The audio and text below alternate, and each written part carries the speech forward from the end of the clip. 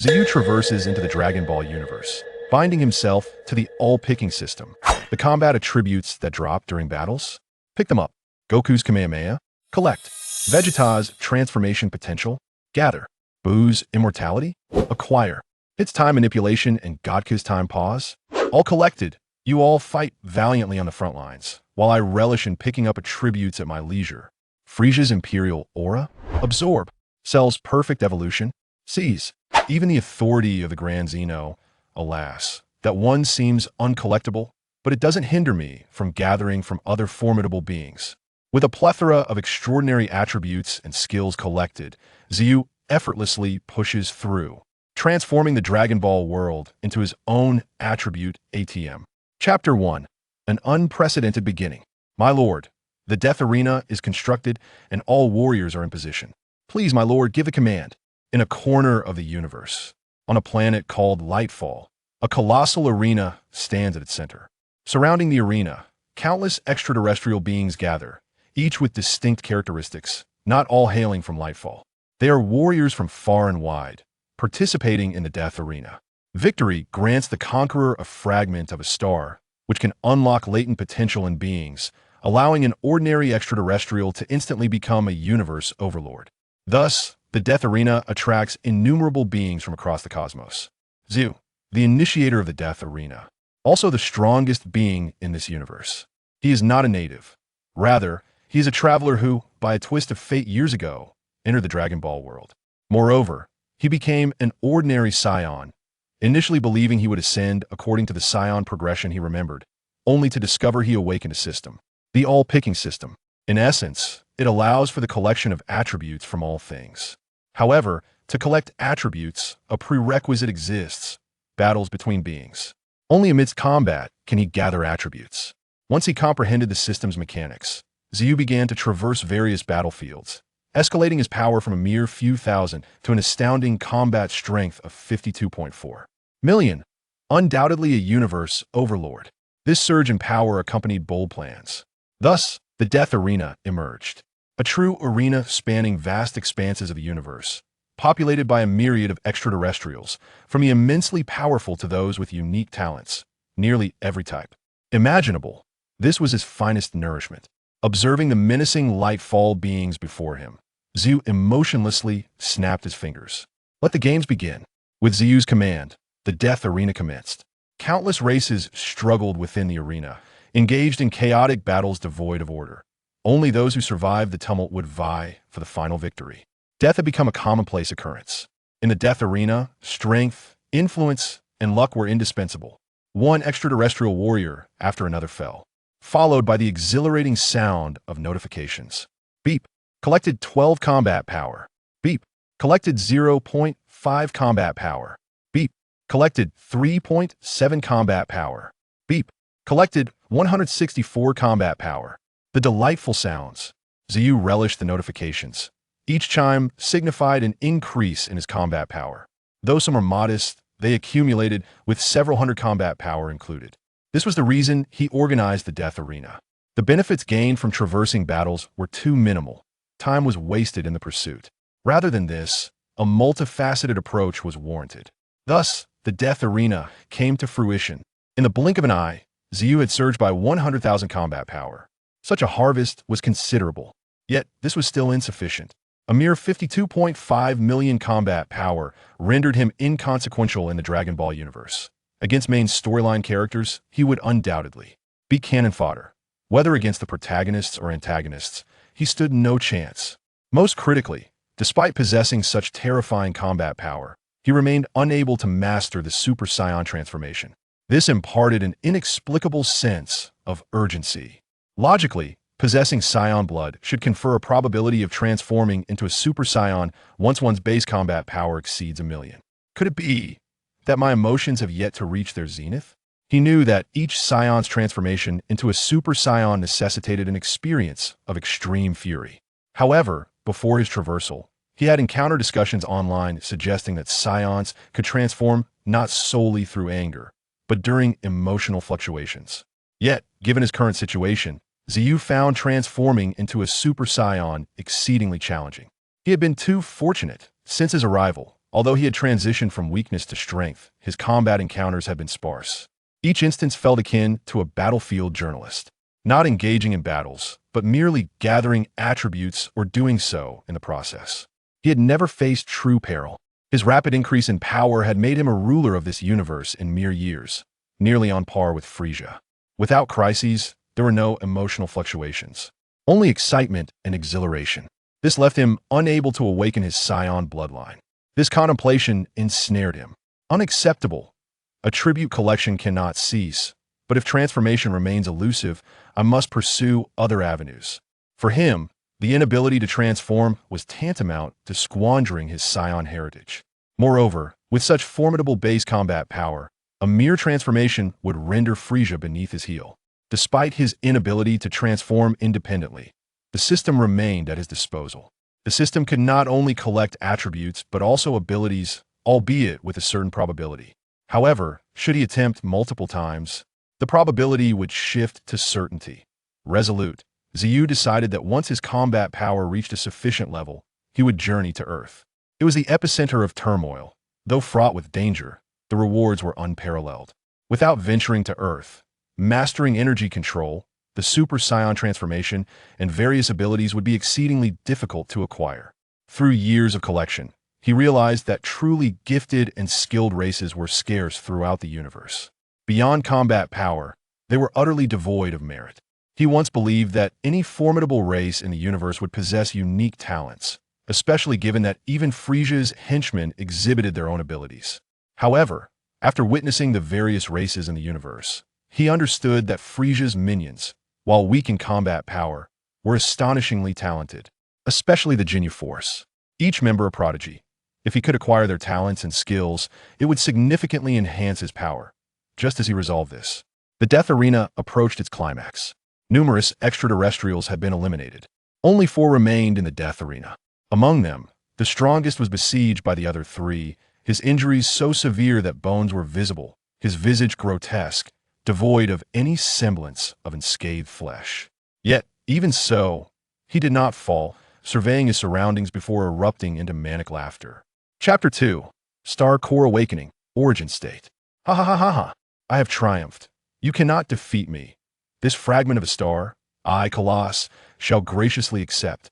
Before the other 3 could voice their objections, Colossus was enveloped in a soft blue radiance, silver star patterns swirling across his body, forming mysterious runes in an instant.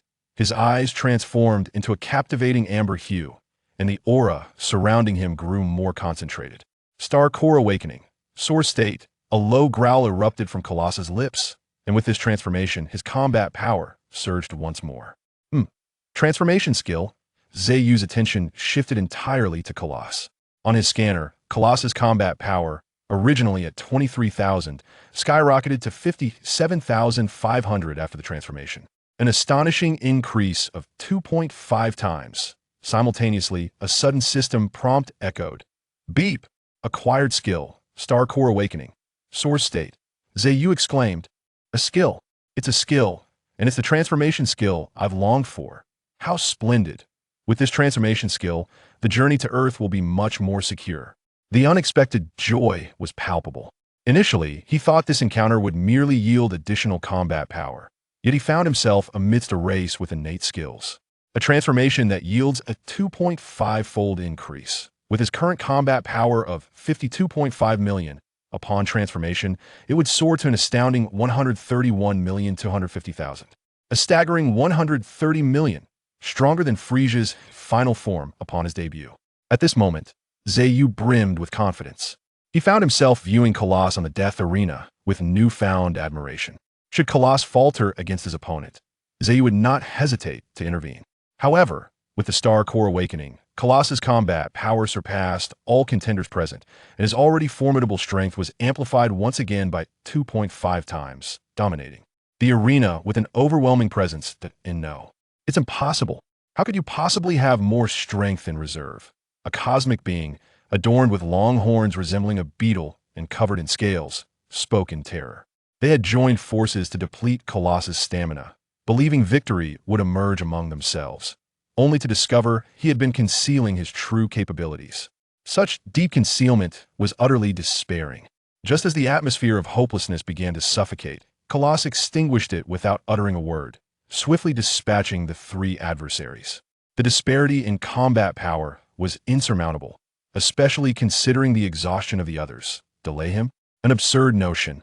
The villain perishes through excessive chatter. Clap, clap, clap. While applauding, Zeyu approached the arena. He could not deny his admiration for this individual. Endowed with remarkable innate skills, Colossus was a man of few words. He possessed the potential of a protagonist. Upon seeing Zeyu, Colossus knelt on one knee, his eyes radiating an excitement he could not conceal, akin to that of a fan beholding their idol. Master of Death, Colossus has completed the trial. Master of Death. This was the title the beings of this universe bestowed upon Zeyu, representing the Lord of Death who also bestows new life. The fragments of stars were his discovery and utilization. The cosmic beings had a tragically low utilization rate of their innate gifts, believing themselves to be born with their talents, merely experiencing a childhood, growth, and peak. Zeyu's arrival had caused quite a stir in this universe.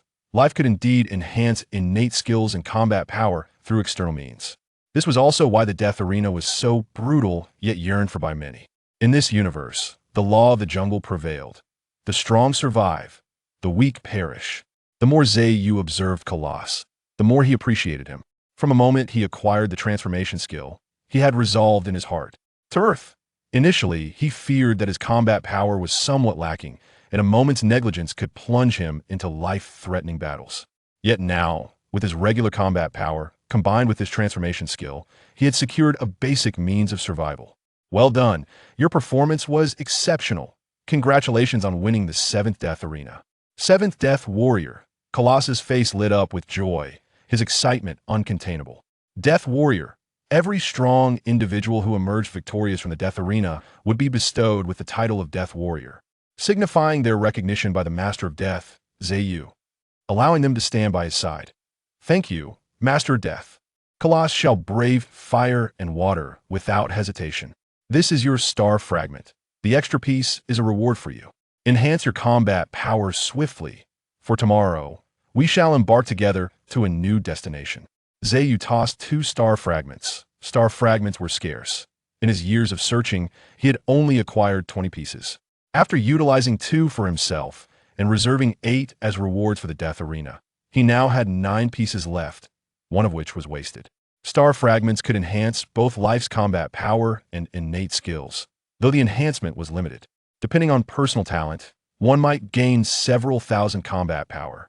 Furthermore, each individual could absorb a maximum of 2 pieces. The wasted piece was a result of his own experimentation.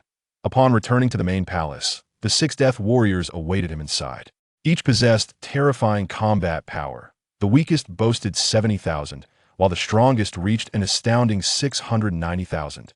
They hadn't been this powerful initially, but after absorbing star fragments, their combat power surged significantly, breaking through the limitations of their race. This was the source of their formidable strength. Prepare yourselves. Tomorrow we will depart this universe.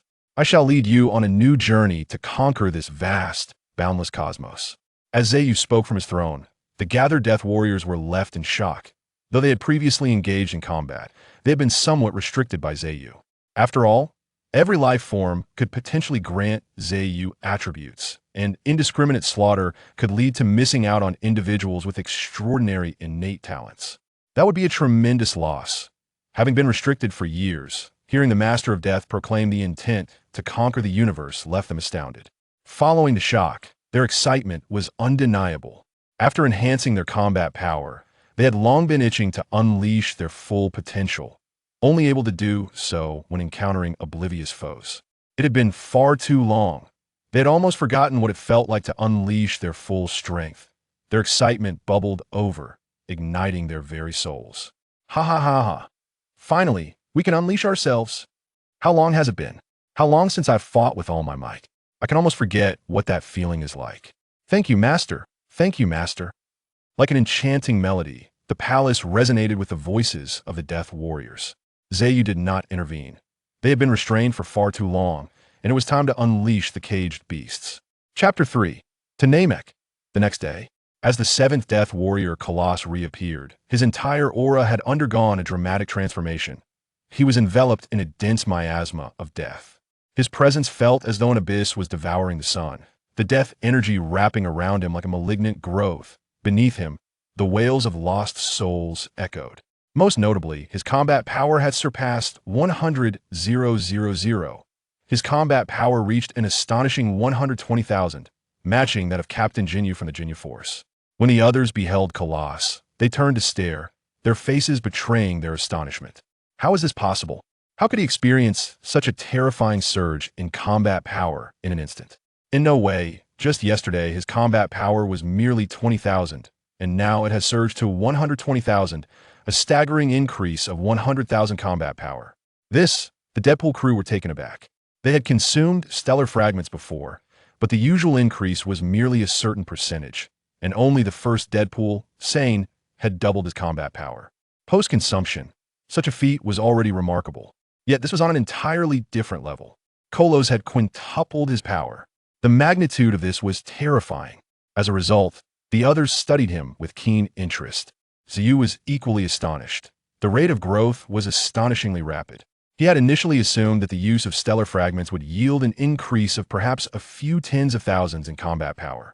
To his surprise, it had increased by a full 100,000. Impressive talent. Though internally astonished, Zeyu maintained a composed exterior. All right, now that everyone is present, it is time to embark. Our destination is the Northern Galaxy, the 27th main star system of the Lyra constellation, planet Namek. The group followed Zeyu aboard the most advanced spaceship from the Lightfall star, a vessel resembling a colossal stone. Though it resembled a stone, it was not rough. A closer inspection revealed a unique structure, perfectly attuned to the balance of cosmic energy, designed specifically for long voyages. Its speed was approximately 3,000 light-years per second. It was estimated to reach planet Namek within a year.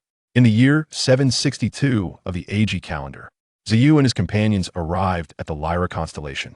However, on that day, as the spaceship flew steadily, a small asteroid suddenly hurtled towards them at a speed akin to a meteor. Beep, beep, beep, beep. Alarm! Alarm! An unidentified object is approaching. An unidentified object is approaching. The alarm echoed throughout the spaceship. Everyone was startled. Kolos glanced at the spaceship's dashboard, and upon confirming that it was indeed a colliding asteroid, his expression shifted dramatically. This was no mere meteor. This was a planet.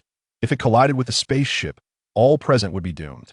No matter how strong their combat power, without the ability to survive in the vacuum of space, they were no better than sitting ducks. My lord, it is a small asteroid on a collision course. Destroy it. The spaceship elevated to a viewing platform, enveloped by an energy shield. Kolos stood within, gently touching the energy barrier. The shield promptly activated. Whoosh! An energy shockwave shot forth. It unerringly targeted the asteroid. Yet at that moment, an even more massive energy shockwave struck Kolos' attack, sending it flying. Witnessing this, Kolos' pupils constricted. Determined not to yield, he unleashed several more shockwaves. Yet each was repelled. The asteroid continued to close in. My lord, this is dire. There is a formidable being within the asteroid. The collision may not be an accident, but a deliberate act by a strong adversary. Kolos promptly reported the unsettling development to Zeyu. Zeyu glanced at the approaching asteroid, which showed no fear of colliding with the spaceship. Alter our course. However, as the spaceship changed its trajectory, the asteroid followed relentlessly, increasing its speed as though it were determined to crash into them. Find a planet to land on. Knowing there was a powerful foe involved, they could not afford to engage in conflict in space. Should the spaceship be damaged, it would be akin to a duck out of water, hopelessly. Stranded, no matter how strong their combat power, suspended in the vacuum of space, they would remain vulnerable, mere debris of the cosmos. Hee, quite skilled, but alas. Encountering me in the vast universe is your misfortune. Little insect, no matter where you flee, you cannot escape my grasp. Within the asteroid, a colossal figure sat upon a throne, exuding an aura of twilight. Aged hands toyed with capsule after capsule. These capsules were all designed to prolong life. He was the cosmic monarch, Slag. His conquest of the universe was incomplete. How could he allow himself to age? By fortunate coincidence, he had come across pivotal information. His homeland, planet Namek, had not been destroyed. Though he was a combat-type Namekian, he was an exceptionally gifted Super Namekian. He knew all too well that Namekians could create Dragon Balls, which could grant wishes. All he desired was to maintain eternal youth. Before reaching planet Namek, I can savor delectable desserts, indeed delightful. Follow closely. Zeyu and his companions landed on a desolate planet, vast as a star, yet devoid of energy. Upon their descent, they swiftly exited the spaceship. The vessel hindered their movements. Zeyu gazed at the slowly approaching asteroid. A peculiar sense of déjà vu washed over him, as though he had witnessed this scene before. Familiar. Strikingly familiar. Why does this feel so reminiscent? A planet cannot simply collide without reason, especially with a powerful being aboard. Does this not seem akin to Slag's dramatic entrance? Indeed, this method of arrival was remarkably similar. Should it truly be Slag, this would be exceptionally intriguing. En route to planet Namek, they encountered a Super Namekian. Was this fate or mere coincidence? Slag, known as a Super Namekian, possessed unparalleled talent. Not only did he inherit the Namekian's rapid regeneration, but he also bore a terrifying combat aptitude, attributes that were undeniably enviable. Zeyu's excitement grew with each passing thought. As the asteroid struck the planet, a cascade of debris erupted, revealing the mechanical spaceship within. At that moment, Zeyu was certain beyond a doubt. This was Slag. They had struck gold. Chapter 4. Let's see what happens after inflicting injury. Thunderous roars echoed as meteorites fell, revealing a mechanical spaceship before the astonished crowd. The vessel's hatch swung open, and a throng of extraterrestrial beings surged forth.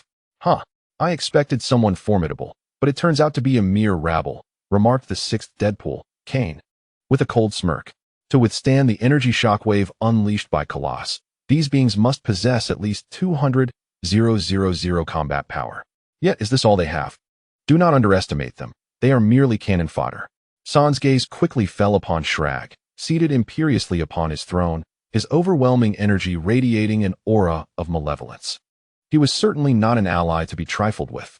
However, the warriors remained undaunted. After all, they had battled through the crucible of life and death. Their names forged in the mountains of corpses and seas of blood. A trifling evil held no terror for them. The Saiyans.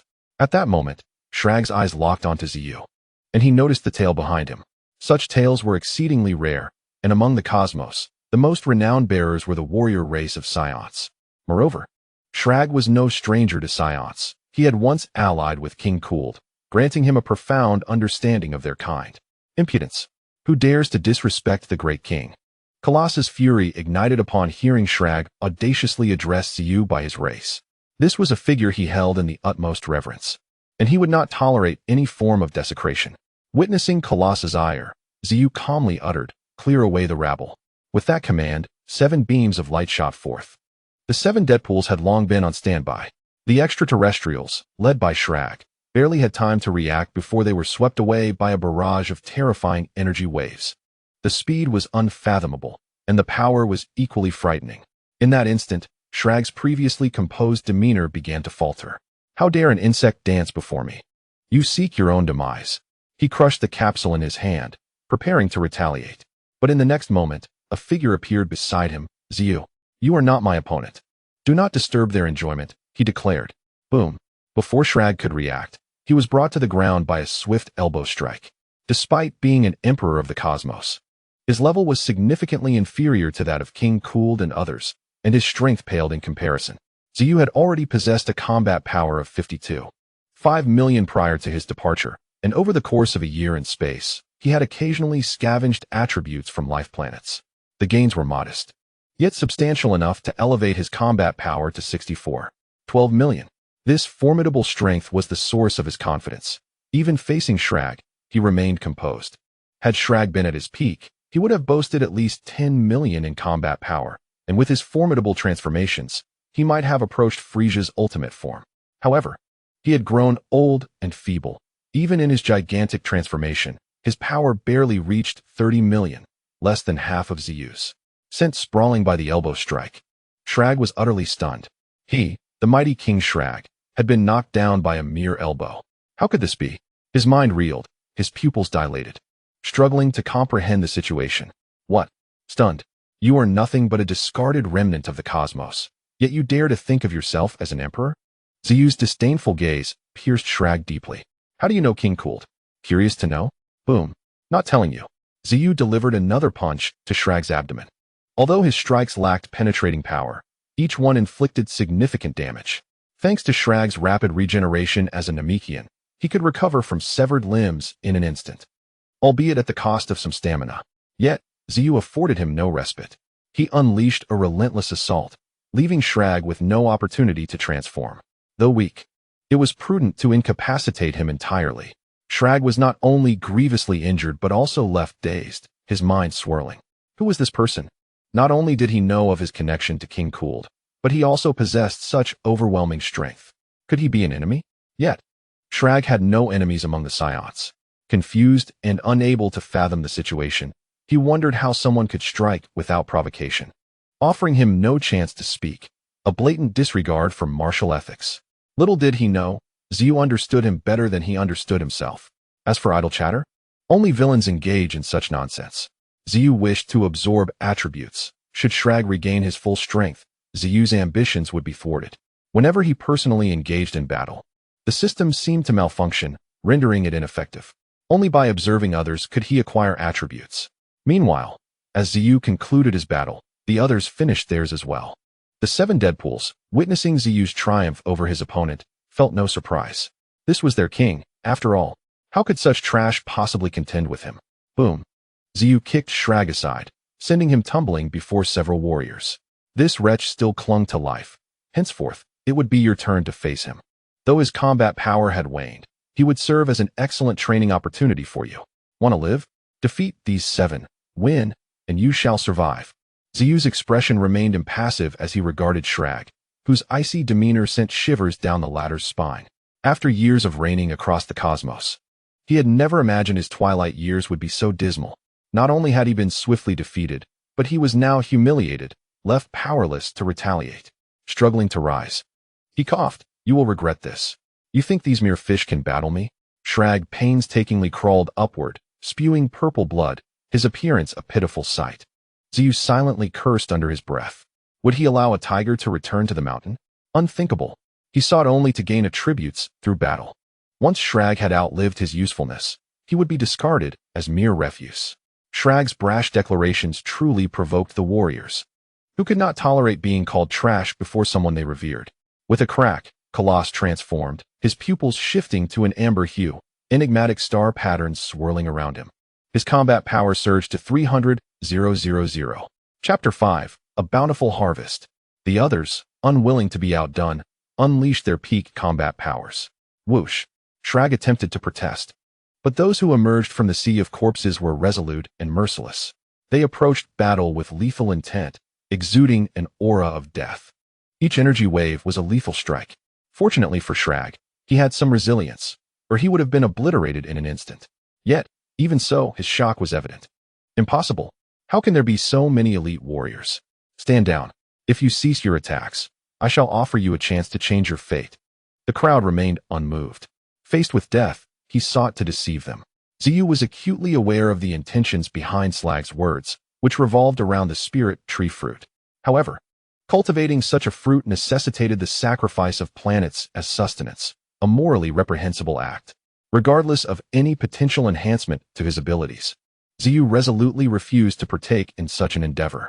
Furthermore, he harbored no belief that Slag possessed the spirit tree fruit. Had he truly acquired it, he would have consumed it first to reclaim his peak form and youth. Such an opportunity would never be postponed. Everyone can spin a tale, but he had encountered Zeyu, a unique individual. Having witnessed Zeyu's capabilities and utilized stellar fragments himself, these individuals could never betray him. Betrayal equated to death, a renunciation of faith, an unthinkable notion for those who thrived through adversity. The battle raged on, and Zeyu reveled in the chaos. Ding. Picked up 10,000 battle power. Ding. Picked up 5,000 battle power. Following the onset of combat, the system's notifications became increasingly frequent. The accumulation of battle power was astonishing, leading Zeyu to realize that his ability to gather such power was still too slow. The gains from this death arena paled in comparison to those obtained through fighting formidable opponents. Presently, the clash between Deadpool and Slag was proving immensely profitable, netting him hundreds of thousands of battle power in mere moments. His battle power surged exponentially. Witnessing his strength grow incrementally was a euphoric experience, as he could feel himself becoming more powerful with each passing moment. Regrettably, he was unable to transform into a Super Saiyan. Were he able to do so, his already formidable battle power would reach unfathomable heights, beyond even his own imagination. On the battlefield, Slag's attempts at persuasion fell on deaf ears. It was akin to playing a lute before a bull or striking a fist into cotton, his strength rendered useless. His injuries mounted. "You are forcing my hand. You all shall suffer," Slag roared, his muscles swelling with visible ferocity, transforming him into a towering giant. His battle power skyrocketed tenfold, 30 million. This terrifying might enveloped the onlookers with an unprecedented sense of dread. For a moment, they were at a loss for how to respond. Too powerful. Suddenly, Zeyu delivered a swift kick that sent Slag flying. He had been accumulating attributes, yet Slag had chosen to amplify his power unceremoniously. How could others fight back? Without combat, how could Zeyu gather attributes? Was he not jeopardizing his own gains? Transform. What need was there for transformation? Had he ever commanded Slag to transform? Zeyu unleashed two transparent threads from his hands, a skill acquired from otherworldly beings. While not particularly potent, it transmitted a unique toxin that rendered its victim paralyzed. As the threads ensnared Slag, he found himself utterly incapacitated. "Beat him mercilessly," Zeyu exclaimed, his enjoyment interrupted, leading him to feel a hint of irritation. Just as he was relishing the moment, it was abruptly halted. Who could endure such an interruption? The others complied, rushing in to deliver a relentless barrage. As the battle ensued, the system notifications resumed. Ding. Acquired the ability to enlarge. He had even managed to obtain this. Zeyu's face lit up, for it was a splendid skill. While gaining battle power was exhilarating, acquiring skills was truly the pinnacle of delight, especially the ability to enlarge, which could amplify his battle power tenfold. It was akin to the Great Ape transformation. However, despite being a Saiyan, Zeyu was not of elite lineage and could not attain a state like Vegeta's. Thus, should he undergo the Great Ape transformation, he would lose his rationality, a scenario he wished to avoid. In that state, he could scarcely predict his own actions. Losing control was a grave concern, yet the ability to enlarge was different. It allowed him to augment his physical form and increase his battle power tenfold, a veritable trump card. Even more formidable than awakening a starcore. Since his base battle power had reached extraordinary levels, Zeyu had long desired a transformation skill, and now, shortly thereafter, an even more terrifying enhancement had presented itself. This was clearly paving the way for his journey to Namek. With his current battle power of 60 million, a tenfold increase would yield a staggering 600 million. He could easily trample Frieza. What was there to fear? He would march forward with confidence. Ding. Acquired combat talent. Ding. Acquired rapid regeneration. Ding. Acquired super Kamehameha. As Slag became helpless, his rapid regeneration activated instinctively, allowing Zeyu to reap the rewards. Yet before he could fully revel in it, the system delivered a triple notification. All three were advantageous attributes. Combat talent. Although his battle power was formidable, his combat talent was lacking due to a lack of significant battles throughout his journey. With this newfound combat talent, his abilities and understanding would ascend to a new level. Rapid regeneration, needless to say, was a skill inherent to every Namekian, allowing for swift recovery from injuries, albeit not without limitations based on individual stamina. As for the Super Kamehameha, it was an extraordinary technique. Slag, being a combat-oriented Namekian, and a Super Namekian at that, had an exceptional talent that enabled him to invent the Super Kamehameha, capable of channeling energy from any part of his body, a formidable skill that could be unleashed unexpectedly. Chapter 6. A Bold Attempt. A Bountiful Harvest. His battle power surged by 300,000, and he acquired several remarkable skills in succession, each more outrageous than the last. His fortune was indeed favorable. Reflecting on his gains, Zeyu felt profound joy. The rewards were immense. He had essentially claimed everything Slag possessed. The thought alone was exhilarating. A tyrant who had roamed the cosmos for years, Slag's innate talents and strength were unparalleled, and now they had become Zeyu's spoils. Aside from a few skills, he continued to accumulate battle power. While the quantity was modest, it was better than nothing. Eventually, as Slag's breaths grew shallow and his ability to fight waned, the system notifications ceased entirely. Stop. He is done for. Seeing that there were no further gains, Zeyu finally commanded an end to the onslaught. Hearing Zeyu's voice, the Deadpool members halted, yet they remained on high alert, unwilling to lower their guard. They were aware that Slag was a formidable foe, with battle power reaching 30 million, an unprecedented strength, second only to Zeyu. As long as he lived, he posed a threat. Having emerged from a sea of corpses and blood, the Deadpool knew that as long as an enemy had breath, there remained a possibility of resurgence. Such low-probability occurrences were not something they would entertain. Yet, they dared not defy Zeyu's words. In that moment, a sense of conflict arose within them. Zeyu was well aware of their thoughts. While a threat existed, it was minimal.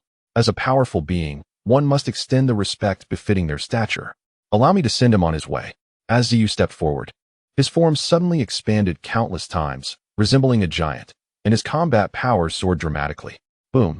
A massive crater appeared on the ground, as if the very planet could barely bear his presence. Use your skills to end your life. It is entirely fitting. Indeed, what Zeyu was currently executing was the immense transformation of Slag, amplifying his battle prowess tenfold.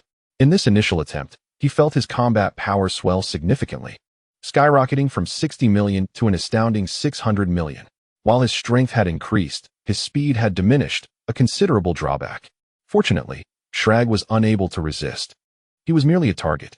With a single step, Zeyu pressed down, causing Slag to sink deep into the desolate planet, seemingly embedded in its core, his energy nearly undetectable. Zeyu gathered a wave of energy in one hand, terrifying power coalescing between his palms, transforming from a single-handed energy wave to a supercharged energy blast. The horrific energy wave surged forth, akin to a roaring dragon, instantly engulfing Slag. The entire desolate planet was punctured. The nearby mercenaries were left dumbfounded. Heavens! Is it truly this terrifying? They idolized and revered Zeyu, as he represented death, having established the arena of demise that granted them rebirth. His formidable strength was unquestionable.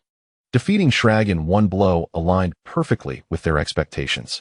However, they never anticipated that Zeyu would exhibit such terrifying combat power, far exceeding their comprehension. How immense must one's strength be to achieve such power? They could only feel a profound shock. This was their first time witnessing Zeyu in action. Typically, even a slight release of his aura could render them breathless under the weight of his terrifying power, let alone his actual combat prowess.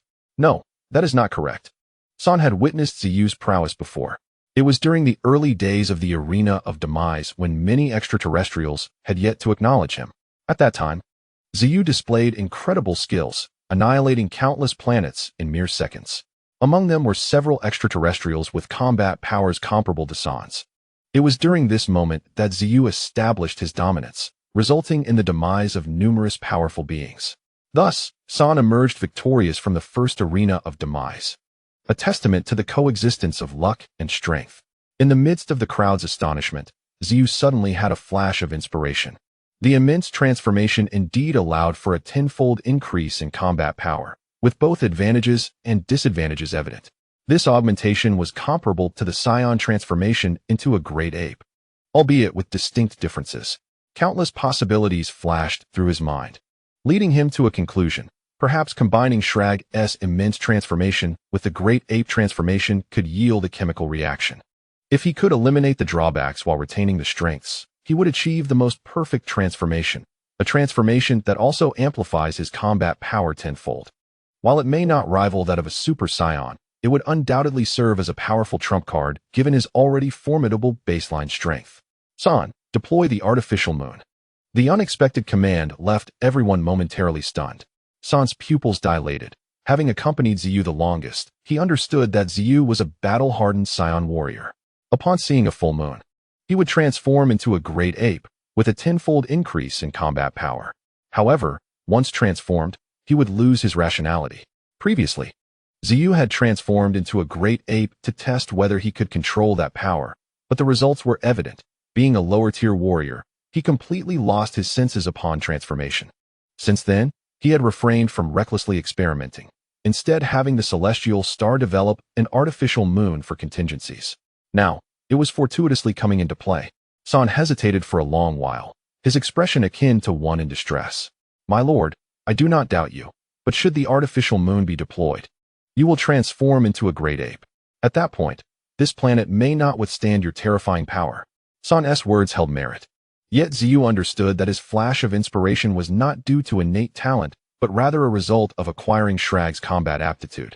This aptitude was not merely an art of combat. It was fundamentally about harnessing power. It was precisely because of this talent that he experienced this moment of clarity, prompting him to boldly experiment. In his simulations, this was undoubtedly feasible. Go ahead. Today is different from the past. If I did not possess absolute confidence, would I dare to attempt this? San, no longer conflicted, placed his trust in Zeyu. Shortly after returning to the spaceship, a brilliant beam of light emanated from the center of the craft, a white light that faded to reveal a luminous sphere floating in the air. This was the artificial moon. A full moon. Zeyu looked up, and the power coursing through his Saiyan bloodline awakened instantly, with a colossal heartbeat resonating throughout the desolate planet. Everyone inexplicably felt a sense of oppression as terrifying power spread. In addition to his immense growth, Zeyu's body began to sprout fur, morphing further into that of a great ape. Chapter 7. Arrival at Namek. Had he failed again? Observing Zeyu's transformation, San found it hard to believe. Although he was unaware of Zeyu's experimental intentions, any loss of control would signify failure. What good was immense strength if it could not be controlled? But wait, why was there no frenzy? Having witnessed Zeyu transform into a terrifying great ape before, the apocalyptic aura had been palpable. Yet now, why was it so tranquil? San was perplexed. In the moment of transformation into a great ape, Zeyu felt a brief lapse in consciousness, but quickly regained control over his body. This sensation was extraordinary.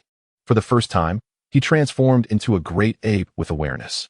Perhaps it was due to Shrag's immense transformation that allowed him to retain his consciousness, preventing a repeat of past chaos. Zeyu examined his hand, overwhelmed by newfound strength. In an instant, his body began to shrink, yet his power remained unchanged. In the blink of an eye, he returned to his normal size, enveloped in a crimson aura, resembling a miniature great ape. Indeed, it worked. Utilizing the strength of a great ape within a human form, his combat power increased tenfold, with both strength and speed equally enhanced, exhibiting no weaknesses.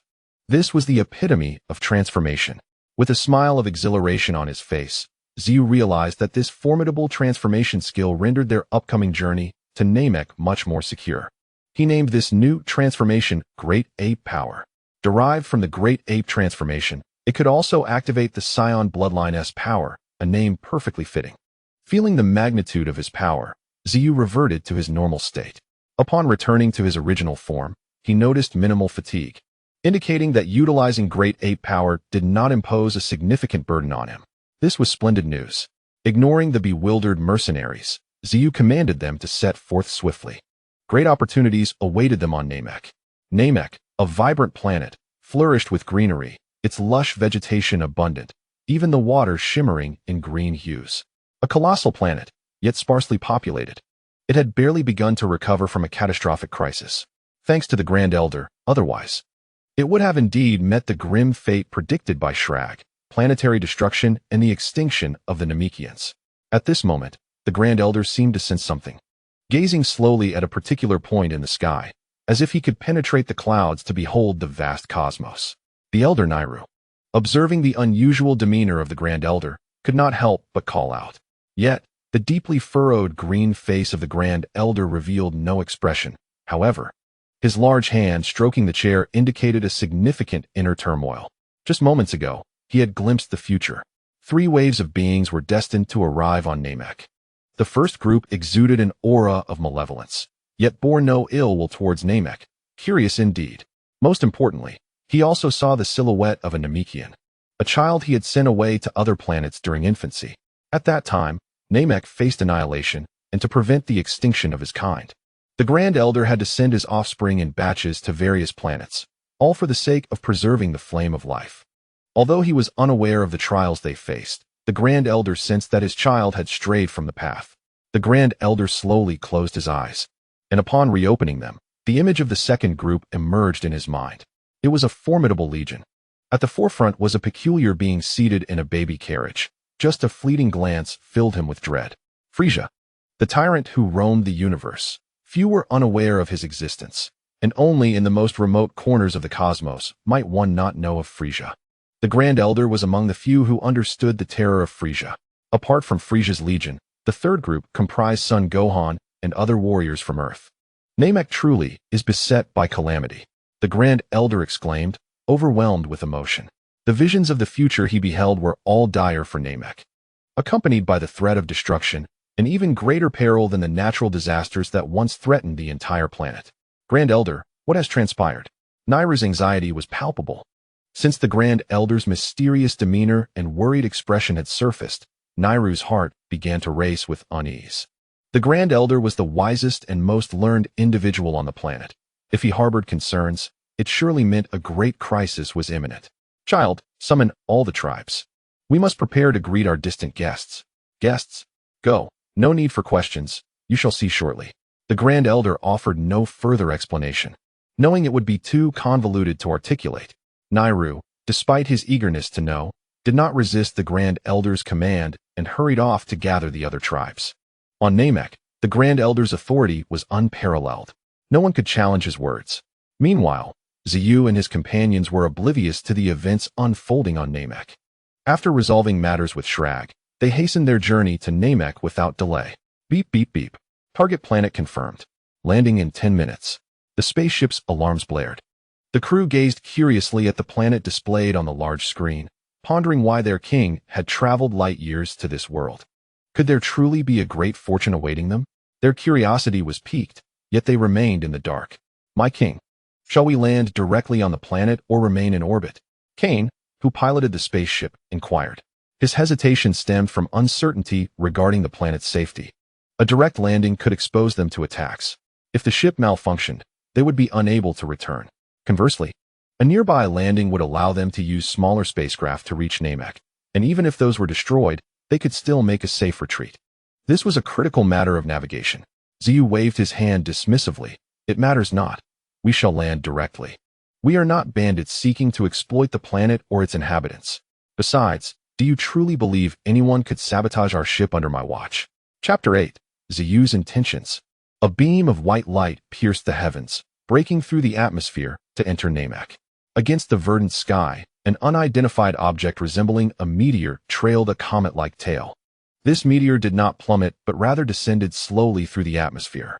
Upon realizing this, all Namekians understood it was not a meteor. It could very well be a spacecraft. Coupled with the Grand Elder's instructions, could it be that they were awaiting the arrival of those aboard the spaceship? The Namekians were filled with bewilderment. Muley, the second oldest Namekian after the Grand Elder, gazed respectfully at the Grand Elder and asked, Great Elder, who is aboard the ship? Why have we gathered here in such numbers? The Grand Elder shook his head slightly, his wrinkled green visage betraying no emotion, his eyes emanating an indescribable intensity. I do not know. The Namekians present were taken aback. To go to such lengths to welcome someone, yet not even know who they were. Was this not a jest? Yet, the Grand Elder was the wisest being on Namek, making it improbable for him to engage in foolishness. This must indicate a deeper significance. Indeed, the Grand Elder's voice resonated once more. Though I do not know who they are, I have glimpsed the future. In that instant, all Namekians fell silent. The future. As the spacecraft landed, Zeyu was the first to step out, followed closely by a cadre of assassins. The air on this planet is remarkably fresh, Kane remarked, inhaling deeply with a sense of wonder. Colossus rolled his eyes. How could the air not be fresh? The sky was green, the water was green. The flora and fauna were green. Indeed, the entire planet radiated green. Beep beep beep. A large gathering of life forms had assembled nearby, many of whom possessed formidable combat power. The strongest boasting a power level of 40,000. Unlike his fellow assassins, San immediately surveyed the surroundings for danger and assessed the strength of the planet's life forms. To his astonishment, he found all the life forms congregated together. What was happening? After hearing San's report, Zeyu pondered briefly and quickly deduced the situation. Given the nature of the Namekians, they should have been engaged in labor. The fact that they were all gathered in one place could only mean one thing. It was orchestrated by the Grand Elder, the one with the highest authority. Moreover, He surmised that the Grand Elder had sensed their arrival. Otherwise, such a gathering would have been implausible. After all, the Grand Elder possessed the ability to glimpse the future. Let us proceed to meet the natives of this planet. With a resounding whoosh, the group transformed into streaks of light and soared into the distance. They have arrived. Nairu had been waiting anxiously. Since the Grand Elder had exhibited such turbulent emotions, he sensed something was amiss and was eager to discover who the Grand Elder had instructed them to welcome. Now, he felt several powerful presences approaching, an overwhelming force that intensified with proximity. Zeyu spotted a throng of Namekians in the distance, with the Grand Elder seated regally upon a grand chair. Upon witnessing this scene, his inner thoughts were confirmed. Indeed, they were there to welcome him.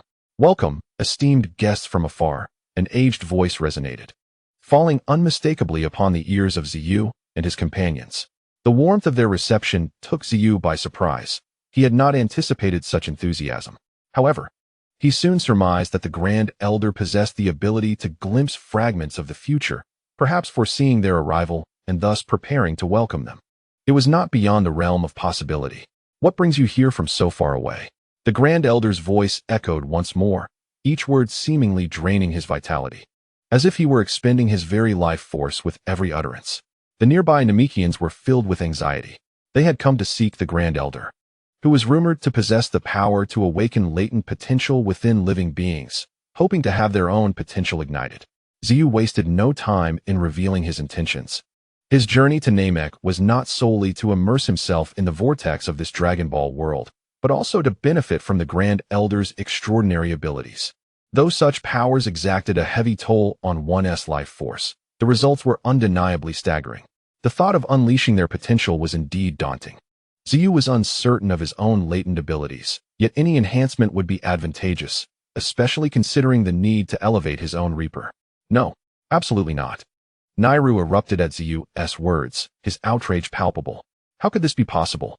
While the Grand Elder's abilities are formidable, every use of them drains his life force. He would never readily employ such powers, even for the Namekians, for the consequences could be catastrophic should anything go awry. Nairu glared fiercely at Zeyu, demanding, "Do you comprehend the tremendous life force that is sacrificed when the Grand Elder awakens an individual's potential? Moreover, there are 8 of you. Activating your potential could very well lead to the Grand Elder's demise." The other Namekians shared his agitation. How could they possibly countenance such a risk? The Reapers, initially oblivious to the implications, found themselves intrigued by the prospect of awakening their own potential, their eyes glistening with fervor. This was a dream they had scarcely dared to entertain.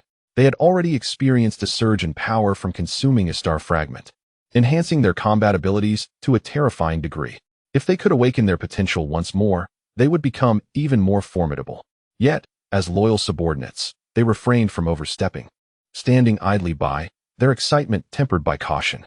Zeyu, however, remained unfazed. He recognized the Grand Elder's might, yet acknowledged the steep price it demanded. He knew all too well that even without exhausting his life force, the Grand Elder's days were numbered. Why not seize this opportunity to elevate their strength? Zeyu did not intend to resort to coercion as Frieza might. Instead, he gently spoke the name that lingered in his mind. Sharag. Sharag. The Grand Elder paused, memories of that name flooding back. It belonged to a gifted Namekian sent to Sharag, a talented warrior who had unfortunately strayed onto a dark path. Had Namek not faced its past calamities, perhaps this fate could have been avoided. From the name and the future fragments he had witnessed, the Grand Elder could surmise the situation. "I was the one who ended his life, cleansing your Namek of its troubles. Does this not constitute a debt of gratitude?" "Indeed," came the reply. "Then, I shall make a request that is not unreasonable." "Not unreasonable. However, I do not wish to take advantage of you. I promise to save Namek in times of crisis, ensuring that the Namekians do not face extinction." This exchange left all present in a state of bewilderment, particularly the Namekians. Nairu, frantic, interjected, "No. This is absolutely unacceptable. The Grand Elder will not awaken your potential under any circumstances." In an instant, Nairu positioned himself between the Grand Elder and Zeyu, his expression resolute, vowing to prevent this agreement at all costs. He understood the Grand Elder's remaining time was limited, and as long as he did not excessively exert his abilities, the Grand Elder could endure a while longer. As Nairu stood firm, A multitude of Namekians rallied behind him, their glares directed at Zeyu, their animosity palpable. If looks could kill, Zeyu would have perished countless times. The Reapers behind him were also poised to act. Should the Namekians persist in their obstinacy, they would be the first to strike. However, without Zeyu's command, they dared not move. Stand down. This matter requires no interference. I shall decide the course. The crisis facing Namek had already descended, and they could not resolve it alone. The encroaching evil could only be repelled by them, ensuring Namek's survival through this perilous time. My time is nearly up. It matters not. The Grand Elder's frail voice echoed, slow and hoarse yet resolute, silencing all Namekians present. Reluctantly, they stepped back, their discontent evident. Even Nairu, though filled with reluctance, could not oppose the Grand Elder's wishes. As he prepared to retreat, he looked up at Zeyu, determination flickering in his gaze.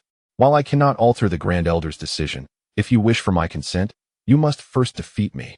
Grand Elder, I wish to witness their prowess.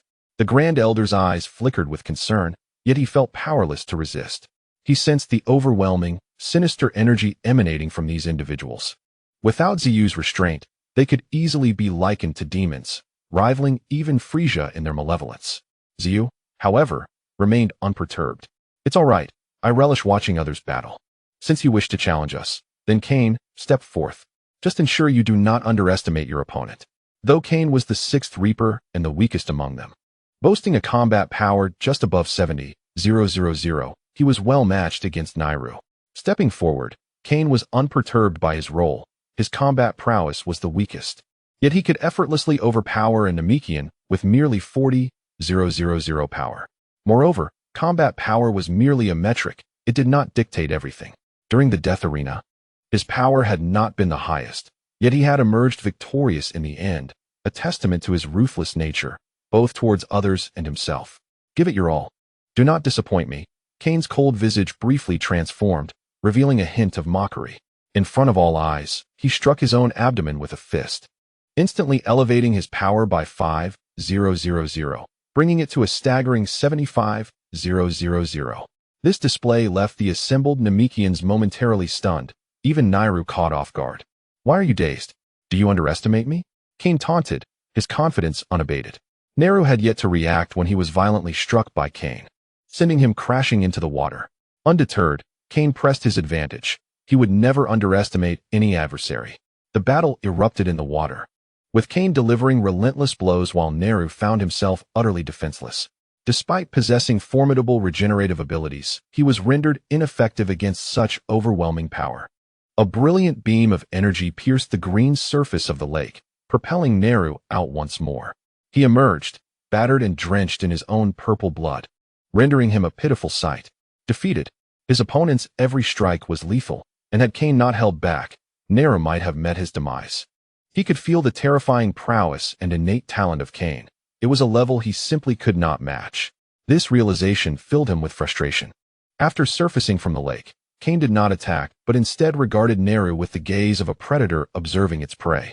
Had it not been for Zeyu's prior warning, he would have shown no mercy, which left him somewhat unsatisfied with his performance. Gasping for breath, Nairu questioned, "Why did you injure yourself before attacking? And after that self-harm? Your power seemed to increase. What is this technique?" Though he was aware he could not win, his curiosity about Cain's initial self-infliction burned within him, leaving him momentarily stunned. This gave Cain the opportunity to dominate the fight, and Nairu acknowledged his inferiority. His combat instincts were simply no match for Cain's. Cain replied coolly, "It's a matter of combat habit." Yet, only a few of the Deadpool faction understood that this was not merely a habit, but rather a racial ability, a peculiar means of amplifying combat strength through self-infliction. Chapter 10. A surge of 10 million in combat power. Cain's unique racial talent allowed him to enhance his combat power through self-inflicted wounds. Each time, he harmed his internal organs, with the potential for greater amplification from his vital organs compared to his other organs. Each act of self-harm yielded a boost, which could stack cumulatively. However, while the boosts were significant, the drawbacks were apparent. Self-inflicted injuries could impair performance in battle. A moment of carelessness could lead to irreversible consequences. Thus, Cain was ruthless, not only towards others, but also towards himself. The path to becoming a Deadpool was forged through sheer tenacity. Fortunately, his self-inflicted wounds healed quickly, minimizing the impact on his performance. Zeyu had always prioritized technological advancement. Even amidst the trials of the death arena, he had not forgotten the importance of scientific progress. By analyzing racial abilities, he had collaboratively developed a recovery capsule, a medicine capable of rapid healing, an essential resource for Kane in battle. After the fight, Kane retrieved a recovery capsule and swallowed it before quietly positioning himself behind Zeyu. The sparring had concluded, and the outcome was evident. Neru had lost. Zeyu gazed at Neru with a flicker of admiration. Aside from Shrag and Bick, Neru might be the most talented Namekian he had encountered. The recent battle had granted him thousands of combat power, but more importantly, he had acquired a unique skill, assimilation. This ability, exclusive to the Namekians, allowed for voluntary fusion among their kind, enabling one individual to assimilate others, thereby amplifying their own strength without limit. The assimilated could share combat power, skills, memories, and more. Though this came with its own drawbacks. To Zeyu, this skill was not particularly impressive. Neru quietly retreated, accepting his defeat and the promise he had made.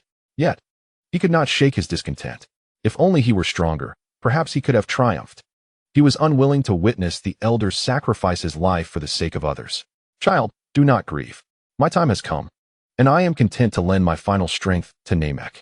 Your task is to unite and restore our planet to its former glory. The elder surveyed the surroundings, as if delivering his last words. The Namekians, teary-eyed, could not help but sense the weight of his words. Although they wished to resent Zeyu and his companions, they could see the elder's foresight and the deeper meaning behind his actions. They dared not defy him. Zeyu felt no burden of guilt. In a world fraught with peril, strength was his pursuit. Moreover, the elder's time was limited, and allowing him to expend his last energies seemed more valuable. He would not go back on his word. Let us begin. I shall demonstrate first.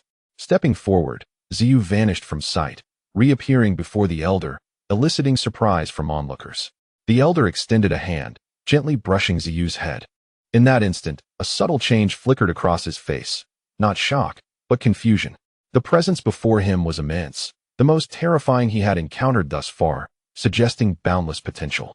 Yet, upon contact, he sensed that Zeyu's talent was not as formidable as he had anticipated. The elder pondered this mystery without voicing his thoughts. Little did he know that Zeyu possessed no innate talent. His only gift was the bloodline of the warrior race, the Saiyans. All his combat prowess was derived from accrued attributes. He was undeniably strong, yet his innate ability remained lackluster. Boom. As the elder activated his power, a wave of terrifying pressure descended, instilling a profound sense of dread among all present. The force surged skyward, overwhelming in its might. What kind of terrifying presence was this? Was he a monster? Could this truly be his genuine strength? No, such power was beyond any creature's grasp, utterly fearsome, threatening to shatter the very planet. In that moment, as the elder unleashed his potential, everyone felt a horrifying energy rapidly expanding. Zeyu's combat power surged by 10 million, reaching a staggering 70 million. This was a level of power that was simply awe-inspiring. The assembled Namekians, unaware of the numerical values of combat power, could still feel the overwhelming presence. In that instant, they comprehended the wisdom in the elder's choice. A being of such terrifying strength could obliterate the entire Namek with a mere flick of his wrist. With such an entity safeguarding them, Namek would have an additional layer of protection. San and the others dared not activate their scanners, for they understood that Zeyu was beyond their detection. His combat power was simply too formidable. Ordinary detectors are utterly incapable of sensing such terrifying values. Yet they can still perceive that dreadful power.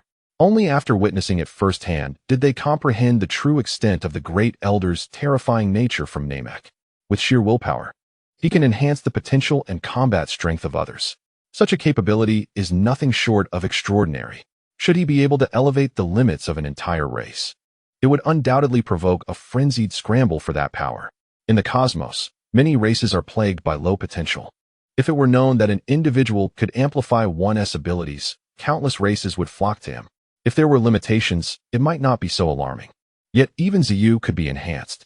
How could this not be deemed extraordinary?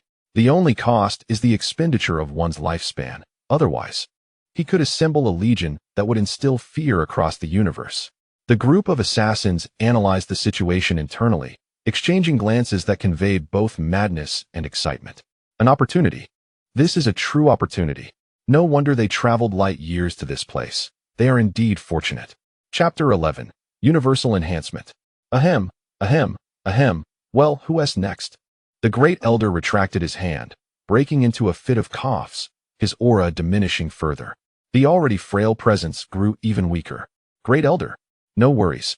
It merely draws forth the latent potential within, nothing serious. The Namekians, with tears in their eyes, felt a deep sense of reluctance and attempted several times to intervene. But they understood that the Great Elder was sacrificing himself for the greater good of Namek. It was a noble self-sacrifice. Zeyu, feeling an increase of over 10 million in combat strength, could not suppress a flicker of joy on his face. This was far more efficient than accumulating attributes. Had he followed his usual methods, each battle would yield merely hundreds of thousands in combat strength, and those battles would be meticulously arranged. Absent such preparation, only encounters with exceedingly formidable opponents could grant him more significant combat attributes. However, such occurrences were rare. Stretching his body, Zeyu expressed his satisfaction before turning to the eager assassins. Saiyan, you go first. Yes, thank you, my lord. Saiyan could no longer contain himself. Yet he understood that without the king's command, he must not overstep. As a subordinate, he needed to possess self-awareness. Unable to hide his delight, Saiyan slowly approached the Great Elder. Excuse me. Ahem, let us begin. The Great Elder prepared to employ his old techniques, and as his large hand rested upon Saiyan's head, he discreetly invoked a small trick, accessing memory fragments. Instantly, scenes from Saiyan's past flooded his mind, proving more accurate than any foresight of the future. The Great Elder's expression remained unchanged, yet inside, tumultuous waves of shock surged. This group had emerged from such a brutal arena. No wonder they radiated an aura filled with murderous intent, their malevolent power rivaling that of Frieza's forces. And their king, Zeyu, was even more fearsome. Implementing such a policy to select the strong while maintaining complete control not only demonstrated cunning, but also reflected immense power and character. In that moment, the Great Elder was uncertain whether to feel joy or concern. Of course, collaborating with such individuals was not without its merits. It could safeguard Namek considerably. The caveat, however, lay in the other party's adherence to their agreement. Suppressing his tumultuous thoughts, the Great Elder remembered his purpose. He began to guide Saiyan's latent potential. A surge of power erupted forth. Originally at a combat strength of 690,000, it surged dramatically.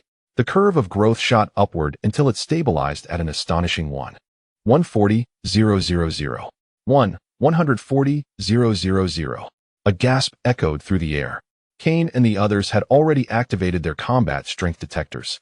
They dared not probe Zeyu's power lightly, for the values were too extraordinary and could lead to an explosion. Utilizing the most advanced detectors, they could at least measure up to 2,000,000 in combat strength.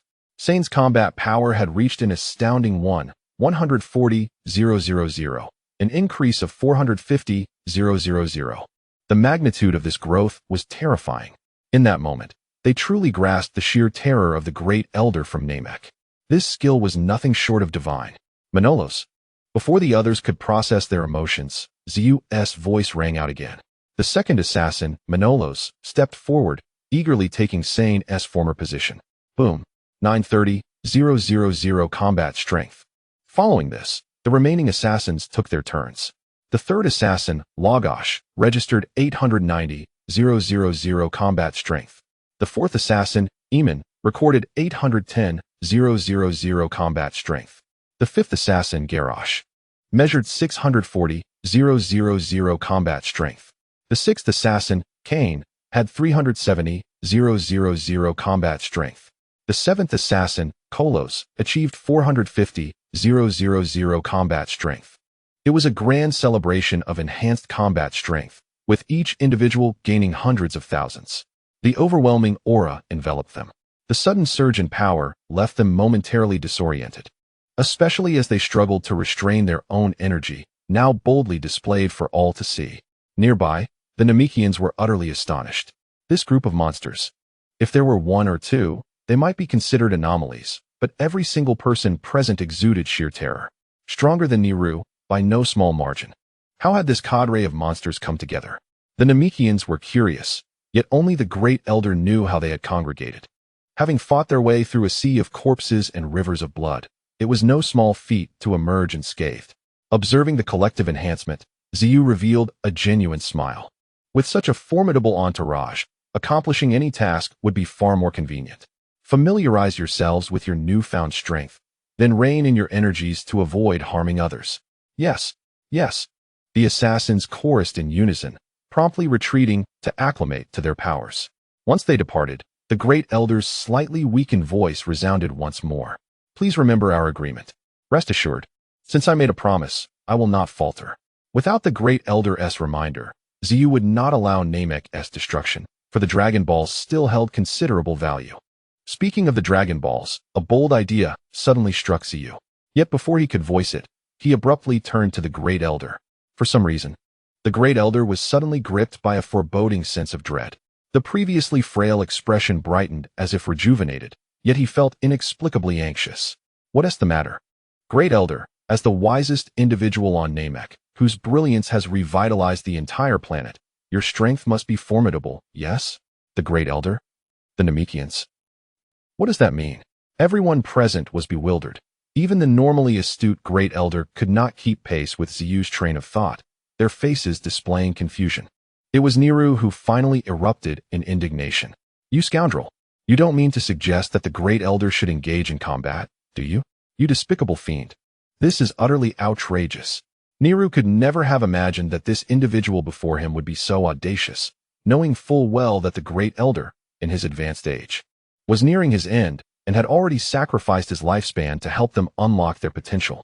It is utterly audacious to present such an unreasonable demand. For Nehru, who holds the Elder in high esteem, how could he possibly endure this? Chapter 12, An Outlandish Idea. Boom. A shockwave erupted from Nehru's hand. Yet, this full-force shockwave was incapable of harming Zeyu, who merely lifted a hand to grasp the wave, gently squeezing it. Bang! It burst in his hand like a dazzling firework. Resplendent and beautiful. Do not be agitated. I merely inquired without ulterior motives. I have a penchant for observing battles among various races and talents. Zeyu shrugged to signal Nehru to calm down. His perspective was indeed unique. However, he did not wish to squander the Elder's abilities. Should the Elder still possess the capacity to fight, he could potentially acquire the attributes of this extraordinary power. If he were to succeed, it would be an immense gain. Alas, this notion was somewhat naive. Given the Elder's current condition, merely surviving was already a testament to his resilience. To this, Zeyu could only express regret. The system was indeed powerful, yet its sole limitation was the inability to acquire attributes from those who could not engage in battle. Such a remarkable ability. Nehru, feeling vexed, prepared to charge forward for another round, determined not to allow anyone to show disrespect to the Elder. At that moment, the Elder intervened. Although he did not fully comprehend this peculiar hobby, he had witnessed numerous battles through San's memories, each meticulously organized. Zeyu was either watching battles or en route to witnessing one. This was not mere fabrication. Perhaps his hobby truly was as such. Now, I have awakened the potential within all of you. The next steps lie in your hands. Remember, awakening potential does not deplete one's capacity. A person's potential is limitless. And what I can awaken is merely a fraction. The Elder made this declaration. Zeyu nodded, fully understanding this without needing the Elder's clarification. However, this also indicated that the Elder harbored goodwill towards them, despite recognizing their inherent wickedness. Truth be told, upon sensing the formidable strength of this group, all the Namekians present had grown subdued. They truly recognized the Elder's arduous journey. The fear of catastrophic repercussions loomed large. Suddenly, Zeyu recalled an idea that had just surfaced in his mind.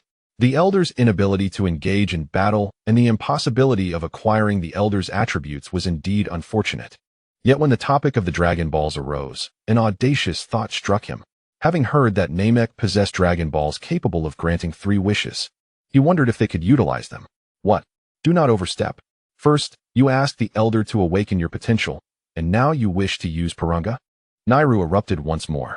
Ever since Zeyu requested the Elder to awaken their potential, Nehru had been increasingly perturbed, feeling deep resistance. Particularly as his most revered Elder had to expend his own lifespan to draw out the potential of others. For a sage, The disrespect towards an elder was utterly unforgivable. Were it not for his constraints and strength, Nairu would have shown no restraint. Awakening potential was one thing, but now they sought to exploit Porunga. This was truly outrageous. The other Namekians displayed mixed reactions. They too felt resistance towards using Porunga. Even with the Dragon Balls in their possession, they would not misuse them.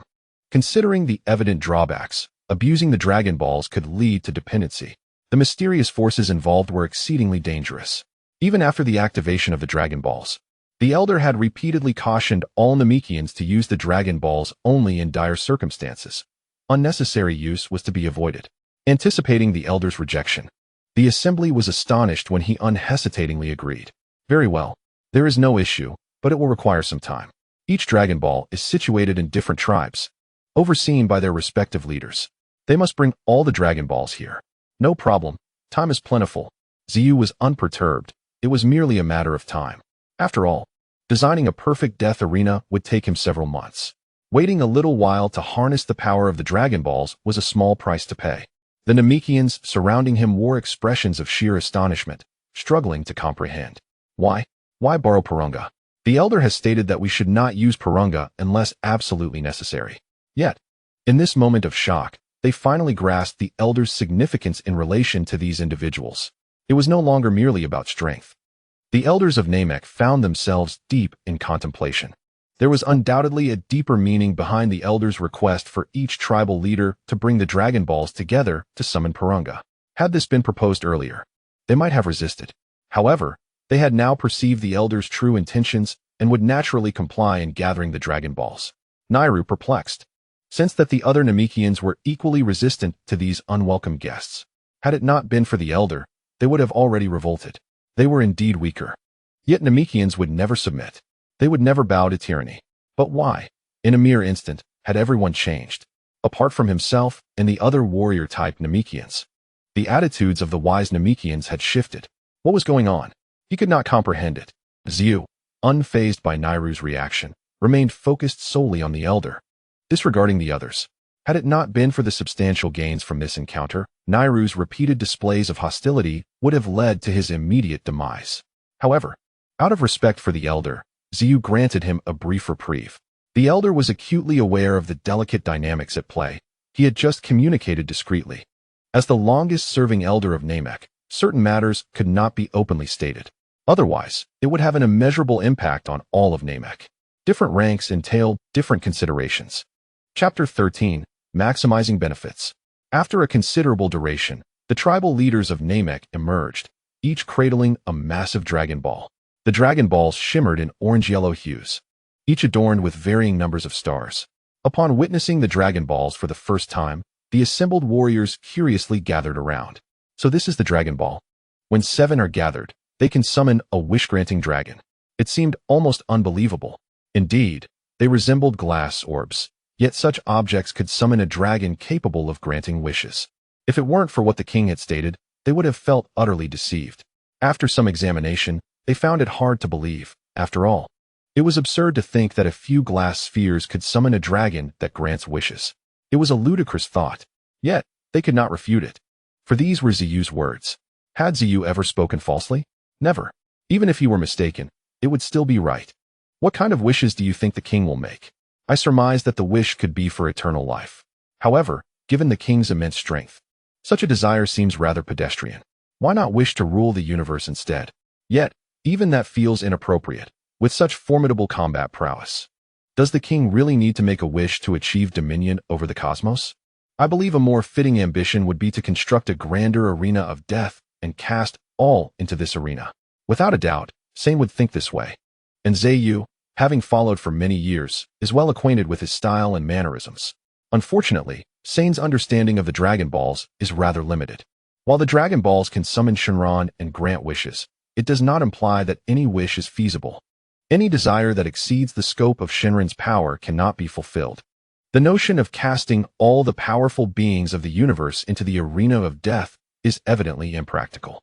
Yet, upon hearing Saiyan's words, a flicker of anticipation ignited within Zeyu. He genuinely aspired to pursue such an endeavor. However, he was acutely aware of the limitations of Shinran's power, rendering this pursuit unfeasible. Nevertheless, a more focused wish could be considered. As the Dragon Balls were gathered, the Grand Elder turned to Zeyu and inquired, "Shall I commence the summoning of Porunga? If there is a wish you wish to make, simply tell me, and I shall translate it." Porunga is unique. From its inception, it was established that only the Namekian language can summon it and articulate wishes. "Let us begin," Zeyu declared. As his words echoed, the numerous Namekians quickly retreated, wary of this unknown entity. Caution had become ingrained within them. The Grand Elder slightly raised his eyelids and, in a feeble voice, recited the incantation in the Namekian tongue. In an instant, the 7 colossal Dragon Balls radiated brilliance, responding to the Grand Elder's summons as the sky darkened. "Is this real? Shenron has been summoned. Unbelievable, just moments ago. The sky was clear, and now it has plunged into darkness. Indeed, the wish-granting dragon is truly marvelous." The Namekians widened their eyes in astonishment. It was an extraordinary sight. Although they trusted Zeyu, witnessing the reaction of the 7 orbs dispelled their doubts and ignited curiosity and longing. In contrast, all the Namekians gazed upward in awe. With some witnessing Porunga for the first time, they had only heard tales from their elders, and the experience of seeing it was fundamentally different. It felt remarkably surreal. Amidst the astonishment, the Dragon Balls transformed once more, unleashing a golden lightning bolt that surged toward the heavens, resembling a colossal beam of light connecting the earth and sky. With a resounding boom, a massive figure materialized before all. A colossal dragon coiled, gazing down upon them, emanating an overwhelming aura. Regardless of prior encounters, the sheer impact was staggering. Even Zeyu felt a wave of wonder. Observing it on screen and witnessing it firsthand were indeed 2 distinct experiences. However, Zeyu quickly regained his composure. As the first wish was to be spoken, silence enveloped the gathering. Everyone awaited Zeyu's declaration with bated breath. What wish would he articulate? To summon the Frieza force and Earth warriors within 100 miles of the Grand Elder's tribe on Namek, all landing simultaneously within a day. Are you certain? The Grand Elder expressed mild surprise, initially anticipating that Zeyu would wish for immortality or dominion over the universe. After all, most individuals, upon learning they could make wishes, would instinctively think of their own interests, especially someone like Zeyu, who appeared to be a cosmic overlord. Wasn't ruling the universe the primary objective? However, unexpectedly, Zeyu sought to summon Frieza, another cosmic tyrant. The Grand Elder understood that the Frieza force and Earth warriors were likely the 2 factions approaching Namek, prompting him to entertain other thoughts. Zeyu, fully aware of the Grand Elder's surprise, chose not to elaborate, merely nodding in acknowledgement. The Grand Elder comprehended. His aged voice resonated, and even in its faintness, Porunga could discern the Grand Elder's words. With a flicker, the Dragon Balls glimmered, and Porunga's authoritative voice declared, "The wish has been granted. Please state your second wish."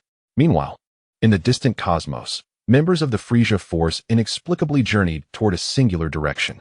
Their motivations varied, yet many felt a compulsion akin to Frieza's summons.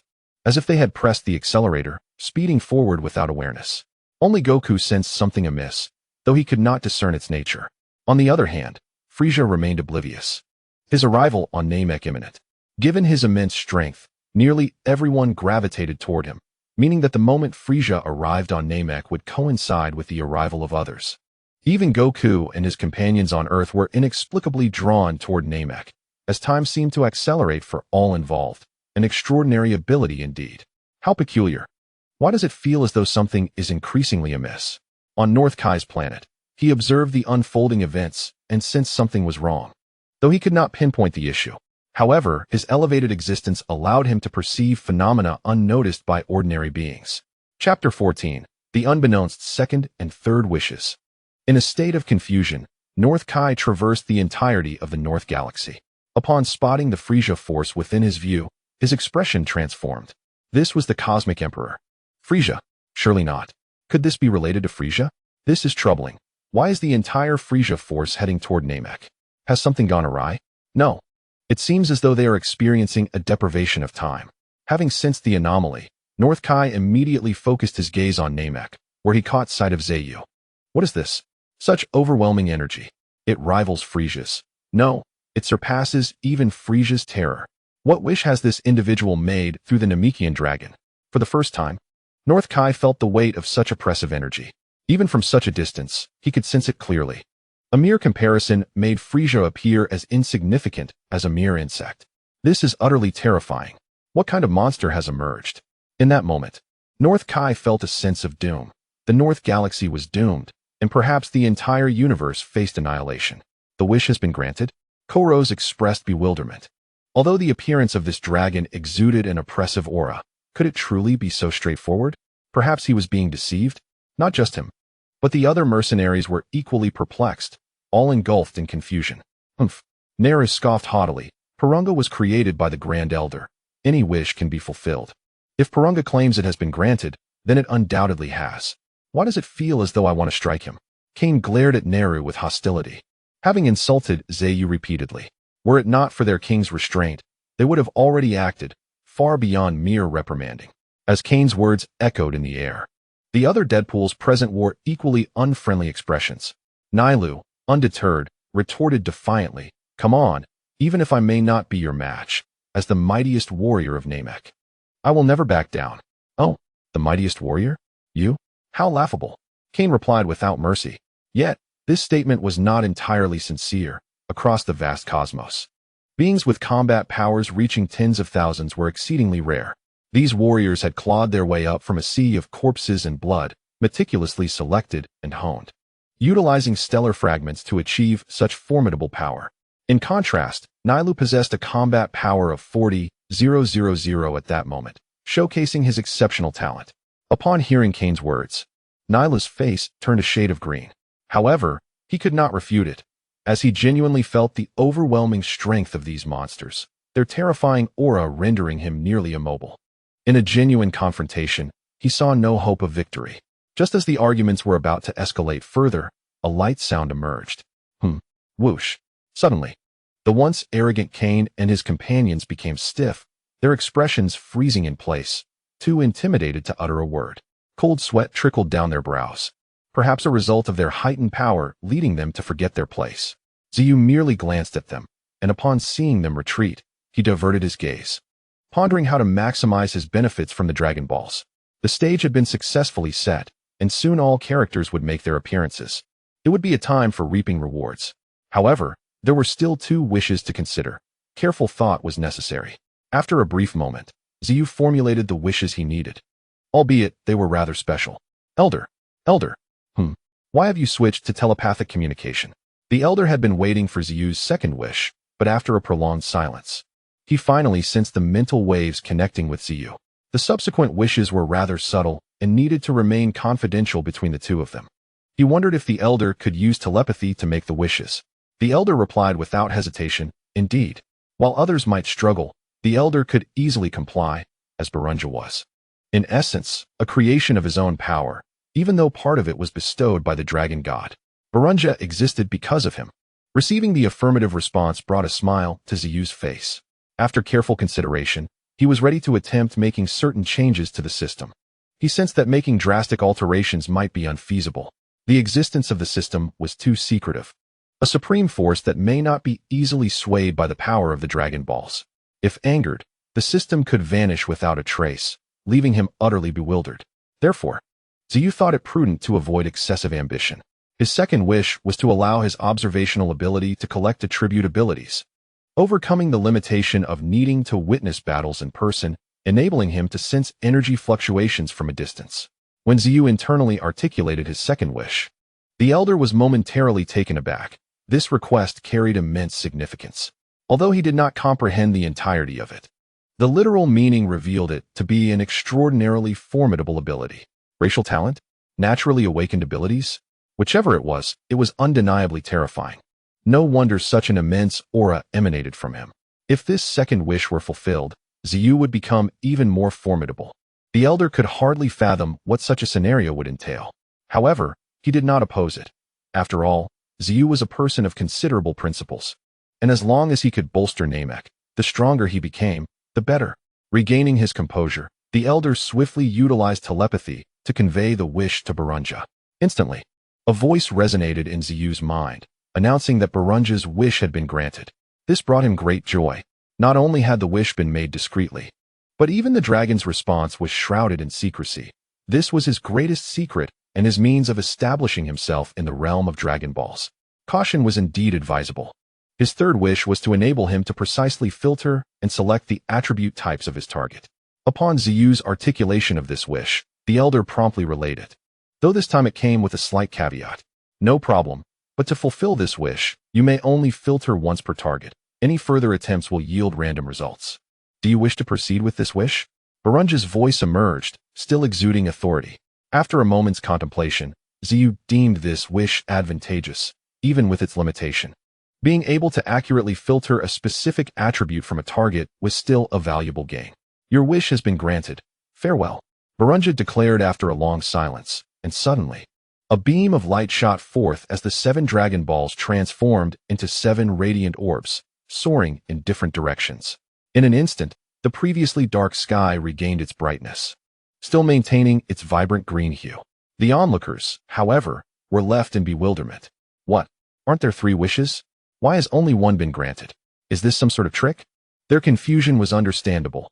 After the initial wish, Porunga had remained suspended in the air, watching them with an unwavering gaze, silent and motionless. They had initially thought Zeyu was unable to finalize his wishes, but what was this sudden disappearance? It was all too abrupt and decisive. Not only the Deadpools were perplexed, the Namekians were equally bewildered. This shouldn't have been the case. Porunga had 3 wishes to grant. While they could be made separately, it typically required discussion. Yet this sudden vanishing act was unprecedented. Just as they were about to voice their queries, they caught sight of the elder and Zeyu's expressions. Could it be that the second and third wishes had already been fulfilled? Saiyan immediately considered this possibility. Logically, if the 3 wishes had not been granted, the first to express displeasure should be the king. Yet, he showed no reaction at all, raising suspicions. The others gradually came to the same realization. Initially, they had not comprehended the situation, but now they were truly aware.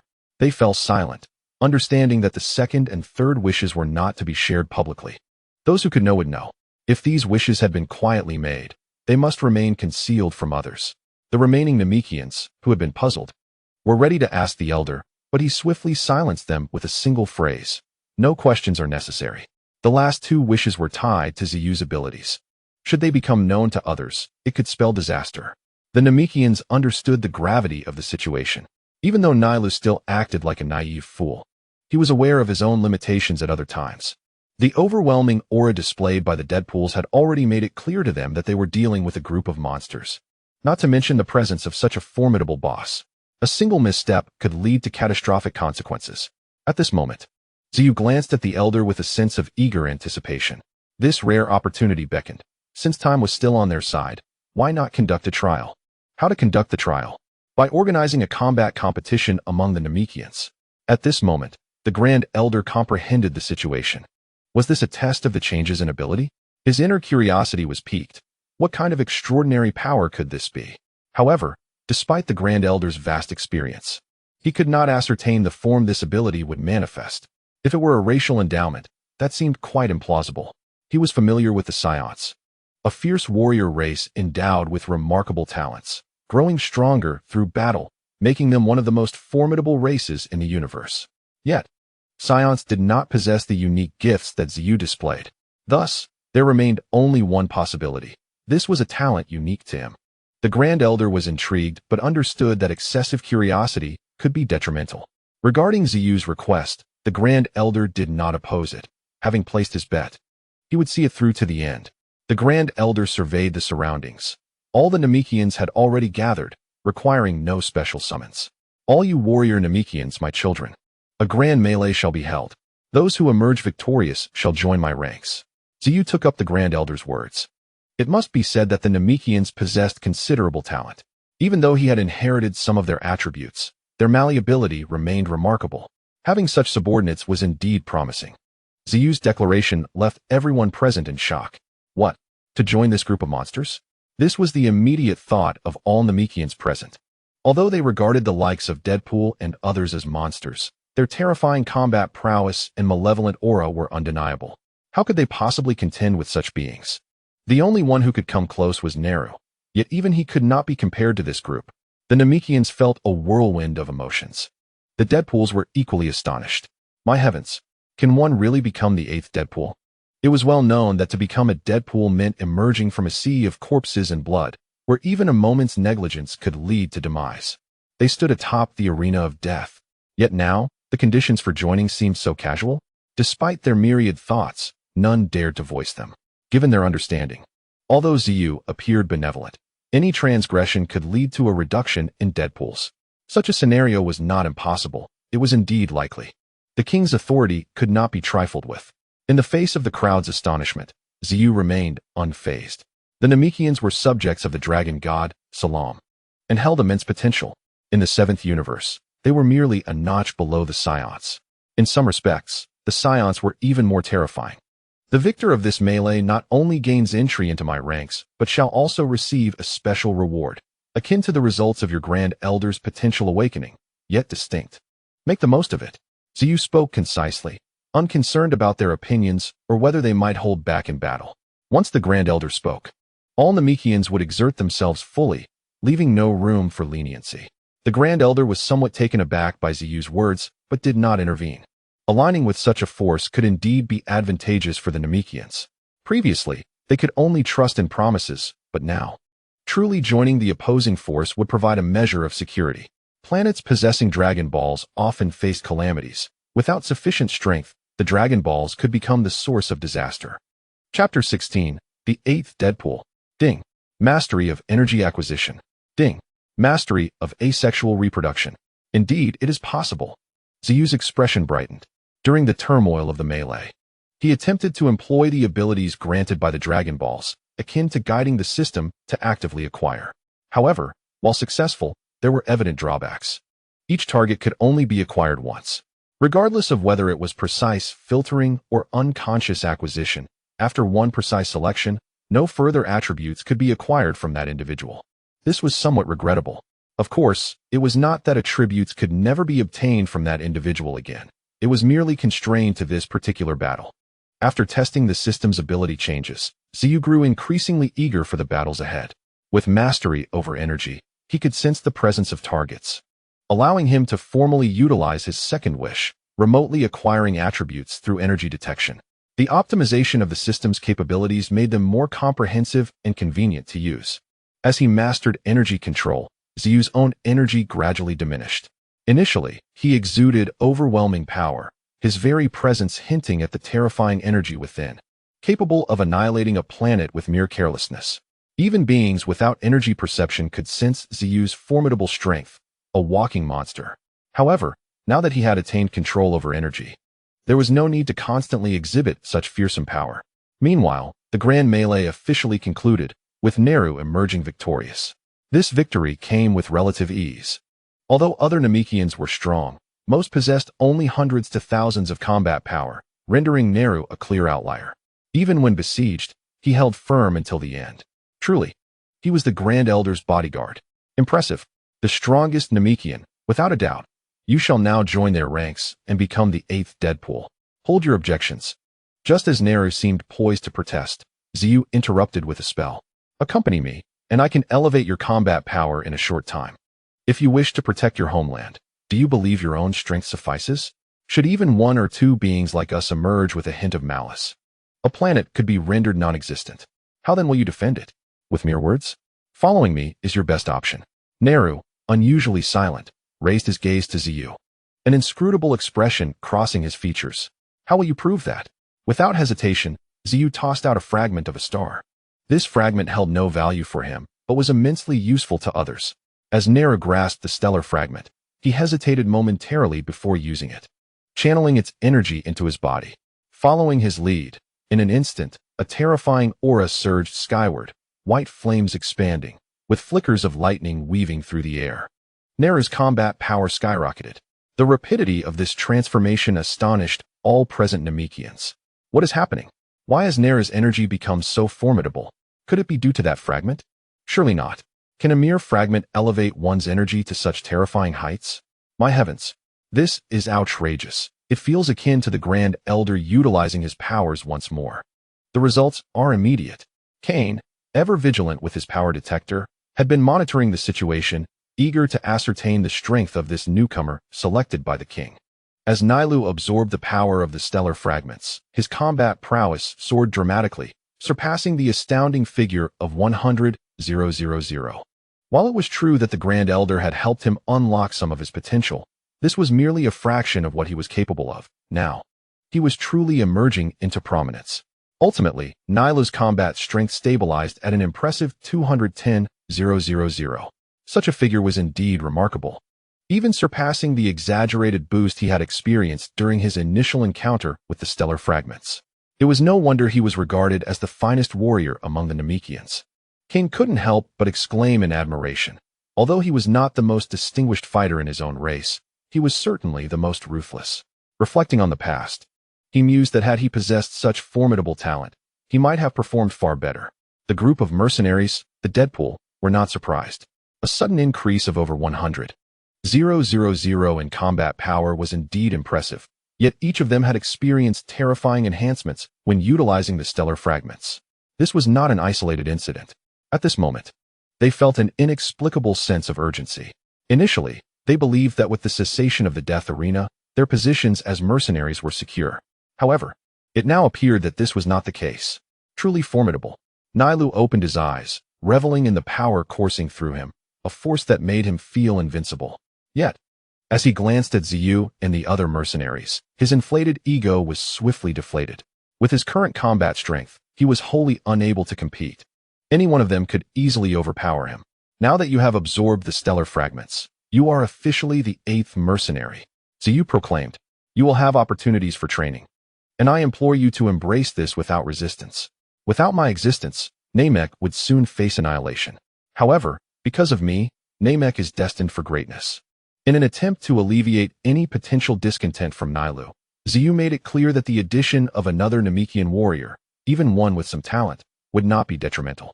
Nailu, perhaps having learned to be wise, refrained from arguing. Gaining the stellar fragments was an unimaginable benefit, one that could exponentially increase his combat power.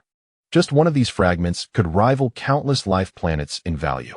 Nailu discreetly glanced at the Grand Elder, who offered no outward reaction, yet within, he had already communicated a strong affirmation through telepathy. It was then that Nailu genuinely believed. Nailu, I pay my respects to the Great One. He knelt on one knee, formally joining Zeyu's ranks. Witnessing this scene, the expressions of all present varied, but Zeyu and his companions remained impassive, feeling little surprise. Whether he joined or not was inconsequential.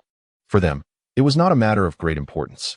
If he were to gain from this yet fail to display the requisite attitude, or even choose not to join, his demise would be imminent. Chapter 17. The Arrival of Various Forces. Beep beep beep.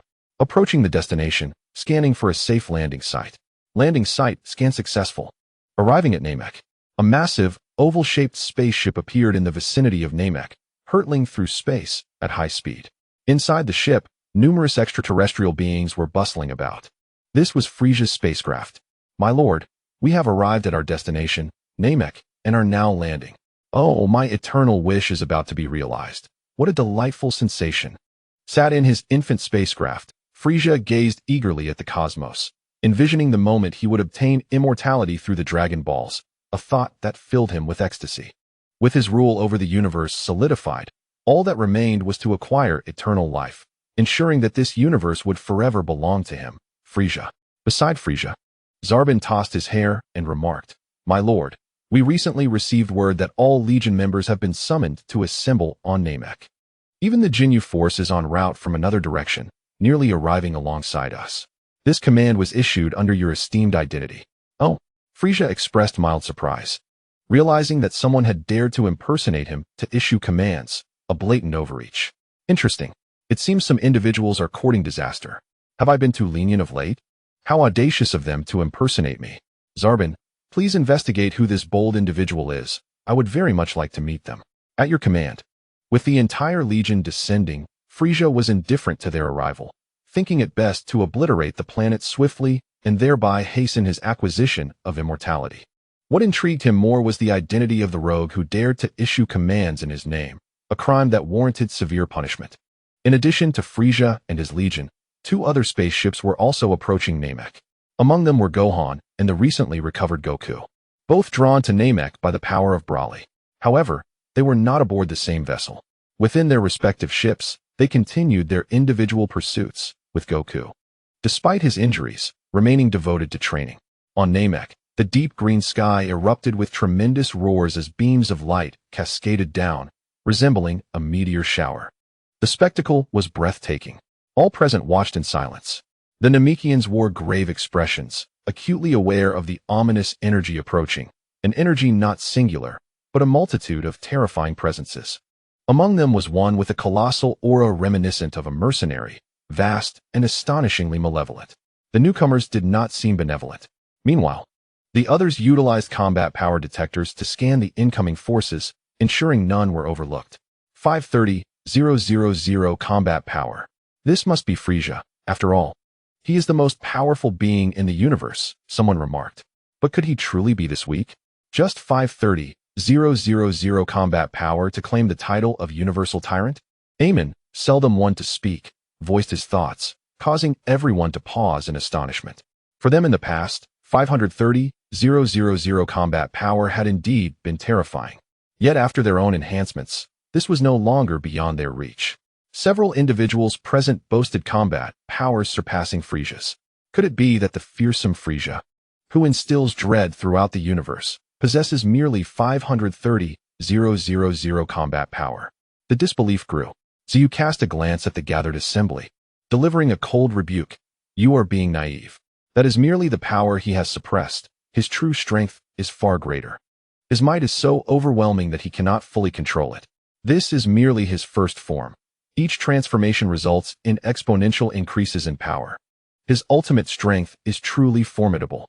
Zeyu's words left everyone in shock. The notion that someone's power could be so immense it exceeded their control was terrifying, leading them to wonder just how extraordinary his true strength might be. They could scarcely fathom it. However, the fact that their lord deemed him exceedingly powerful caused them to cast aside any lingering dismissive attitudes. With unwavering focus, the investigation into the combat prowess of all present commenced. Aside from the Frieza force, the battle power indices aboard the other two spaceships were remarkably low, suggesting that they, much like the Namekians, had mastered the manipulation of ki.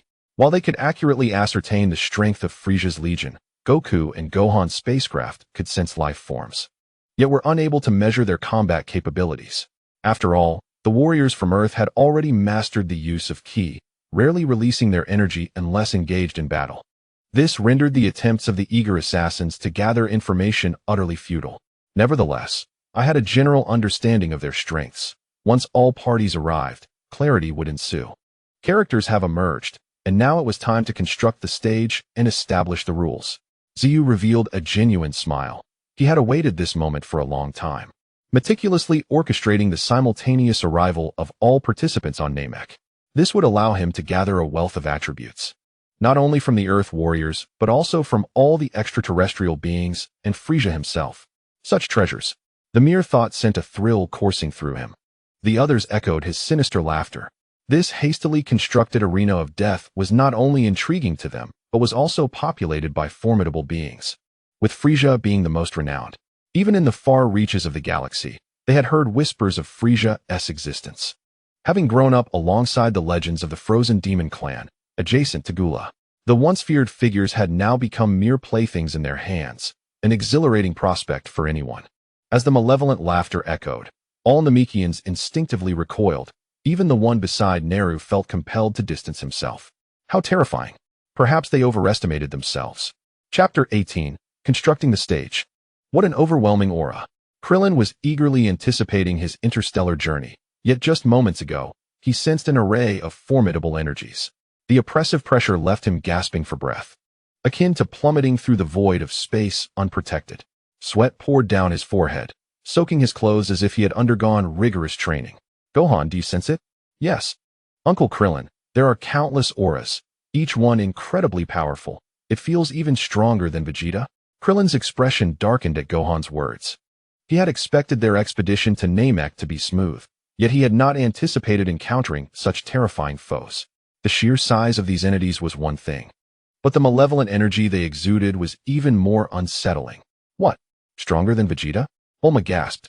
This journey to another planet was supposed to be an adventure filled with exotic experiences, but with Krillin and Gohan's remarks, it began to feel increasingly perilous. Weren't they doomed? Perhaps we should turn back. We can't easily deal with someone as fearsome as Vegeta, and now we face foes even stronger than him. What chance do we have? At that moment, Bulma had nearly given up. Searching for the Dragon Balls? What if they failed to find them and lost their lives in the process? And they were so far from Earth. The thought of dying in a foreign land was disheartening. Not just another location, but a different planet altogether. No, we can't give up. Gohan immediately countered, his expression grave. We must fight for Earth. We cannot forsake our mission, even in the face of adversity. Regardless of the challenges, I will endeavor to find the Dragon Balls and save everyone. The thought of his friends perishing before his eyes filled him with guilt. If only he had awakened to this sooner, perhaps their lives could have been spared.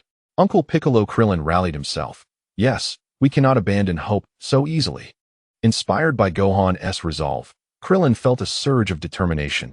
He could not let down the people of Earth. How could they know what was possible without trying? Even amidst such formidable adversaries, they might yet find the Dragon Balls. Besides, those terrifying figures might not even be pursuing them for the Dragon Balls. Exactly. Are you two out of your minds? Bulma exclaimed, incredulous at their refusal to retreat. Stronger than Vegeta, and in such numbers. How could we possibly find the Dragon Balls among them? It's like a chicken trying to crack a rock. I value my life far too much to play these games. With that, she prepared to pilot the spaceship back home without a second thought. However, Gohan and Krillin were determined to thwart her plans. They desperately tried to prevent Bulma from returning. Just then, Gohan paused in his actions. Dad, I sense Dad's energy. What is happening? Isn't he still on Earth? Confusion clouded Gohan's face.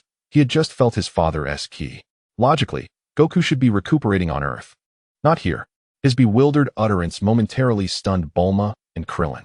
After a moment, Krillin began to concentrate, and his eyes widened in shock. It's real. But wait. It's not just Goku's energy. Vegeta's aura is also present. Krillin's expression turned serious. The situation was beyond anything he had anticipated. Not only were they encountering a multitude of powerful foes, but now Vegeta had inexplicably appeared as well.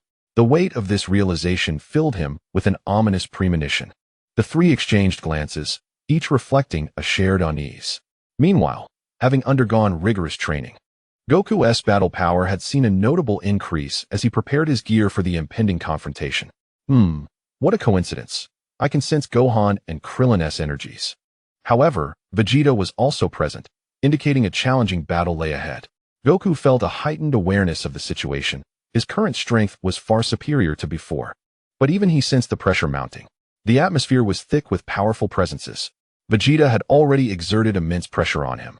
And now even more terrifying beings were descending upon Namek. The sky was ablaze with falling meteors as spaceships descended one after another. The vessels of the Frieza force, apart from the mothership, crashed down like meteors, leaving deep craters on the surface of Namek. Each crater symbolized a formidable warrior. Simultaneously, the hatches of all the spaceships opened, and one after another, powerful beings emerged. The overwhelming force caused the entire planet to tremble. Raikum, Bart, Jeez, Good, Ginyu. Echoes of their names reverberated, momentarily silencing the already tense Namek. All eyes turned to the figures ascending the platform, marked by peculiar chants, unusual arrivals, and distinctive movements. At this moment, even the serious Frieza broke into a cold sweat. The Ginyu force has arrived. With their presence, things just became much simpler. To avoid any awkwardness, Frieza took the initiative to speak. After all, they were his elite special forces, the most formidable warriors, and deserved a modicum of respect. It seems to be true. The entire Legion has descended upon this peculiar planet. One can only wonder what force is influencing all of this. Sabo surveyed his surroundings, having just spotted Vegeta, which inevitably sparked his suspicion. Besides Vegeta, he noticed several other spacecraft, their origins a mystery. The planet was also graced by some unexpected guests, indicating that matters were becoming rather complicated. Oh, is that so? How intriguing, wouldn't you agree, Mr. Sabo? Indeed. Chapter 19. The Annihilation of Dodoria. Finally, all the participants had gathered. Upon arriving at Namek, Zeyu could hardly contain his excitement. There were plenty of easy targets. Everything was in place. All that was missing was the right moment. An unconventional arena of death had been established on Namek, and he needed only to sit back and reap the rewards. My lord, shall we take action? San inquired empathetically. No, just observe, Zeyu replied, licking his lips with a hint of eagerness.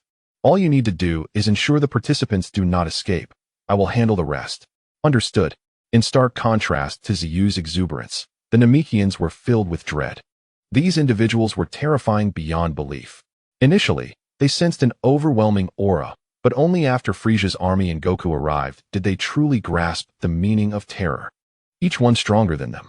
With so many powerful beings now on Namek, could the planet withstand such force? Mori glanced at the Grand Elder, his body stiffening as he hesitated to voice his thoughts. He desperately wanted to ask the Grand Elder if he had foreseen the future of Namek. Was its destiny to become mere cosmic debris, a desolate wasteland? Children, fret not. Things are not as dire as you imagine. Just remain calm. They will resolve it. They referred to Zeyu and his companions. Suddenly, a flash of white light illuminated the sky, shattering the silence with a thunderous clap. Zeyu emerged high above, becoming the focal point of attention. He surveyed the crowd, noticing all eyes were upon him, and nodded in satisfaction. Welcome to Namek. Your arrival has transformed this once quiet planet into a bustling scene. However, you must thank me for your simultaneous descent. Allow me to introduce myself. I am the Lord of Death, Master of the Underworld, ruling over countless souls. I stand at the edge of the cosmos, where the living fear my name, and the dead revere me. I command death itself. Congratulations, you have ascended to the arena of demise. Zeyu's half-smile did not go unnoticed by the assembled crowd. They exchanged glances. In the midst of their astonishment, Krillin and Gohan hastily carried Bulma towards Goku. Regardless of the situation, they needed to regroup with Goku. Goku gazed up at the sky, his face alight with wonder and envy. How cool. Vegeta, scanning his surroundings, wore a grave expression. He had thought he had arrived early, only to find himself descending alongside everyone else for reasons unknown. Powerful beings were everywhere. It was not just Frieza who had come. The Ginyu force was present as well. This was indeed the worst-case scenario. Observing Zeyu in the sky, Vegeta could not help but express his disdain. Fool, how dare you act so brazenly before Frieza? You truly have guts. Do you not fear being utterly torn apart? Though Vegeta often disregarded orders, he could not deny Frieza's overwhelming terror, a power that instilled despair. As for the figure in the sky, his battle power detector indicated a mere 1,000. He was nothing more than cannon fodder. How could such a fool dare to act so audaciously? Meanwhile, Frieza looked on with keen interest at Zeyu. Others merely heard his words but failed to notice the nuances. Frieza, however, perceived something different. A Saiyan? An unfamiliar one at that. Could he be one who had strayed to another planet? How intriguing. As expected of the warrior race, Saiyans were inherently arrogant, daring to speak such bold words before me. Oh, how intriguing. The crowd, upon hearing Saiyan, began to scrutinize Zeyu more closely. Finally spotting the hidden tail, though it had not been deliberately revealed, it was unmistakably a Saiyan trait. In that moment, the Frieza force, previously stunned, regained their composure. Especially Dodoria, who roared in anger. So a monkey dares to show its face here? This is pure folly. Frieza, allow me to deal with this monkey. Dodoria wasted no time, launching himself towards the sky with a thunderous roar. Everyone watched intently, eager to witness the capabilities of someone who could utter such grandiose claims. Within Frieza's ranks, a battle power of merely 1,000 was laughable, even inferior to the likes of the vegetable people and other lowly beings. In contrast, Goku and his companions sensed a different energy. This Saiyan monkey speaks boldly. I wonder if his strength can match his bravado. Dodoria hovered in the sky, looking down at Zeyu with disdain. His words were clear for all to hear. What? A Saiyan? This guy is actually a Saiyan? Goku and Vegeta were taken aback. They had been so captivated by Zeyu's declaration that they had overlooked his true identity. Now, hearing Dodoria's revelation, they scrutinized Zeyu's waist. Indeed, there was a tail coiled around it. Could it be that he, too, was a Saiyan? Krillin had already reached Goku's side, providing some sense of security. However, the revelation that Zeyu was a Saiyan left them all astonished. Dodoria's contempt was palpable, a sneer directed not only at the weak, but also at the Saiyan race itself. With a swift glance, Zeyu gathered an energy wave in his hand, and before Dodoria could react, he was engulfed and obliterated in an instant. How dare an insect challenge me? Who gave you the audacity? The sight shocked everyone. Dodoria, with his formidable presence, had emitted an aura that had drawn the attention of many. Aside from the Ginyu force, he was regarded as one of the strongest. Yet, this being was dispatched in a mere heartbeat. They barely registered what had transpired before it was all over. This was utterly absurd. Chapter 20. You are not worthy of my efforts. This cannot be happening. Dodoria has been killed? Although that overweight individual may not seem impressive, his combat power has reached an astonishing 22,000. Vegeta, who initially wore a disdainful expression, suddenly found himself frozen in disbelief, utterly bewildered. What did he just witness? Dodoria was swiftly annihilated. While it might be easy to kill Dodoria, to eliminate him in an instant is an entirely different feat, even with Vegeta's current strength. He could not fathom being able to dispatch Dodoria so effortlessly. This was an insurmountable challenge. Yet, here was a wild Saiyan in the sky who could accomplish such a task. Just how powerful was he? Vegeta began to question his own existence. The emergence of a lower-class warrior, Kakarot, was one thing, but now a wild Saiyan appeared out of nowhere, possessing such terrifying combat prowess. Was he, the Prince of Saiyans, merely a facade? Not only Vegeta, but everyone present was profoundly shaken by the scene unfolding before them. The formidable Dodoria had met his demise. His brilliance extinguished without a trace, discarded like refuse. Mr. Dodoria was killed? Frieza too was momentarily taken aback, although Dodoria was not particularly strong. He was a dominant figure among most extraterrestrials. He was, after all, one of Frieza's right-hand men. Was he truly slain so easily? Nearby, Zarbin wore a grave expression. Just moments ago, he had contemplated following in Dodoria's footsteps to lead the charge for Frieza, but he had never anticipated that his hesitation would save his life. It was a mere moment away. He did not consider his own combat power to be particularly formidable. He and Dodoria were nearly equals. Only after his transformation did he surpass Dodoria, albeit marginally. If one could eliminate Dodoria with ease, it stood to reason that he could be dispatched just as effortlessly. This Saiyan monkey was indeed formidable. Frieza regained his composure, his smile growing increasingly sinister. Frieza was enraged. What was the combat power reading? Report, my lord. At that fleeting moment, the combat power surpassed 50,000 and continues to rise. Oh, over 50,000. Frieza was slightly taken aback, achieving over 10,000 combat power was already a mark of a cosmic overlord, let alone surpassing 50,000. This was indeed more impressive than some members of the Ginyu Force. There was certainly some merit to this. Everyone analyzed the situation based on their abilities, but Zeyu paid no heed to such matters. Anyone daring to obstruct his acquisition of attributes would be eradicated, unless they possessed some utility value. Otherwise, he would not hesitate for a moment. Had Dodoria been replaced by Zarbin, he might have hesitated for a second, for Zarbin also possessed a transformation ability, albeit weak. Given Zeyu's current combat talent, with a bit of research, he might discover a fighting style more advantageous to him. Only those of value could hope to survive long. As everyone fell silent, Zeyu resumed his earlier dialogue. I am aware of your intentions in coming to Namek. Unfortunately, the Dragon Balls are in my possession. If you wish to utilize them, you must either obtain them from me or abide by the rules I have established. The rules are simple. This planet will serve as the arena, and a death chase will ensue. The ultimate victor will gain the right to use the Dragon Balls.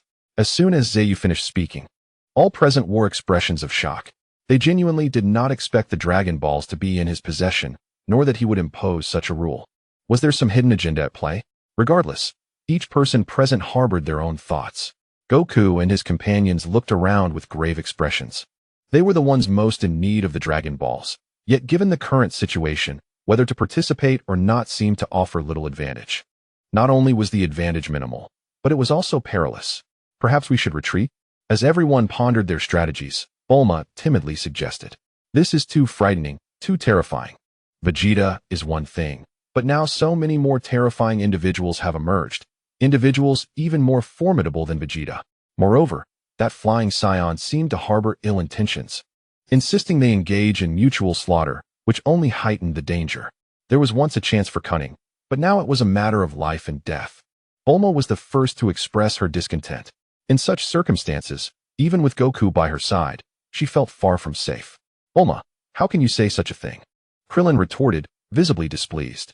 Even amidst adversity, we have traveled from distant Earth, and we are so close to finding the Dragon Balls to resurrect everyone. How could we abandon that hope? Aunt Bulma, Gohan also voiced his protest. While challenges and dangers existed, they were not inclined to give up. Regardless, I won't go. It's too dangerous. I do not wish to gamble with my life. One Vegeta has already caused so many deaths. Now there are these even more powerful individuals emerging. Isn't this playing with fire? Bulma grew increasingly agitated. If there were a glimmer of hope, it would be one thing. But now hope seemed nearly extinguished, nearly non-existent. What was there to cling to? Just participating could jeopardize their lives. She did not wish to engage in such a game. Krillin and Gohan fell silent. Even Goku remained quiet. He believed his strength was not lacking, yet in this place, there were countless powerful beings. However, he would not give up. Aside from Goku and his group, the others gradually began to grasp the situation. Hee. Ginyu let out an evil laugh. How amusing. Although you just displayed a combat power exceeding 50,000, you dare to speak to Lord Frieza in such a manner? Do you not realize that there are always stronger individuals out there? Ginyu slowly floated into the air, not summoning the rest of the Ginyu force. Since he had revealed his combat power of 50,000, there was no point in having the others join. There are always stronger beings out there. Zeyu revealed a hint of a sardonic smile. That phrase should be attributed to him. The Frieza force had always acted recklessly, believing themselves to be the strongest, oblivious to the fact that there were indeed stronger beings. True powerhouses were abundant. You think you are strong? Is that not the case? Let us have a match, and I shall show you the most elite warrior in Lord Frieza's ranks. Ginyu soared into the sky, facing Zeyu. No, you are not even worthy of my effort. Chapter 21. The shock brought by the Deadpool. Silence. The sky fell into a profound stillness. The entire Frieza force stared wide-eyed, their minds racing. Did someone truly dare to speak to Captain Ginyu in such a manner? After all, this was Captain Ginyu.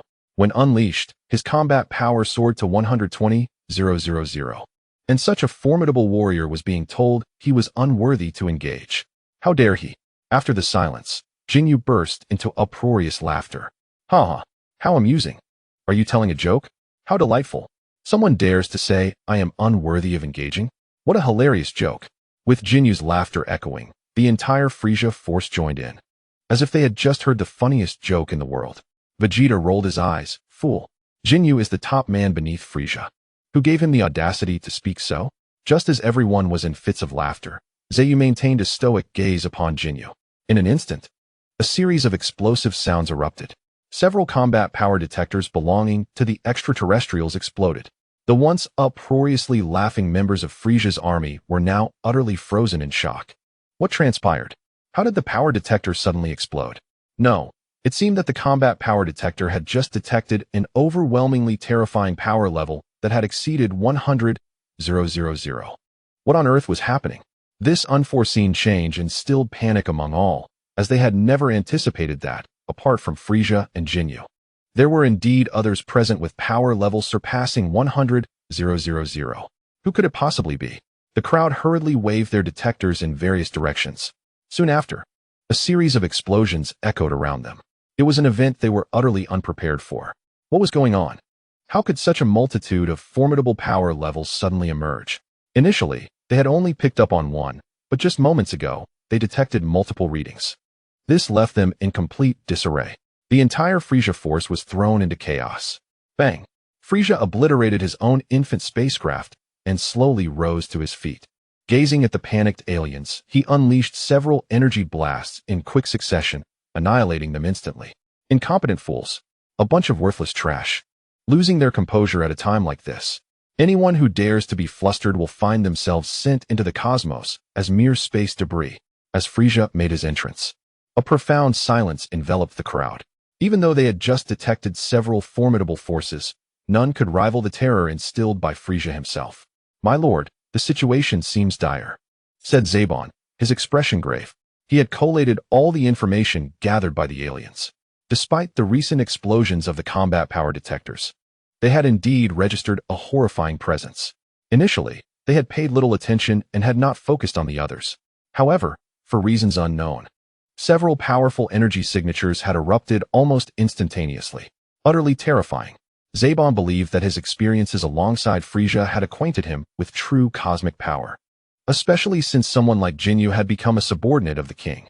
Yet, He never imagined that such terrifying entities were hidden on Namek, and in considerable numbers. Even he felt a sense of absurdity. Frieza slowly turned his head, taking in the sight of everyone visible on the planet. Bring forth the most sophisticated detector. I must ascertain the true extent of their combat prowess. Those who dare utter such arrogant claims may indeed possess some merit. Upon hearing this, Bart swiftly retrieved the most advanced detector. Frieza donned the combat power detector, and as he moved, the power levels of each individual came into view. 210, 000. 450, 000. 370, 000. 640, 000. 810, 000. As Frieza recited each rising number, the members of the Frieza force turned pale, sensing an overwhelming pressure bearing down upon them. How could this be? How could there be such elevated power levels? Did this not imply they surpassed even King Frieza himself? They knew Frieza was formidable, yet only possessed 530, 000 power. Was this the end for them? Even Zebon found himself panicking at this moment, never having felt death so close. If these entities' powers exceeded that of their king, how could they possibly contend with them? In the sky, Ginyu took a step back with each new power level announced. He was genuinely alarmed. His earlier arrogance had vanished without a trace. The sight of so many monsters gathering here, all stronger than King Frieza, was beyond his comprehension. He found it incredibly hard to believe, yet the power detector did not lie. Those were genuine figures. Meanwhile, in the distance, Goku and Vegeta wore expressions of astonishment. It was utterly frightening. The power exhibited by these beings was beyond anything they had encountered, not just one, but a multitude. As the crowd remained in shock, a cadre of death warriors slowly ascended into the air, positioning themselves behind Zeyu. Their demeanor was unmistakably respectful, their fervent gazes revealing them to be loyal subordinates. To command such a formidable group, one must possess unparalleled strength. The spectators could hardly fathom the implications. A mere gathering of insignificant creatures. If it were the king who assigned us to guard the area, ensuring none of you could escape the death arena, would you still be here today? Said Saiyan, his expression impassive as he surveyed the crowd, his gaze fixed intently on Frieza. He harbored no illusions about Frieza's strength. Given his own current combat power, dispatching Frieza would be effortless. However, they all understood that the king relished watching others fight. As participants in the death arena, even a single innocent sacrifice could incur the king's wrath. Thus, despite the arrogance displayed by these beings, they had restrained themselves. Yet restraint did not equate to helplessness. Their collective appearance signified their stance. The impact of the death warriors on the gathered crowd was unparalleled. Chapter 22. The Death Chase begins. Maximum combat power. 140, 000. Frieza's voice shattered the silence. As the crowd remained stunned, Frieza leisurely scanned everyone with the combat power detector, capturing the power levels of all present, aside from Zeyu. It was undeniably a shocking revelation. Aside from his father, King Cold, and his brother, Gula, he had rarely encountered such exaggerated power levels. While hundreds of thousands was impressive, some even exceeded 1,000,000. To bring such entities under his command would undoubtedly ease his dominion over the universe and render it more unassailable. Frieza gazed at Saiyan and the others with keen interest, a subtle smile gracing his lips. You are formidable. I have never encountered so many powerful beings. Why not join me in conquering the universe? What do you say? The death warriors exchanged glances, each detecting amusement in the other's eyes. Had they truly heard someone propose to recruit them? This was, by far, the most ludicrous jest they had ever heard. Frieza, for all his might, was merely at 530, 000 power. He was not even the strongest among them. Did he truly believe he could recruit them? Just as Cain was about to speak, Zeyu raised his hand to silence him, causing his words to evaporate into silence. This action drew Frieza's attention. Zeyu had consistently exhibited a calm demeanor, and with such powerful subordinates, his strength should not be underestimated. However, aside from his actions, he had yet to reveal any astonishing figures, leading Frieza to speculate that Zeyu possessed an ability akin to those on Earth, capable of controlling his own power levels. Such an ability was indeed extraordinary. You wish to make them your subordinates? Certainly, it is not beyond reach. As long as you emerge victorious in the forthcoming death arena, not only will you be bestowed with Dragon Balls, but you may also gain loyal subordinates. A subtle smile played upon Zeyu's lips. exuding an air of confidence as if everything were under his control. His words left everyone present utterly bewildered, caught off guard by the unexpected revelation. What could be his true intention?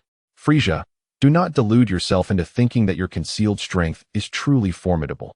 Nothing escapes my keen perception. Zeyu's declaration sent a tremor through Frieza's being. What?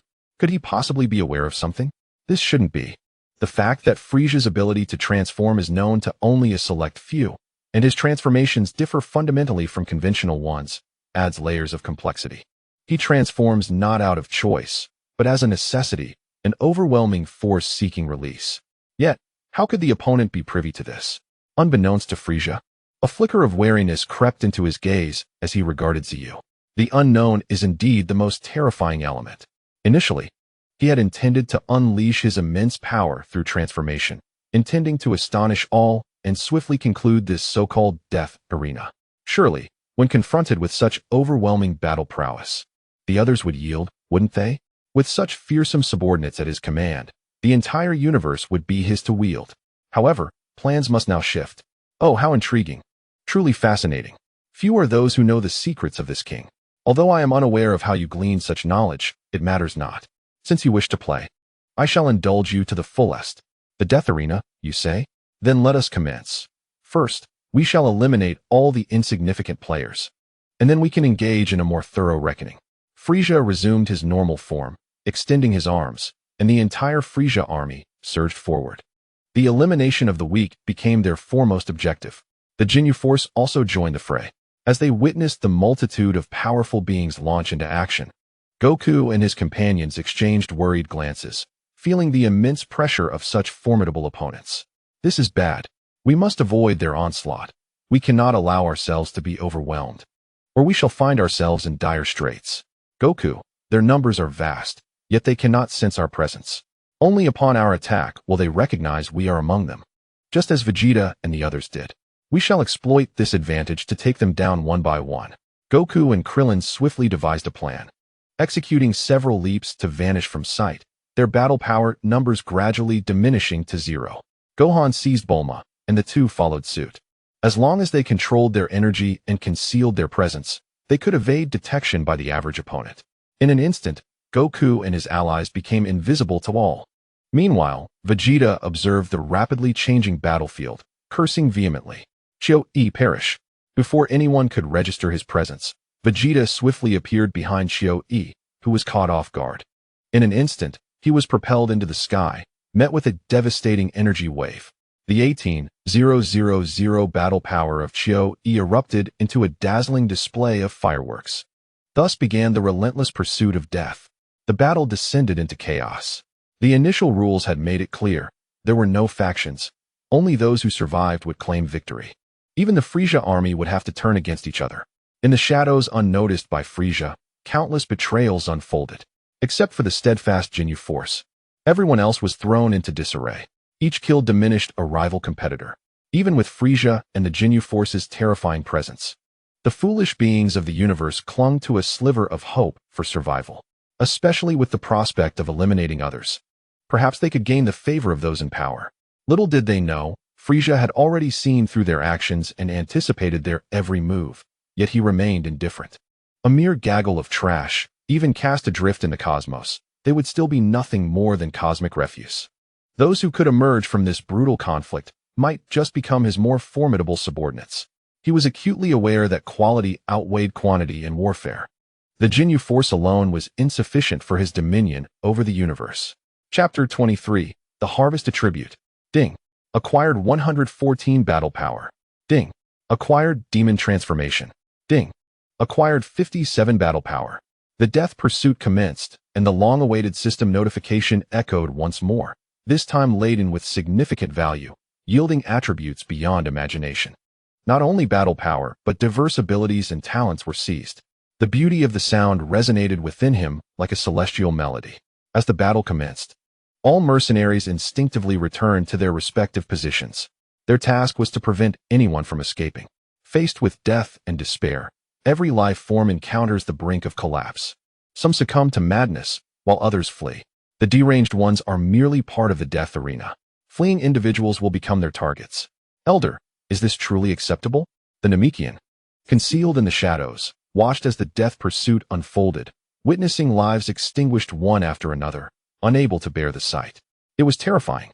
The brutal combat illuminated the harshness of reality. Lives were systematically obliterated before their eyes. Even knowing these individuals harbored ill intentions, potentially invading their planet. The grim reality was hard to bear. Such mass slaughter breeds resentment that could summon catastrophic weather changes, leading to unparalleled disasters. The Namekians' concerns were not unfounded. After all, their planet had once been devastated by horrific climatic disasters, transforming it into a desolate world.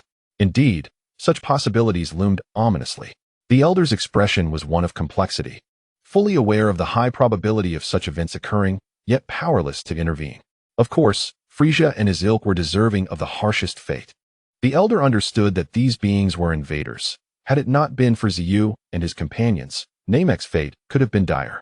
Alas, the fates of the world are predetermined. Either they perish, or we are annihilated. Children, observe closely. Without formidable power, we cannot defend our homeland. Only through strength can we truly safeguard our home. The Elder's earnest words struck like a hammer, resonating deeply within their hearts.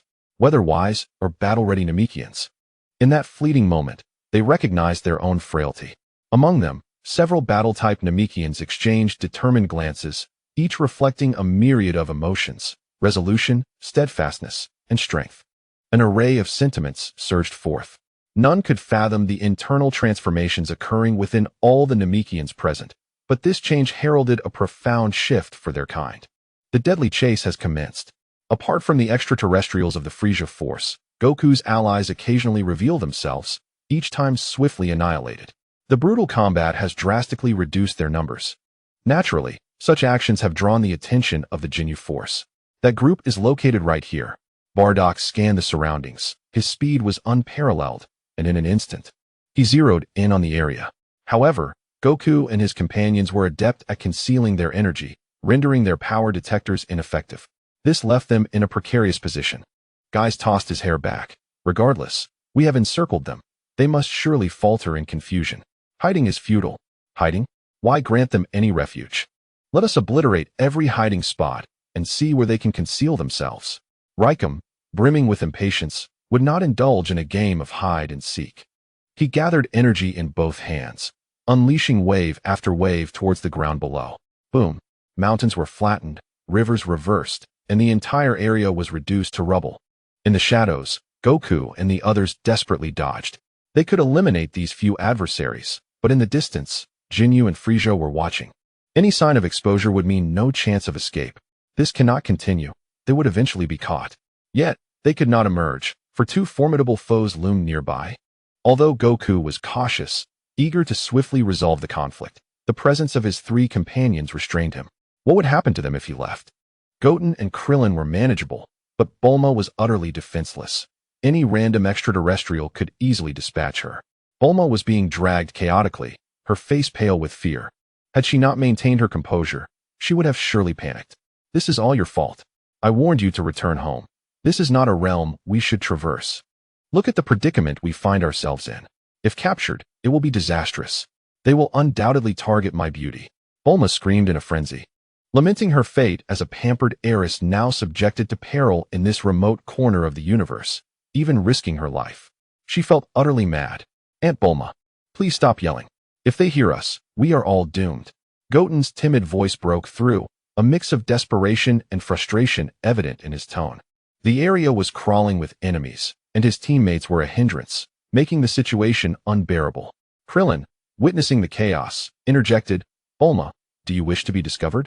If you want to remain hidden, keep your voice down. In the midst of their quarrel, four figures suddenly emerged in the distance. Raikum, Bardock, Guys, and Gudo.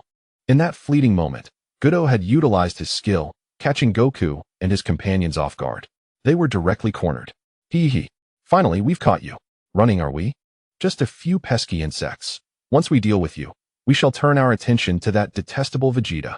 Gudo sneered, his fingers crackling with energy. Though his combat power was a mere 12,000, insufficient even to rival Kairatsu, his unique ability to temporarily pause time made him a valuable asset to the Ginyu force. This power had indeed proven effective, exposing Goku and his companions. Chapter 24. The Arrival of the Divine Skill. Foolish Kakarot, do you not know to be subtle and discreet? Godo's ability was indeed troublesome. Veiled in shadows, Vegeta felt a surge of rage upon witnessing Goku and his companions cornered by the Ginyu Force. Faced with such a difficult adversary, they now exhibited such foolishness. It was infuriating. The battlefield was nearly devoid of all but a few powerful extraterrestrials. If Goku's group fell, he would surely be next. This was the source of his fury. Although he viewed Goku's team as foolish, he knew he had to intervene. Isolation was the most perilous state. His predicament was hardly better. Goku, what shall we do? Krillin asked warily, his gaze fixed on the Ginyu Force, sensing their overwhelming energy. Even this particular foe possessed considerable strength. Although weaker than the others, he was still formidable. Yet, Goten expressed his confusion. How could someone so weak be part of their team? Godo?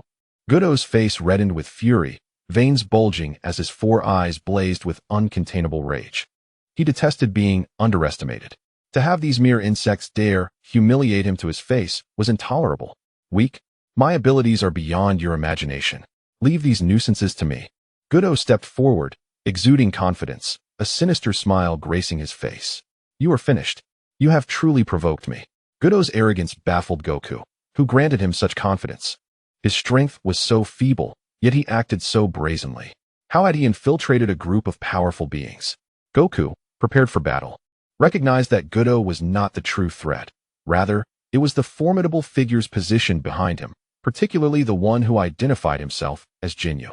Let us resolve this expeditiously, Goku thought, and in a flash, he moved with such speed that he appeared behind Godo before anyone could react. Bang! A kick sent Godo flying. Goten gasped in astonishment. In his perception, even the weakest among them should not be underestimated. Yet, this very individual had been sent soaring by his father's kick. A display of power that surpassed all expectations. All present were equally stunned. How did he appear so suddenly? His speed was unparalleled, and most had yet to register his presence behind Godo. What was happening? This individual's combat power was puzzling. It had registered as merely 5,000 moments ago. Yet now it had evidently surpassed that threshold. These individuals were perplexing. They could easily modify their combat power and exceed their previous limits. Bardock and Guise exchanged thoughtful glances. The more unusual the situation, the more cautious they became, yet they considered their combat strength formidable, worthy of being Frieza's elite force. Heh, Bardock chuckled coldly, dismissing Goku's speed. Speed? Besides King Frieza, my speed is unrivaled across the universe. None can surpass me. They were no different from the rest. Goku, having been forcefully hurled away, collided against the rocky wall, creating a substantial crater upon impact. Struggling to rise, his face pale with rage, he gazed into the sky. Utterly astonished by the speed of his opponent, he had not anticipated such swiftness, leaving him momentarily stunned. How infuriating! Ah, you wretched fiend, your speed may be impressive, but what does it matter? You shall still meet your demise. With a sudden movement, Goku raised his arms skyward, holding his breath as if his face had inflated like a balloon. In the air, Sun Wukong paused for a moment, while the others remained oblivious to the unfolding situation. As Goku floated upwards, gradually approaching Sun Wukong, a sense of dread washed over Gohan and the others. What is happening? Why is Dad not moving? Could it be that this fellow has used some ability?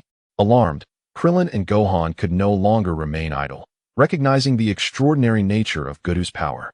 It appeared as though he had employed some form of control, rendering Sun Wukong immobile, as if ensnared in a spell, without any apparent awareness of his surroundings. The sensation was utterly chilling. Exchanging glances, Gohan and Krillin simultaneously unleashed a wave of energy. Although Goku sensed their actions, he found himself unable to escape. Swish, swish, swish.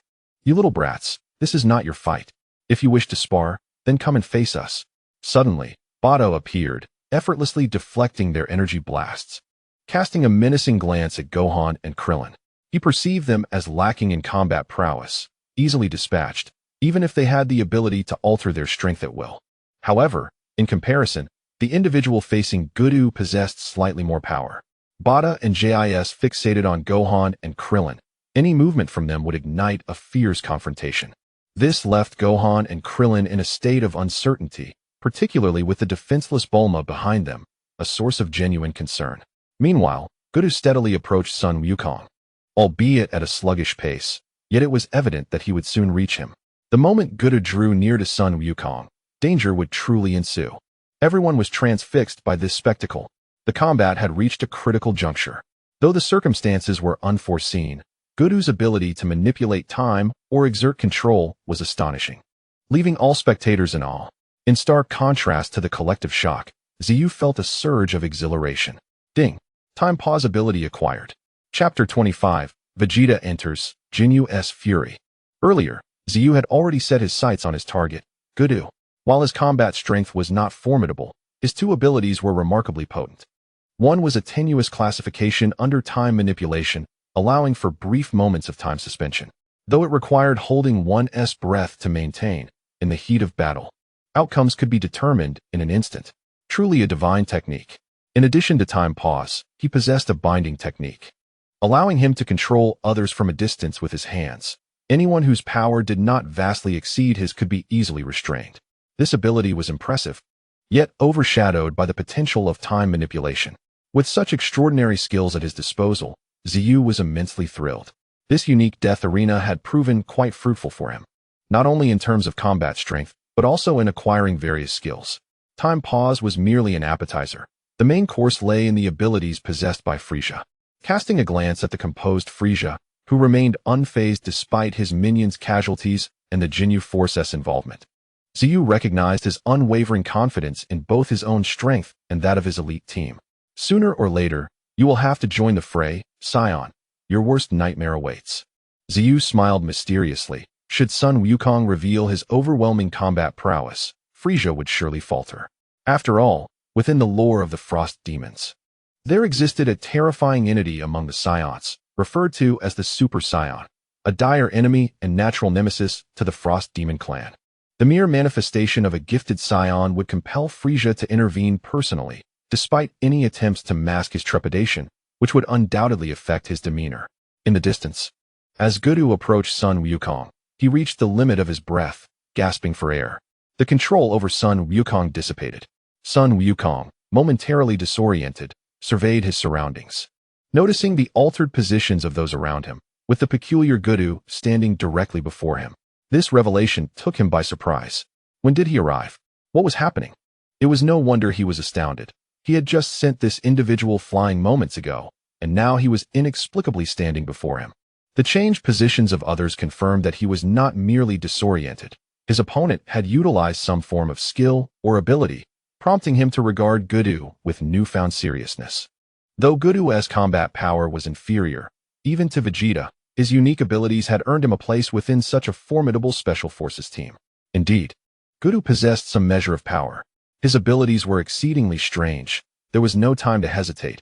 He needed to act swiftly.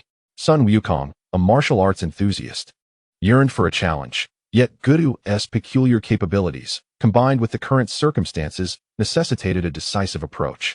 Thus, he resolved to strike first, launching into a Kamehameha wave.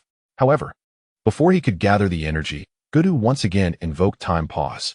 Ha ha ha, you truly believe I am inconsequential? I shall end you.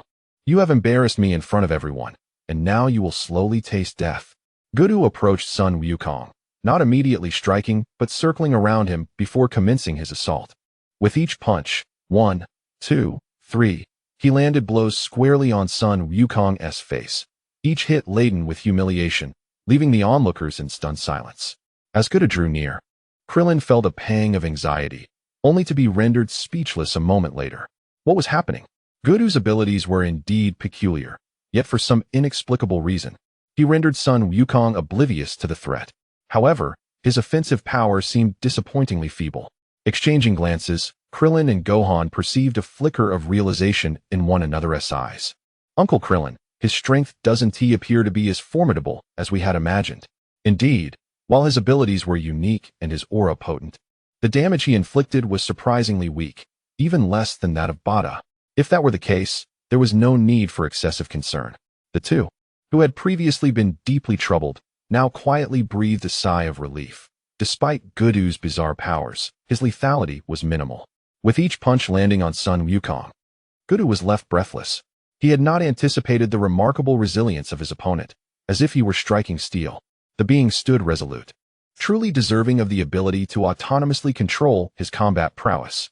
His provocation showcased a commendable strength, yet it was here that it would end. Ginyu was not inclined to endure further humiliation. It was time to conclude matters. He summoned 2 sharpened wooden stakes, poised to pierce the cranium of Sun Wukong, a manifestation of his formidable superpower. Once embedded, even the mightiest would meet their demise. Tension enveloped the crowd as everyone realized their inability to intervene. All eyes fixated on the Ginyu force, particularly Ginyu himself, ready to strike down anyone daring to breach their perimeter. Even the Namekian bystander felt a pang of anxiety. Apart from the Frieza force, they were among the few remaining benevolent beings. If Ginyu were to perish, only Frieza's forces would remain. Suddenly, an unexpected turn of events unfolded. An apparition emerged, swiftly delivering a decisive blow that severed Ginyu's head. The once proud figure fell, utterly blindsided by this sudden ambush. The identity of the assailant sent shockwaves through the onlookers. Vegeta, the Ginyu force, as well as Krillin and others, were taken aback. How could it be Vegeta? What prompted his sudden arrival? Vegeta, you seek your own demise. Ginyu roared in disbelief, never anticipating Vegeta would make such an entrance at this critical juncture, let alone eliminate Ginyu. Chapter 26, a personal showcase by Sun Wukong. As Ginyu's head rolled away, Ginyu's expression contorted in anguish. It was well known that the Ginyu force comprised 5 members, and he had painstakingly crafted their entrance and combat style. After considerable brainstorming, he had devised an elegant presentation, only to have his team inexplicably diminished. Such a stylish maneuver now demanded rethinking. Unforgivable. Absolutely unforgivable. Rage consumed Ginyu as he regarded Vegeta, his gaze brimming with murderous intent. Ginyu's demise was a blow to his team and a betrayal of Lord Frieza. The sum of these transgressions warranted Vegeta's execution. Yet, amidst the collective astonishment and Ginyu's fury, Vegeta made his entrance with grace, seemingly unfazed. This grotesque fool has no place in the Ginyu force, with such meager combat abilities. Yet, it seems he possesses a remarkable superpower. Impressive, indeed, but the weaknesses are glaring. He cannot react while employing it. If he does not perish, who will? Vegeta crushed Ginyu's head beneath his foot, surveying the surroundings before fixing his gaze upon Sun Wukong. Kakarot, I am aware your combat strength has undergone a transformation since your arrival. However, do not underestimate me. The rest of these warriors are formidable, each one powerful aside from the fool I just dispatched. Together, we stand a chance. Otherwise, Vegeta recognized the precariousness of the so-called death arena, previously intending to secretly gather the Dragon Balls to wish for eternal life. However, that plan was now untenable. Survival was uncertain amidst the terrifying presence of the Ginyu force and Frieza. He had no confidence in his own safety. Thus, forming an alliance with Sun Wukong became imperative. Yet, contrary to his expectations, just as he awaited Sun Wukong's acceptance of his proposal, Sun Wukong solemnly rejected. No, I will handle them myself. There is no need for you to concern yourself. Having nearly faltered moments prior, he resolved to conclude matters swiftly.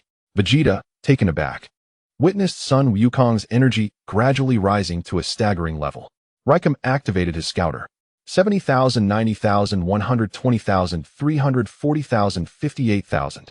Impossible, Raikum exclaimed, astounded at the sheer magnitude of Sun Wukong's power. As the readings surpassed 58,000, his shock intensified. He could scarcely fathom that someone outside their ranks could possess such devastating strength. What was unfolding was nothing short of ludicrous. Ginyu, the weakest among the Ginyu force, maintained a standard combat power of 8,000, barely reaching 12,000 in full force. The others exceeded 40,000, with Raikum at 40,000, Bart at 43,000, and Guys at 42,000. Ginyu himself boasted a standard power of 90,000, reaching 120,000 at full strength, rivaling even Frieza. Yet now, they were confronted by this unknown entity with an astonishing 58,000 combat power. As Raikum's incredulity echoed, the crowd was similarly awestruck, their expressions reflecting utter disbelief. But the revelations did not cease. When the scouter's readings stabilized, Raikum swallowed hard and announced the final figure, 90,000. 90,000 combat power. The realization struck like lightning. This rivaled their captain's might. Exaggeration, terror, astonishment, defiance. All words coalesced into a palpable sense of dread. The opponent's strength was overwhelming. Impossible. How could anyone achieve such power? Beyond us, there can be no one else with such high combat levels. It must be a malfunction. Bart and the others refused to accept reality, activating their scouters again, only to receive the same results, leaving them dumbfounded. Even Vegeta, who had just entered, found himself at a loss. His own power had only reached 24,000, and he had believed that with Kakarot's assistance, they could contend with the Ginyu force. Yet, Kakarot had now surpassed 90,000. How had this transformation occurred? Vegeta felt a wave of despair wash over him. A lower-class warrior, typically relegated to the role of fodder, had somehow become not only his equal, but surpassed him to an unfathomable degree. Regardless of the acceptance of those present, as Sun Wukong revealed his formidable power, the tide of battle began to shift. It was time to take action. Sun Wukong gazed steadily at the members of the Ginyu force, denying them a moment of reprieve. With a sudden burst of speed, he materialized beside Raikou, who barely had time to react before Sun Wukong's fist struck true. A resounding impact struck the opponent's head. Boom. Sun Wukong did not relent.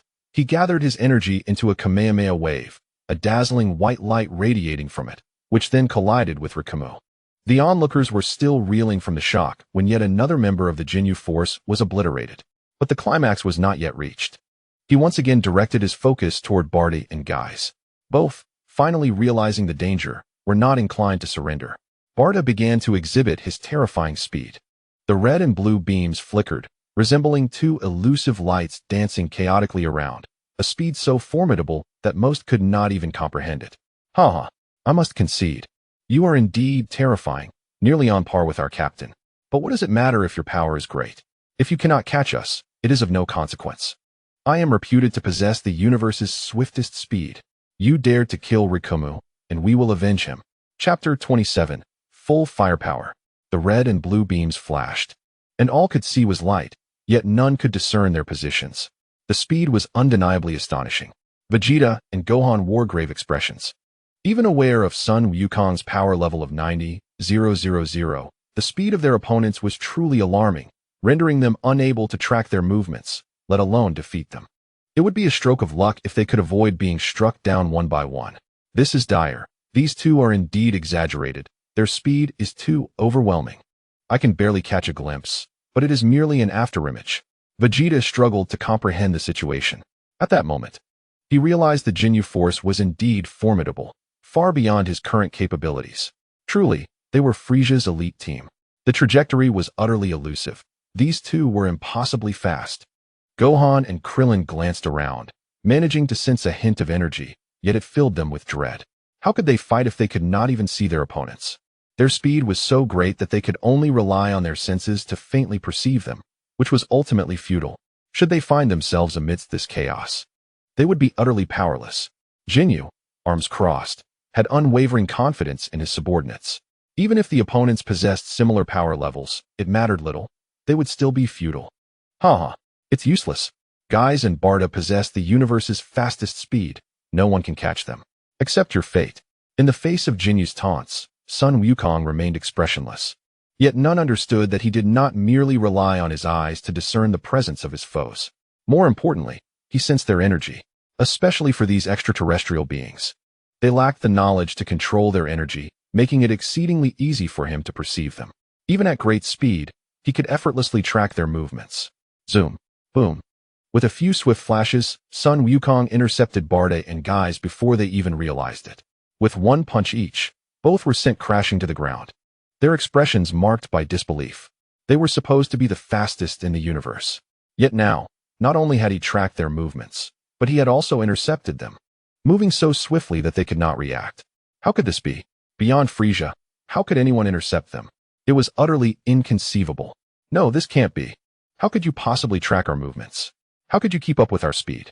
They were filled with countless questions, but after taking a punch from Sun Wukong, they found themselves unable to rise. That punch was no ordinary blow. One strike rendered them incapacitated. Sun Wukong made no pause. With a few instantaneous movements, he appeared before them, gathering energy into a Kamehameha wave. As Ginyu attempted to intervene from a distance, the wave was unleashed. Boom. Two deep scars marred the ground. The terrifying energy wave, along with Barty and Guise, sent them hurtling into the cosmos. No, you are courting death. Ginyu was completely enraged. The Ginyu Force, a dominant force across the universe, was Frieza's elite squad, second only to him in power. Now, they were not merely suffering losses. They were on the brink of annihilation. Ginyu found himself the sole survivor, filled with furious wrath, his eyes aflame. In an instant, a terrifying purple aura enveloped him, veins bulging. He had never been this furious before. You are doomed. Sun Wukong turned to face Ginyu, his expression once again solemn. This adversary was indeed formidable, in his perception. The energy was immense. He realized that without unleashing his true abilities, he might truly struggle against this foe. Meanwhile, Vegeta grew increasingly anxious. He hurriedly retrieved the fallen scouter, aiming it at Ginyu. 120,000. His power level is an astounding 120,000. Vegeta stammered, overwhelmed. He knew Ginyu was strong, being the leader of that crew, but he had not anticipated such power. Over 100,000. This was beyond his wildest imagination. Kakarot, do you still wish to show off? Even with your 90,000 power level, facing someone like this is far from simple. We must join forces. Only together do we stand a chance. This was the only thought that crossed Vegeta's mind as he surveyed the battlefield, noting that many had fallen, and those remaining were on the brink of elimination. They had been driven to a dead end. However, to Vegeta's astonishment, Sun Wukong once again refused. No, it is unnecessary. Sun Wukong brushed past Vegeta, ignoring his incredulous gaze, his own expression serious as he focused intently on Ginyu, a crimson glow beginning to emanate from him. At that moment, he became the most radiant presence on the battlefield. The fiery aura enveloped him, even more exaggerated and potent than before. Kaioken, he shouted with a low growl. Instantly, his power surged. In Frieza's scouter, Sun Wukong's power level skyrocketed from 90,000 to 180,000. It doubled in an instant. Even he found it hard to believe. 180,000 power level. Could this be the legendary Super Saiyan? Yet, according to the legends, a Super Saiyan was a warrior with golden hair. And he did not fit that description. Were the rumors false? Frieza, slightly perplexed, felt alarm bells ringing in his mind. He was witnessing the most powerful Saiyan he had ever seen, one who would undoubtedly pose a serious threat. Given the nature of Saiyans, every brush with death would yield significant strength. If he were given the opportunity, the threat would be immense. He could not allow this potential to flourish. At that moment, Sun Wukong had been marked for death by Frieza. Except for Frieza, everyone present could clearly sense the overwhelming power emanating from Sun Wukong. The atmosphere thick with his formidable energy. Deadpool and others could not help but steal a few glances at Sun Wukong, who, through sheer personal strength, had reached such remarkable heights. What a genius! Chapter 28. Ginyu is vanquished, the oppressive force from Frieza. Incredible. Truly remarkable. Kane scrutinized Sun Wukong from head to toe. Initially, he thought there were no formidable warriors present. Even the Ginyu Force appeared to him like mere trifles. Yet now, just by observing Sun Wukong's performance, he had begun to reassess his opinion. With a battle power of 180,000 achieved solely through his own prowess, if he could harness the power of star fragments and the Elder's potential awakening, he would undoubtedly reach an astonishing level. Such talent, if only they could recruit him. Unfortunately, he lacked the authority to extend an invitation. Not just Kane, but everyone present was astonished by Sun Wukong. Too powerful. With such terrifying battle prowess, he might indeed emerge victorious. Krillin and Gohan exchanged excited glances, each radiating enthusiasm. Fantastic. Dad, Wukong is sure to win. Bulma was equally exhilarated. Having such a powerful ally nearby provided her with immense comfort. Little did they know, it was precisely Sun Wukong's overwhelming strength that attracted the gaze of an evil presence.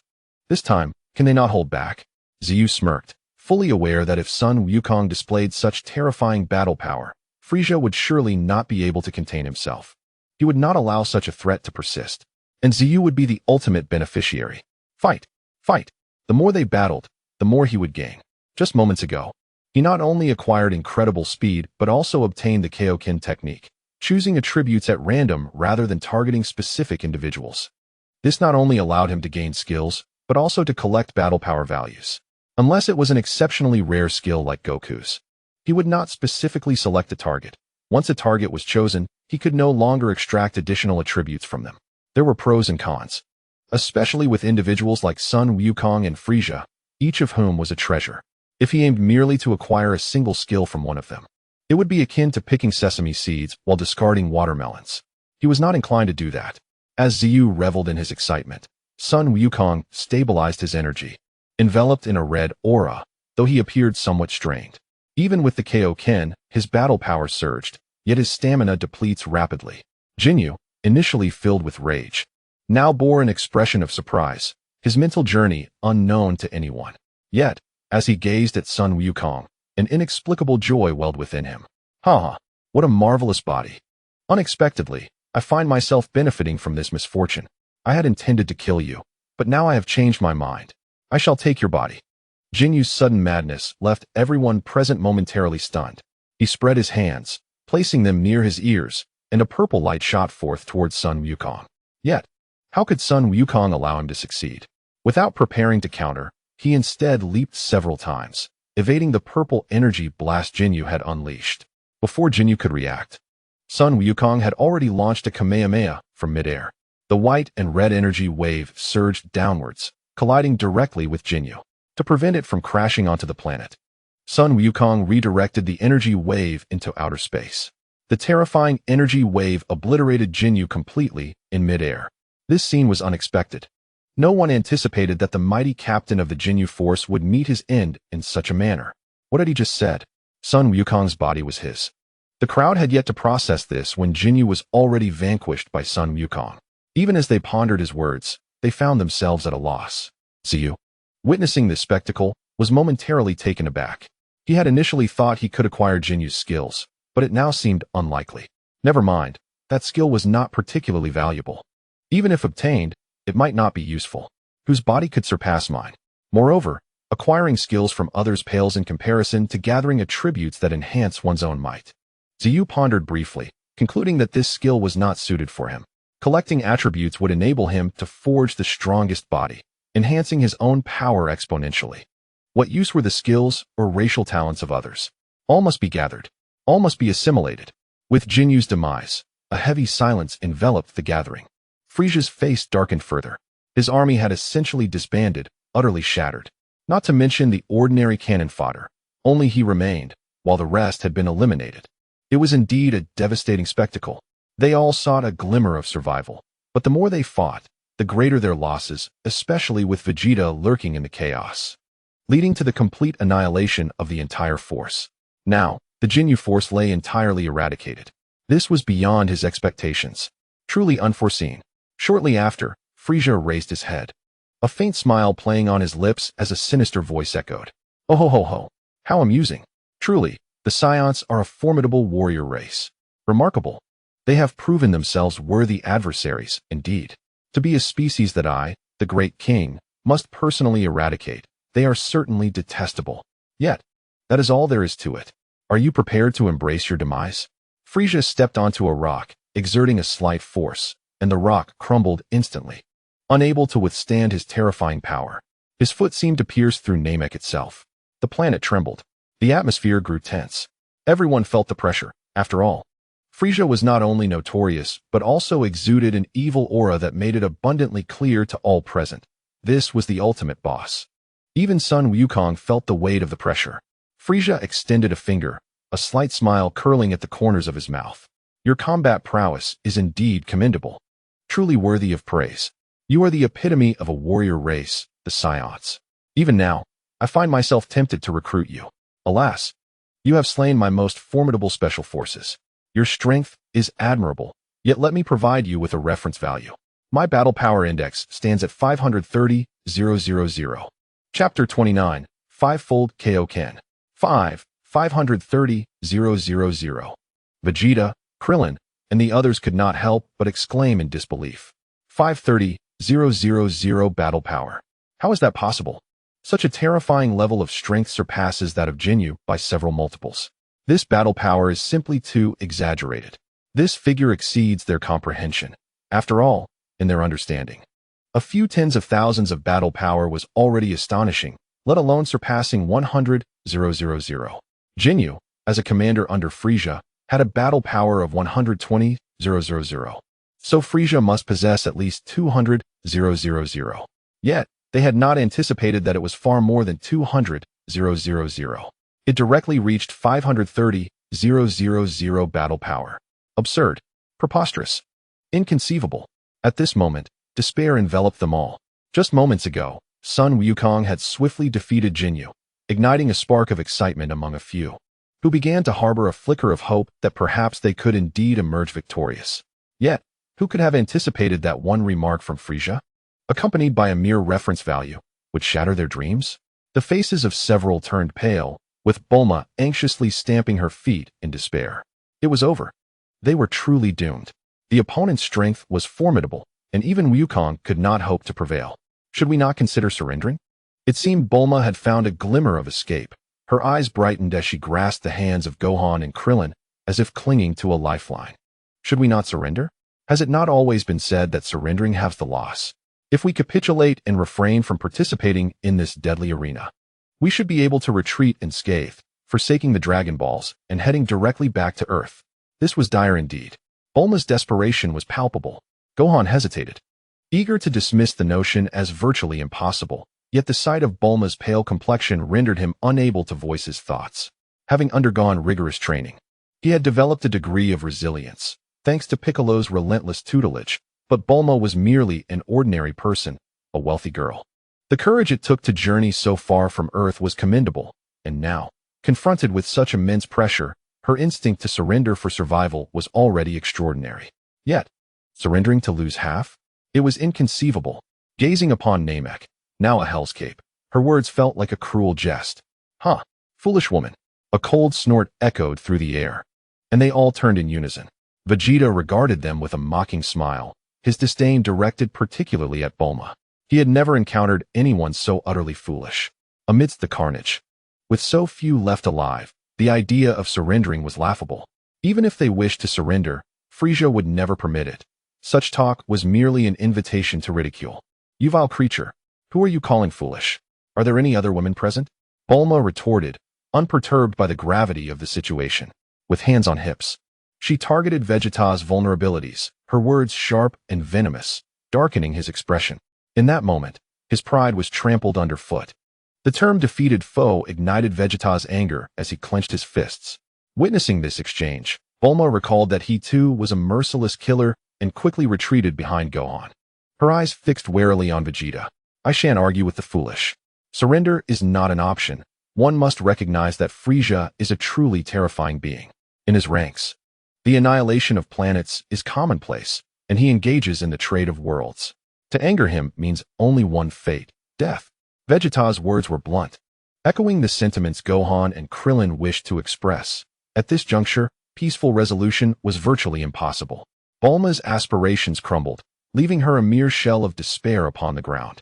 Sun Wukong, observing Frieza, felt the weight of his words as well, despite his lack of knowledge regarding the intricacies of combat power metrics. The foe he had just vanquished possessed a combat power of 120,000, while after employing the Kaioken, his own power had reached 180,000. Yet Frieza's power towered at 530,000, a staggering disparity. Nevertheless, he refused to succumb to despair, his hands clenched tightly. Suddenly, an unexpected roar erupted, sending tremors through the atmosphere.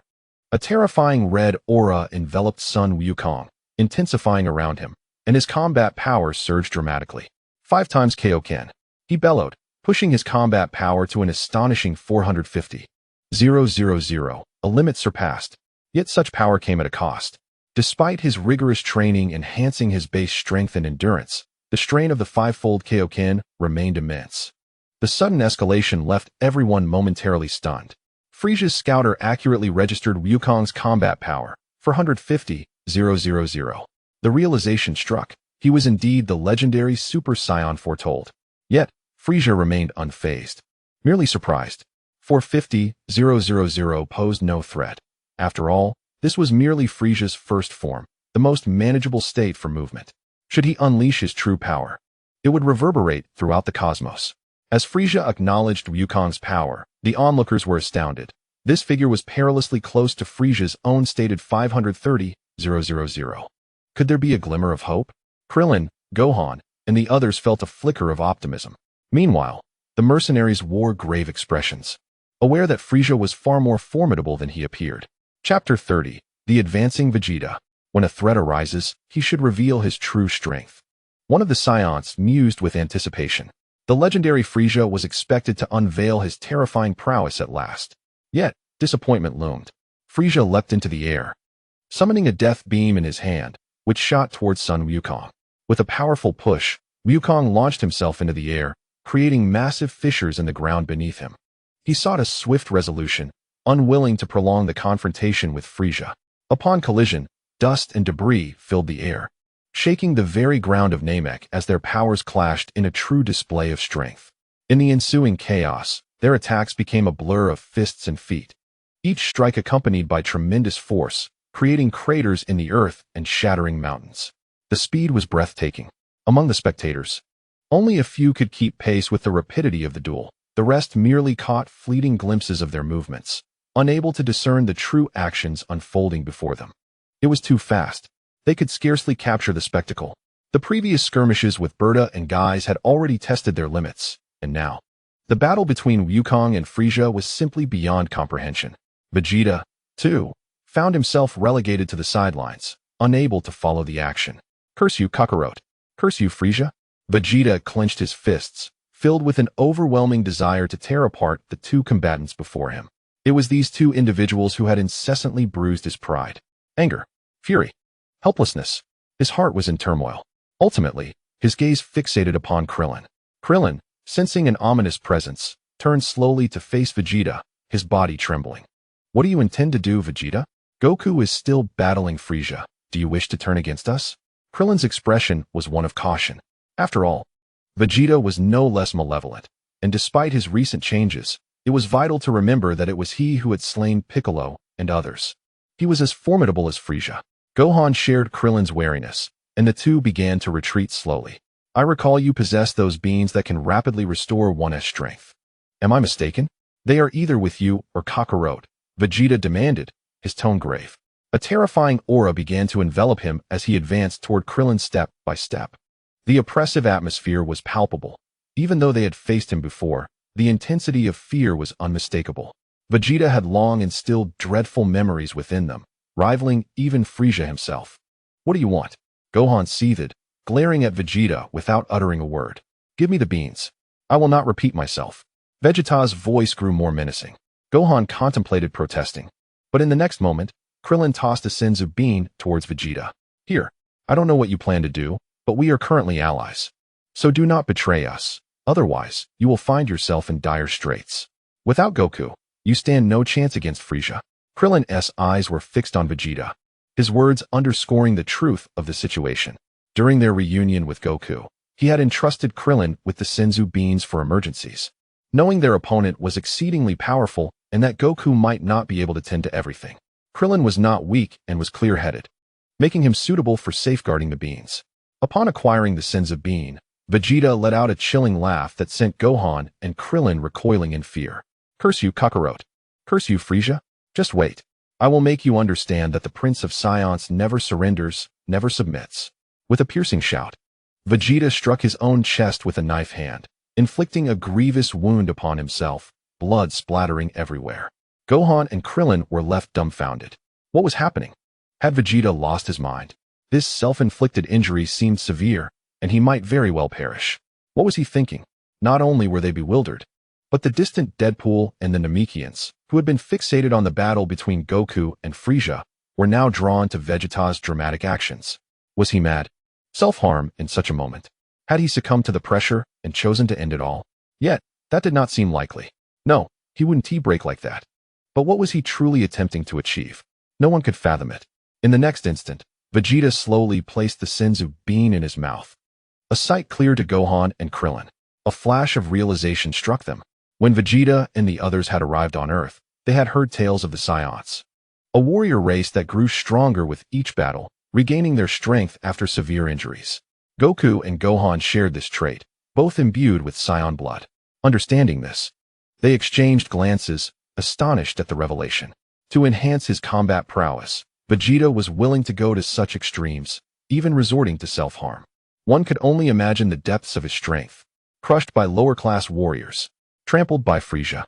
Such indignities were intolerable for Vegeta. Thus, he would rather perish than submit. Thump. Thump. The sound of his heart reverberated as the wound he had inflicted began to heal rapidly. It was astonishingly swift, yet Vegeta did not awaken from this ordeal. Instead, he succumbed to unconsciousness. Chapter 31. Frieza's Grand Transformation. Bang. Bang. Boom.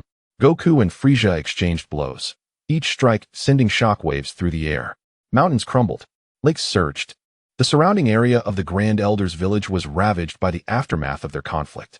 At that moment, Frieza's tail struck Goku to the ground, forcing him to brace himself with hands and feet, just managing to dissipate some of the force. Turning back, he saw a purple energy wave hurtling towards him. Goku channeled the Kamehameha, using its thrust to propel himself into the air. Frieza's energy wave crashed into the ground, sending up a cloud of dust. Goku found himself enveloped in the haze. Zing, zing, zing. Death beams erupted from Frieza's eyes, a barrage of lethal rays covering the entire dust cloud. Though with somewhat erratic accuracy, realization dawned on Goku. So, this creature was an alien, unfamiliar with luck, and unable to sense energy. In an instant, myriad strategies filled his mind. But before he could implement them, Frieza leapt high, surveying him from above, unleashing a multitude of death beams. Goku fled as Frieza pursued. With death beams raining down, Krillin and Gohan panicked, urgently dragging Bulma and the unconscious Vegeta to safety. Run. It's dangerous. Just as they found shelter, a death beam struck the ground where they had stood, creating a terrifying pit. Gazing into the abyss, they gasped, their lips trembling. Such destructive power. If struck, one would surely perish. The danger was palpable, and even close proximity felt life-threatening. This was a battle beyond their capacity to intervene. Do not be reckless, Goku shouted, veins bulging on his forehead. Even with a five-fold Kaioken, he could not decisively overcome Frieza. Instead, they were evenly matched. Frieza continued his wanton destruction of the planet. Had Goku not deflected the death beams, Namek would have been left in ruins. This is not your planet. Do not destroy it recklessly. If it is annihilated, we are all doomed. Frieza smirked, a wicked grin spreading across his face as he locked eyes with Goku. To be honest, I am utterly astonished. I never imagined that someone could be more formidable than Captain Ginyu, capable of engaging me in such a fierce duel. It must be said as a Saiyan. You have ample reason to take pride in your strength. Yet, it is still insufficient, still lacking. Are you aware that I possess the ability to transform? As Frieza's words echoed, a chorus of gasps filled the air. Transform. He can transform. Goodness, Frieza is already terrifying enough. If he can augment his power through transformation, how formidable could he possibly become? The onlookers struggled to fathom such a concept. Krillin and Gohan exchanged worried glances. It's over. This time, it is genuinely over. Goku has unleashed such immense power, and yet he is merely holding his ground against this monster, who can still transform. The two displayed their concern. The opponent's strength was overwhelming, instilling a sense of despair. No matter how hard they tried, it seemed impossible to gauge the true depths of Frieza's power. Is this what it means to be the Emperor of the Universe? Unlike the two's despair, the group of henchmen watched with keen interest, their earlier fatigue dissipating at Frieza's words. Transforming is excellent. Their lord had mentioned that Frieza's power was far from weak. This transformation must signify him unleashing his full potential. How powerful do you think Frieza will become after transforming? I estimate around 7 to 800,000, given that his current power level stands at 530,000. A 50% increase seems feasible. I concur. No, I believe it must at least double. Colossus held a different opinion from the others, unconditionally trusting Zeyu's words. He felt that since their lord had specifically mentioned it, Frieza's power would undoubtedly be formidable, certainly more than it appeared on the surface. A mere percentage increase? That seems unlikely. It must be at least a doubling. Even doubling might be an understatement. Colossus' words indeed plunged the others into deep contemplation. No amount of discussion could compare to witnessing the immense power he would soon unveil. To become the ruler of the universe, his strength was not to be underestimated. Saiyan did not refute this, for he had also accepted Colossus' assertions in his heart. The group focused intently on Frieza, filled with anticipation. Suddenly, a crisp sound echoed as Frieza's battle armor shattered completely, pieces cascading to the ground, while waves of energy surged around him. Following this, red lightning enveloped him, and a heart-wrenching roar erupted from his mouth, reverberating through the heavens. As Frieza's roar resounded, his previously diminutive frame expanded, becoming more robust and imposing. With his horns elongating slightly, his muscles grew even more defined. Frieza, gritting his teeth, gradually rose from a kneeling position. A terrifying aura enveloped the vicinity. Everyone could distinctly feel Frieza's overwhelming presence. It was no longer merely a transformation, but rather the emergence of a true demon. Utterly horrifying. Frieza surveyed his surroundings and finally fixed his gaze on Goku with a sinister smile. You should be cautious. The transformed me is no longer the gentle being I once was. Frieza's transformation was immensely powerful. Goku's expression turned serious, a hint of anguish surfacing. An adversary that even the five-fold Kaioken could not overcome had grown even stronger. His power had inflated beyond measure. How could he possibly fight back? No. He must not surrender so easily. Goku clenched his fists and elevated his Kaioken to 10 times. A fierce red aura erupted around him. Not only did his veins bulge, but a semblance of pain also graced his visage. The mask of suffering was firmly in place, and his power surged once more, soaring to 900,000. This terrifying aura rivaled Frieza's initial transformation. Chapter 32. The Tragic Namekian Warrior. 1 million power level. I told you this fellow's transformation would be anything but simple. When Frieza completed his transformation, Colossus remarked nonchalantly, as it was well within his expectations. Anyone recognized by their lord could not be weak. Perhaps this transformation was not even indicative of Frieza's true strength. He had yet to unleash his full potential. The henchmen were left speechless. Actions speak louder than words. In the distance, Zeyu, who had been patiently observing, wore an increasingly broad smile. Everything unfolded precisely as he had orchestrated, with Frieza transformed. The crisis faced by Goku and the others was drawing ever nearer. Once they were pushed to their limits, the Super Saiyan would soon make an appearance. Zeyu could not transform into a Super Saiyan through his own efforts, but that was inconsequential. He could acquire the powers of others. Had it not been for these unique attributes, he would not have gone through the trouble of constructing the arena of death. Yet all of this was worth it. Come, let the storm intensify. With Frieza's transformation, Goku felt unprecedented pressure and immediately unleashed his tenfold Kaioken. This was his limit. The duration would be brief. But he had no alternative. With a crack, it was as if bones were fracturing. Bang! Goku knelt on one knee, his hands bracing against the ground. His entire body engulfed in excruciating pain. Goku, Dad. The hidden Krillin and others were filled with dread, yet they felt utterly helpless. Gohan clenched his fists, his energy fluctuating, his expression grave as he fixated on Goku and Frieza. Oh, you wretched monkey. Are you truly prepared to go all out now? Quite intriguing. Your strength has indeed increased significantly, but since it is not your own power, how long can you sustain it? Frieza approached Goku step by step, unperturbed. The opponent had risen from 90,000 power to this level, a substantial increase, but it came at a price. Whereas he, Frieza, was not merely increasing. He was simply unleashing his inherent power. With a swift motion, Frieza reached Goku, kicked him aside, and then seized his hair, delivering 1 punch, 2 punches, 3 punches. Before slamming Goku mercilessly into the ground, a massive crater formed, rendering Goku unconscious and causing him to revert from the Kaioken state. Ants are merely ants. A smirk graced Frieza's lips as he raised a finger, a purple energy wave gathering at his fingertip, growing ever larger. The surroundings were bathed in purple light. Goku, Dad. With this single move, Frieza would undoubtedly kill Goku. Gohan attempted to rush out, but Krillin held him back firmly, recognizing that intervening would be futile. He might not even have a chance at revenge before being killed. Gohan, you cannot go out. If you do, not only will you perish, but Goku will too. Who will seek revenge then? If you remain alive, there is still a chance to avenge Goku. You must not go out now. Tears streamed down Krillin's face as he spoke, struggling against the agony of the moment. He could not bear to witness such a scene unfold, yet he felt utterly powerless. The disparity in strength was too vast. Even if they fought with all their might, it would have no effect. Their only hope lay with Gohan, the hybrid Saiyan. However, Gohan has yet to mature. He still requires time. Thus, he must not be sacrificed. The tension among everyone is palpable. After Goku's demise, The remaining insignificant foes will swiftly be eliminated, marking the true end of this deadly arena. Whether it be the Deadpool or the Namekian, they are all intently watching. As Frieza released the energy wave from his hand, an unexpected turn of events unfolded. A flash of green appeared, abruptly grasping Frieza's hand, causing the death beam that had just been conjured to vanish entirely.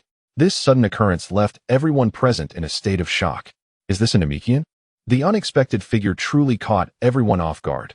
A genuine Namekian had indeed emerged. Yet, this was not the only surprise. What astonished them even more was the apparent strength of this individual, which seemed remarkably formidable, unlike any ordinary Namekian. Saiyan and the others instinctively glanced at Naru. This shouldn't be possible. The most powerful Namekian is already here. What could this individual possibly be? Assimilation. In their pursuit of power, they chose to relinquish their identities. Becoming assimilated. A trace of sorrow mingled with Naru's serious expression. Assimilation was deemed a forbidden skill, one that the peace-seeking Namekians abhorred. Yet now, in their quest for strength, several had opted for assimilation. Assimilation? Eamon looked at Naru in confusion, as did the others. Assimilation is a remarkable ability wherein several individuals choose a primary entity, merging into it, allowing the primary to inherit the memories and abilities of the others. Additionally, their combat power would surge dramatically. All eyes shifted to the newly emerged Namekian warrior. As for the extent of the power surge, there was no need for further inquiry. It was evident that it would increase exponentially, as the current individual had already demonstrated. This warrior had been assimilated from 3 battle-type Namekians of the Muley tribe, with Lake as the primary entity and Zell and Maku as the assimilated individuals. Originally, their combat power was in the thousands, but now it had directly surpassed 1 million. They could directly rival Frieza. The magnitude of this enhancement is truly terrifying. They are all good children, the elder muttered quietly, having witnessed the actions of these young warriors. Yet he did not intervene. Each individual has their own choices. Since they have made their decision, they must understand the consequences and costs of assimilation. This is the path they have chosen, and no one can stop them. Meanwhile, Muley was filled with heartache. Everything was for the sake of their homeland. Frieza was seething with rage. Time and again, whenever he sought to eliminate someone, inexplicable individuals would leap forth to thwart him. Initially, he found it amusing, but now it was nothing short of exasperating. His fury had reached its zenith.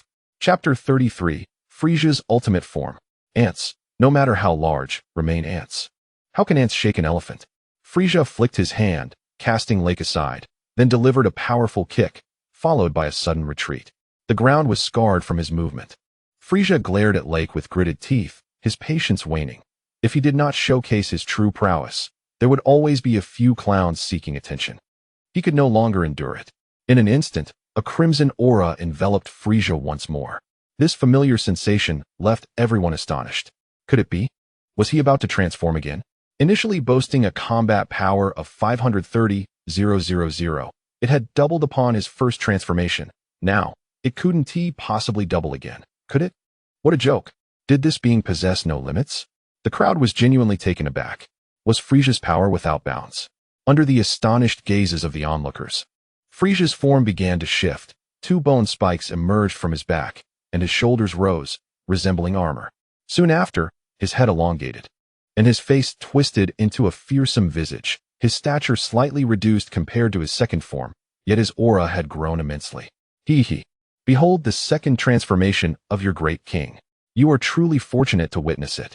With a swift motion, Frieza elbowed Lake, then ensnared him with his tail, hurling him into the lake.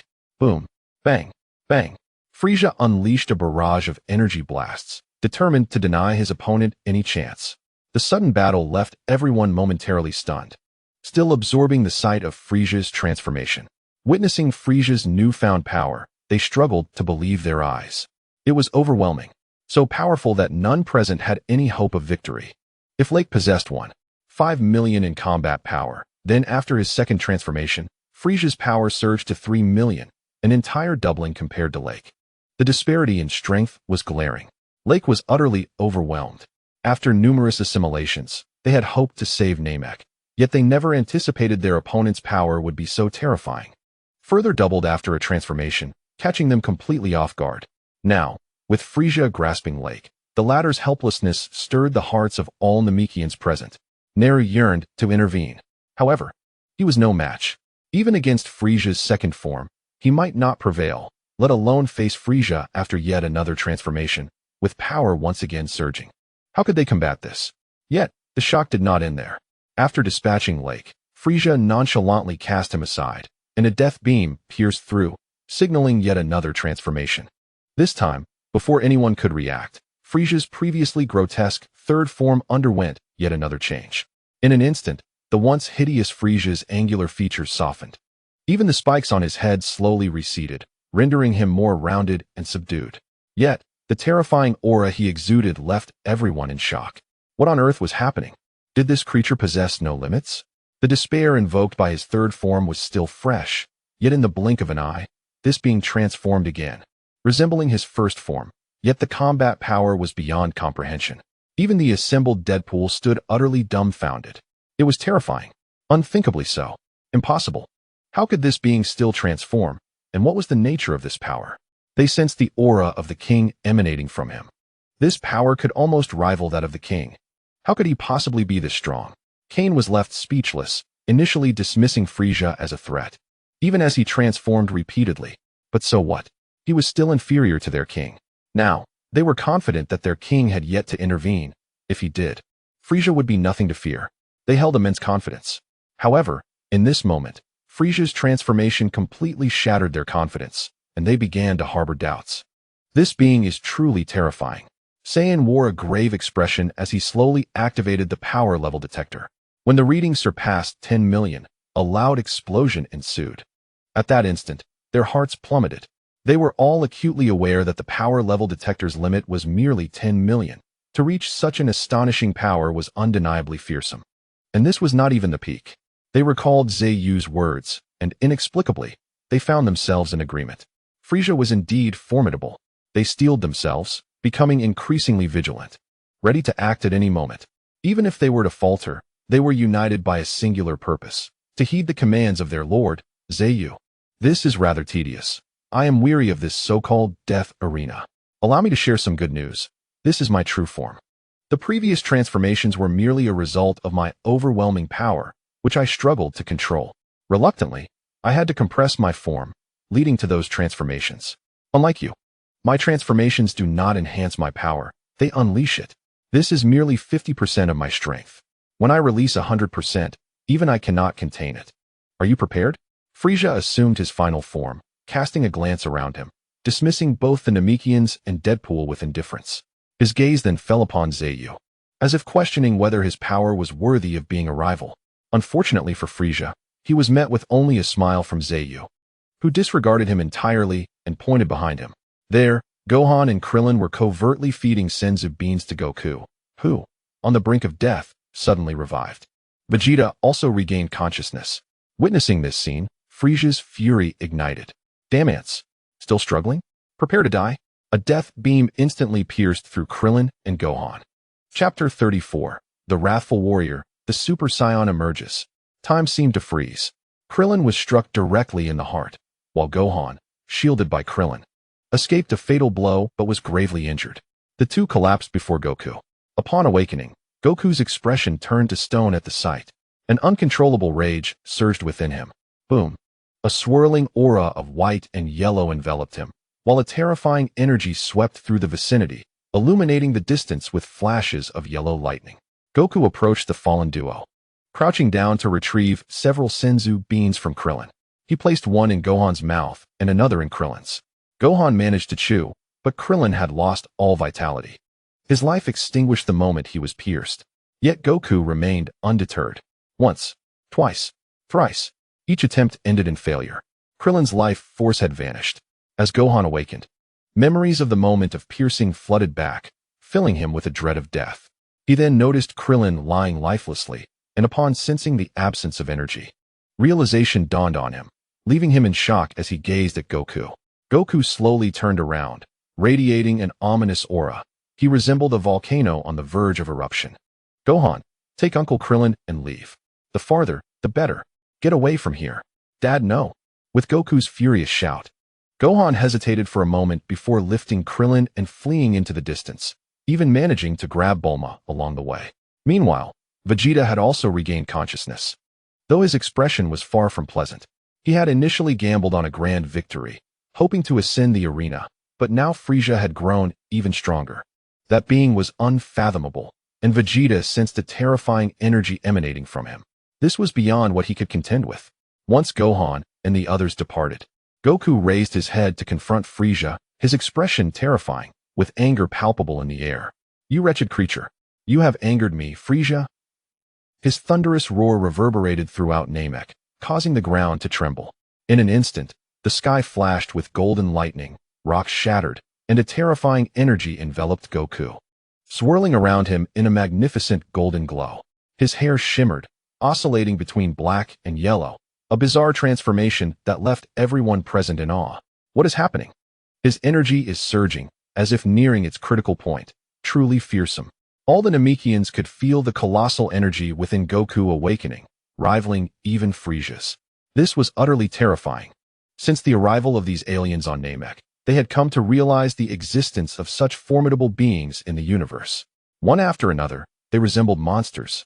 And now Goku's energy was rapidly ascending, imposing an inexplicable pressure upon them. Bang, bang, bang.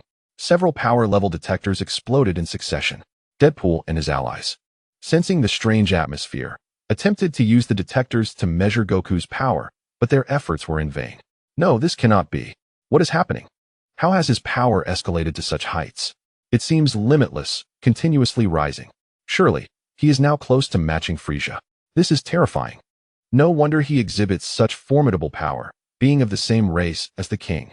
Initially, upon seeing a few Saiyans, they had deemed their power feeble, unable to compare to their king. Who is Zeyu? The Lord of the Death Arena, the Master of Demise. To belong to the same race as him signifies immense talent.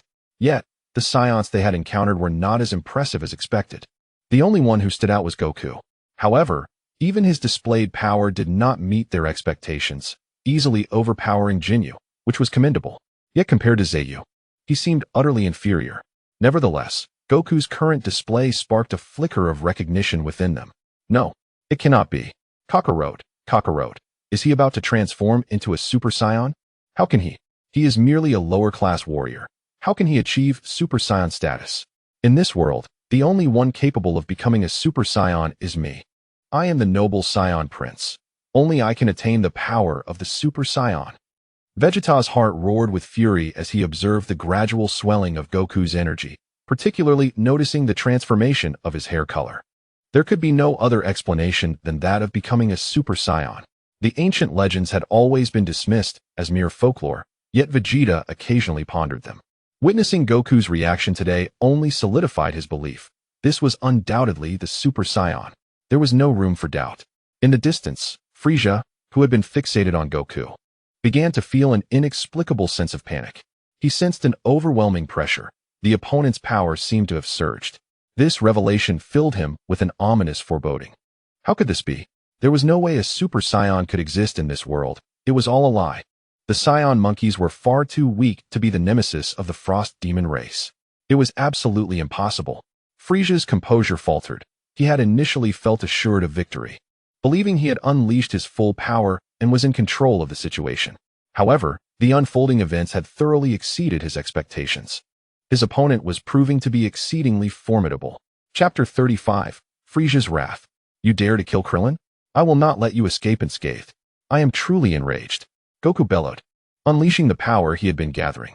In that very moment, his hair transformed into a brilliant golden hue, surrounded by a golden aura, and his combat power skyrocketed beyond measure. 1.5 billion. The Super Saiyan had officially made his entrance. At the instant of Goku's transformation, all present were left in utter astonishment. Was this truly a transformation? Such a terrifying metamorphosis had caught everyone completely off guard. In the blink of an eye, Goku appeared before Frieza, delivering a powerful kick to his abdomen that sent him soaring into the air. Following up with a punch, Frieza was unable to withstand the force.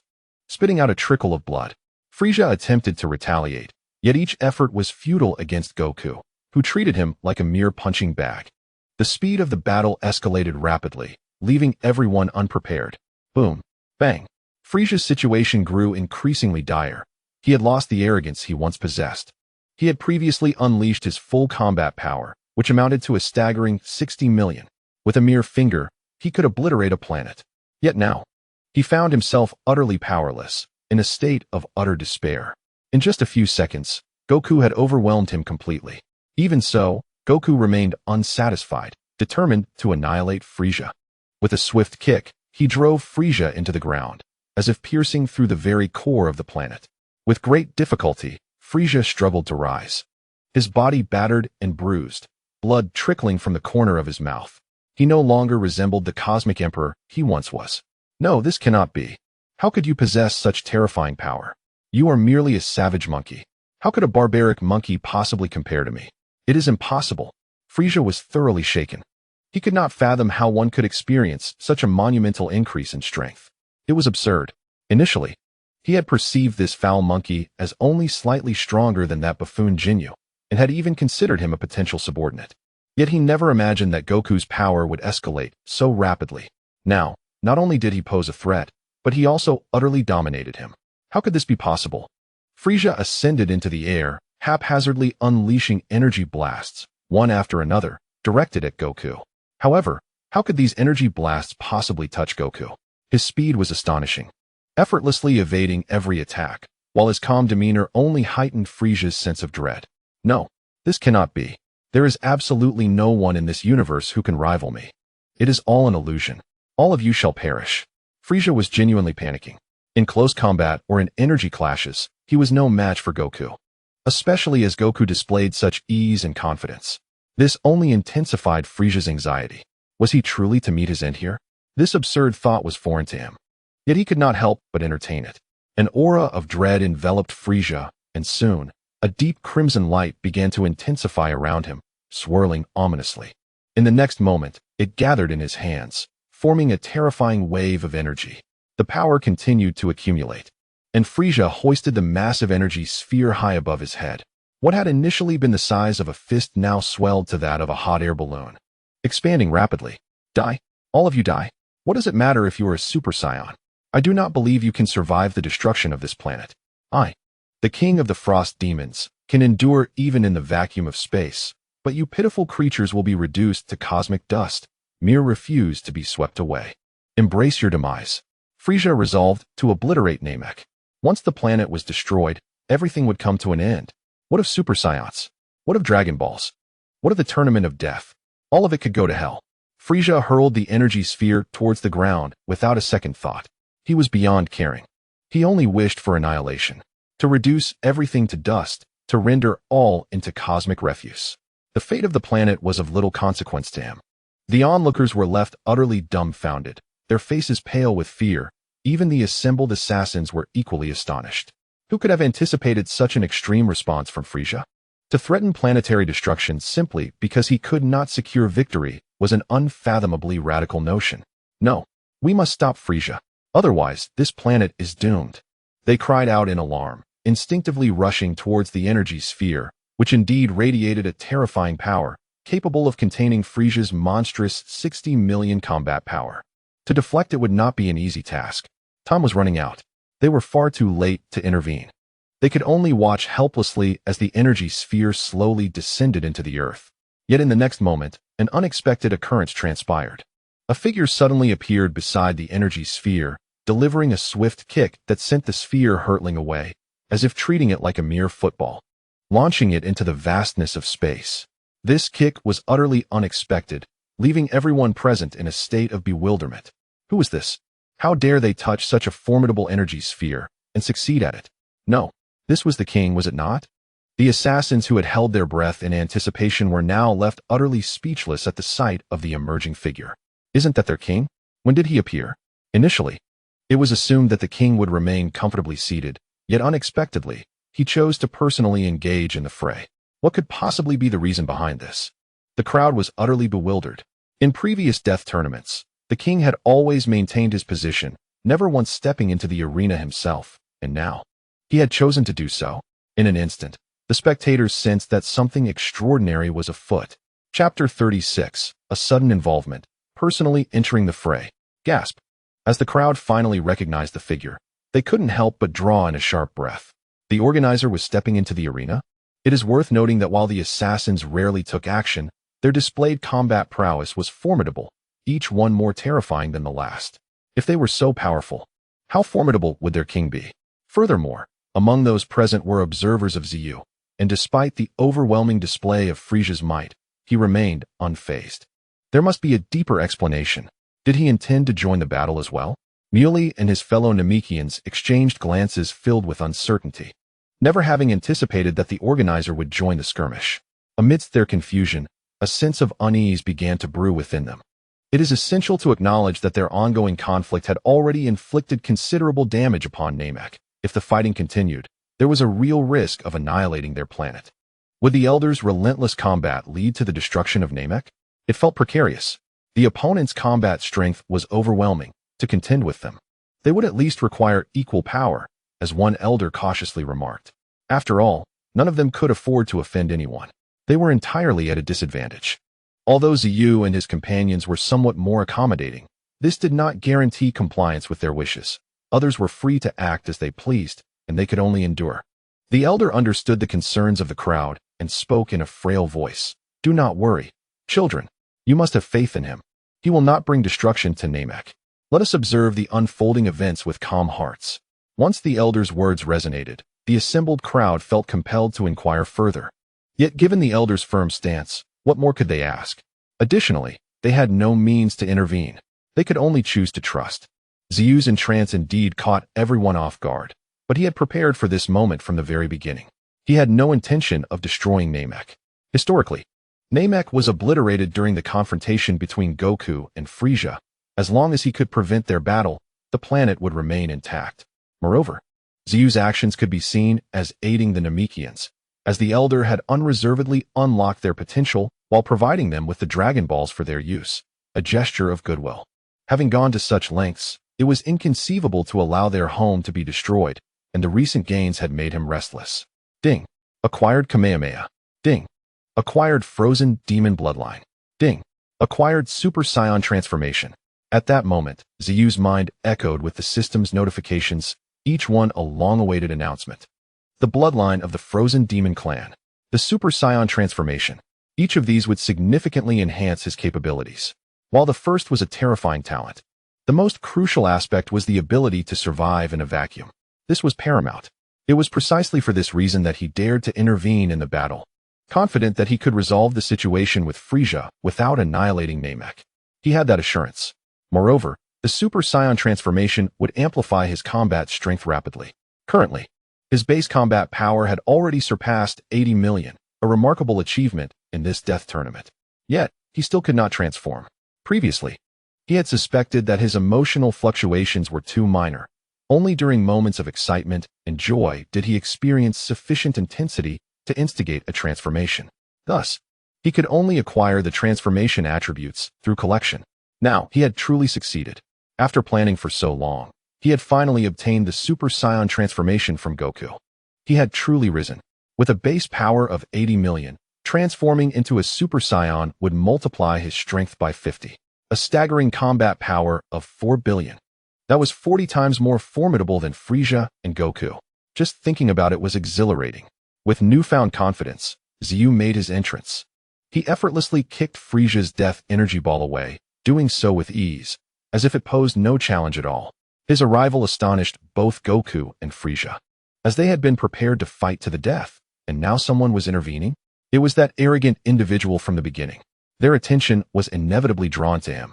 Before Goku could speak, Frieza was the first to address the situation. "Oh, are you preparing to enter the fray? Seeing the full might of this king, you dare to step in? I must say, you monkeys are indeed irksome. However, do you truly believe that transforming into a Super Saiyan will allow you to match my power? Surely not." Although Frieza had just endured a severe beating and was suppressed by Goku, it did not mean he lacked his own pride.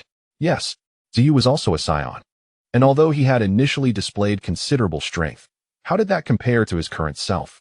It was hardly worth mentioning. With a surge of pent-up frustration, Frieza sought to vent his anger.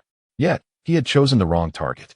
In an instant, Zeyu closed the distance before Frieza could fully react, delivering a powerful punch to Frieza's abdomen, forcing the air from his lungs. You must have misunderstood. Boom. With one hand pressing against Frieza, he executed a 180-degree spinning kick, sending Frieza hurtling through the air. He crashed into mountain after mountain, reducing them to rubble, the earth trembling under the force of the impact. The crowd was left in stunned silence. They had never anticipated that combat would erupt once more, and so suddenly. Was this really the beginning of a new battle? And how incredibly strong Zeyu was. Frieza had been left with no opportunity to retaliate, and his strikes appeared effortless. Could it be that Zeyu's combat power surpassed that of Frieza? Bulma and Gohan exchanged concerned glances. Nearby, Vegeta was seething with fury. He understood better than anyone that Zeyu was indeed powerful. Even after his near-death experience, which had enhanced his strength, he now felt woefully inadequate in comparison to Zeyu. Anger surged within him, yet he felt utterly powerless. Chapter 37. Frieza's ultimate form at full power. Cursed, cursed, cursed. Vegeta gritted his teeth, roaring in frustration as he pounded against the rocky wall, creating a massive crater in the mountainside. The ground cracked beneath him. Gohan quickly pulled Bulma aside to avoid the falling debris. Bulma was furious. Vegeta, what are you doing? If you can't defeat your opponent, there's no point in raging here. If you have the ability, then step up and fight. What good does this anger do? Weakness is indeed weakness.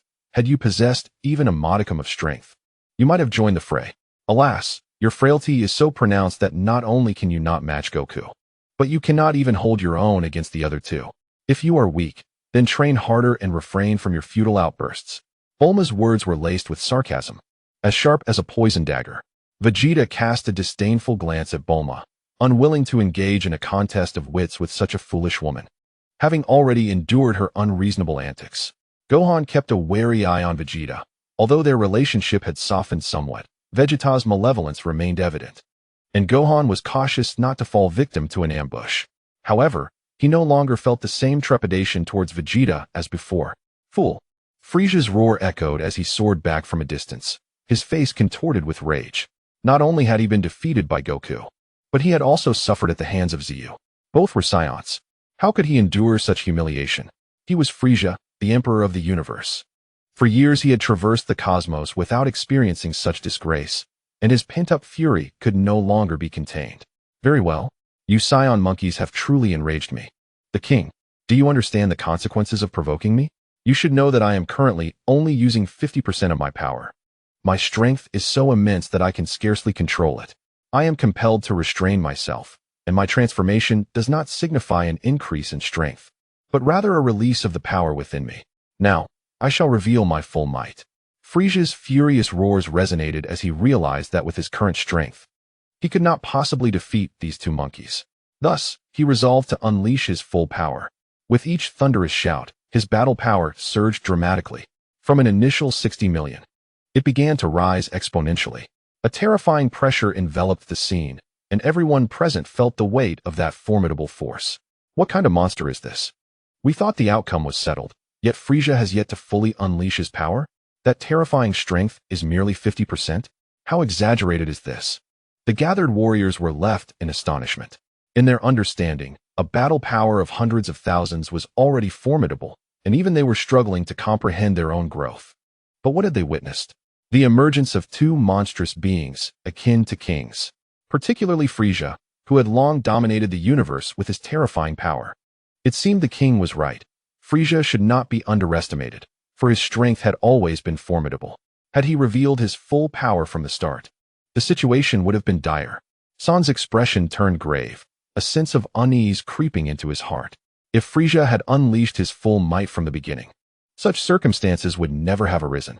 Goku would have stood no chance against him, likely being obliterated in an instant, leaving no opportunity to transform into a Super Saiyan. Such a notion was utterly inconceivable.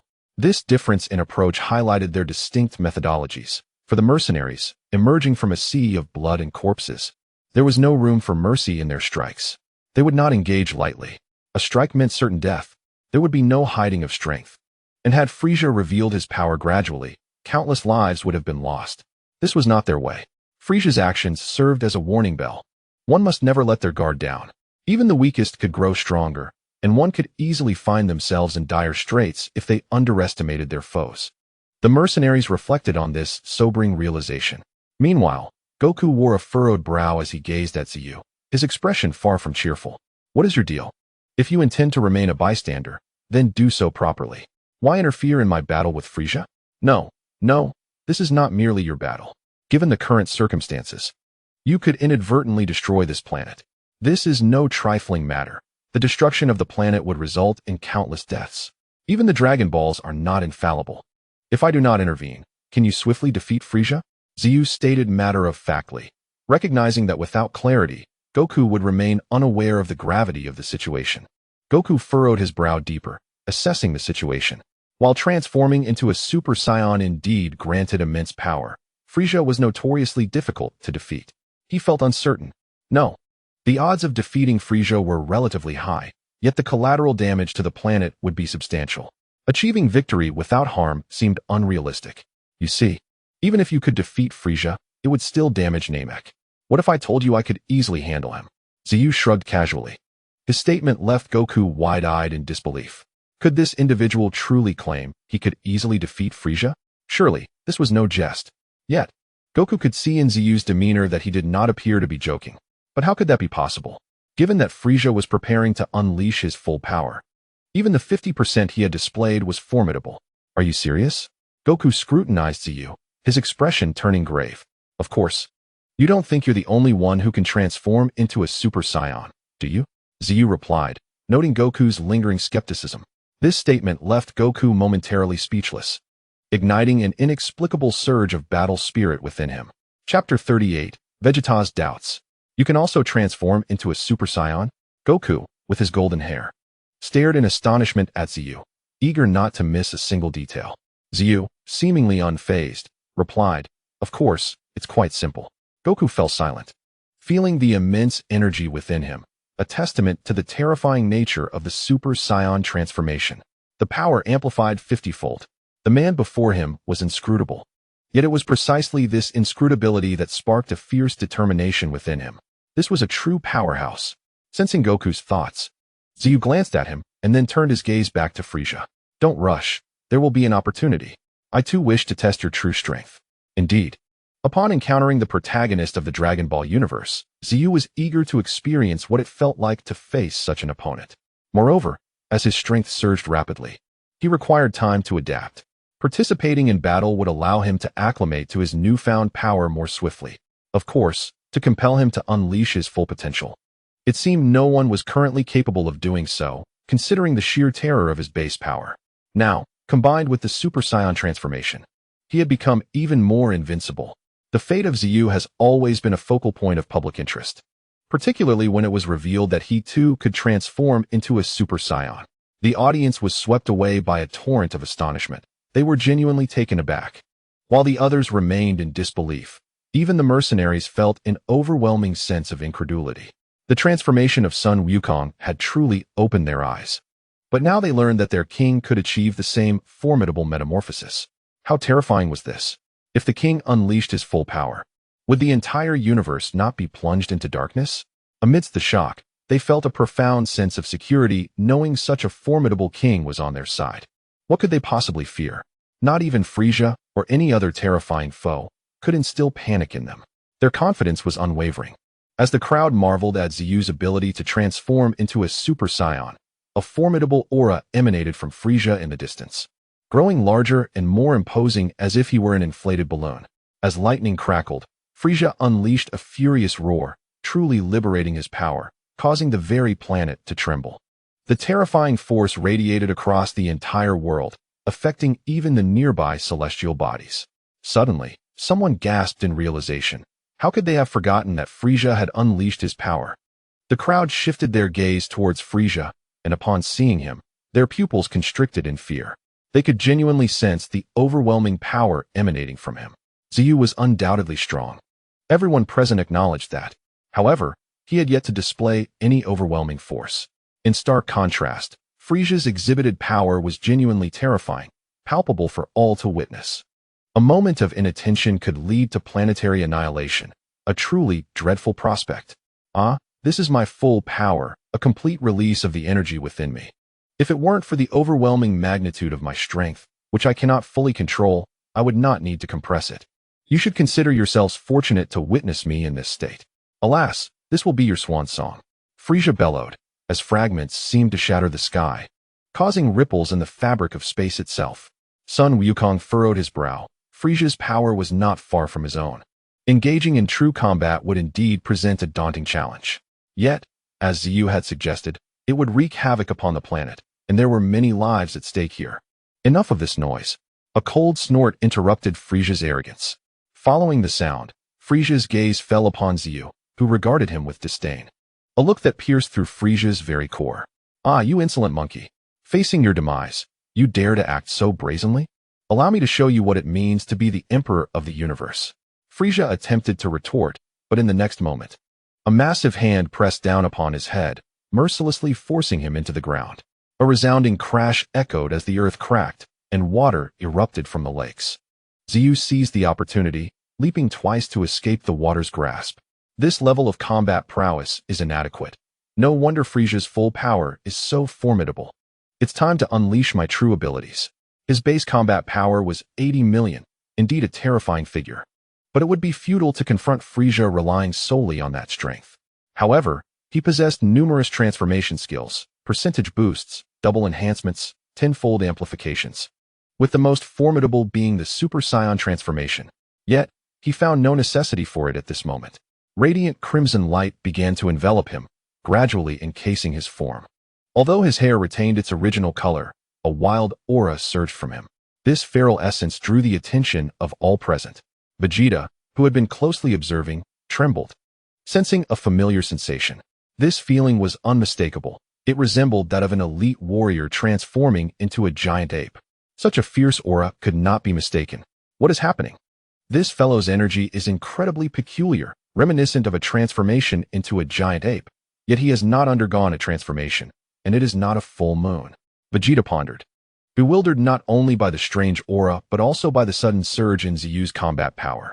The Prince of Planet Vegeta, who understood the transformation into a giant ape better than anyone, was astounded.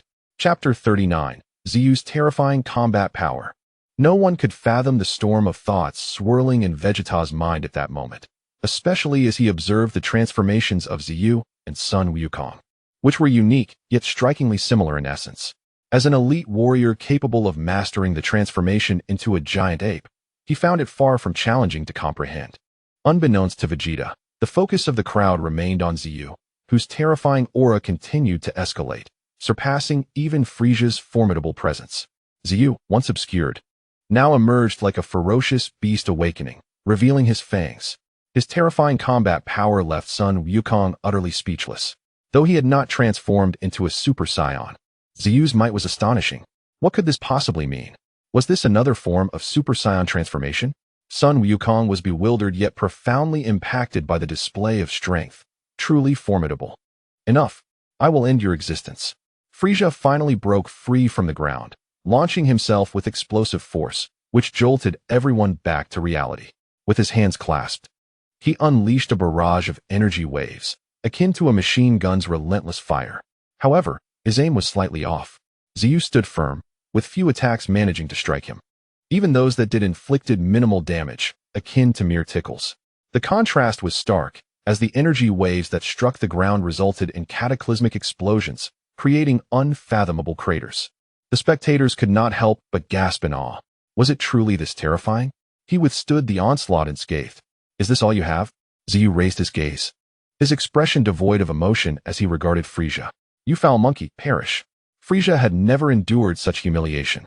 He immediately began to gather an even more terrifying death beam, as if attempting to consolidate all his energy into one final devastating attack. However, before he could unleash his attack, a figure appeared before him. Zeyu. Zeyu grasped his hand, rendering all of his energy unable to launch forth, causing it to explode violently between the two of them with a thunderous roar. The tremendous explosion shattered the silence, and the deadly energy beam detonated completely between them. Zeyu emerged unscathed, with merely wisps of azure smoke curling from his palm, while Frieza's hand lay in ruins, blood dripping down from above. This scene left everyone in utter astonishment. How frightening. Who fights like this?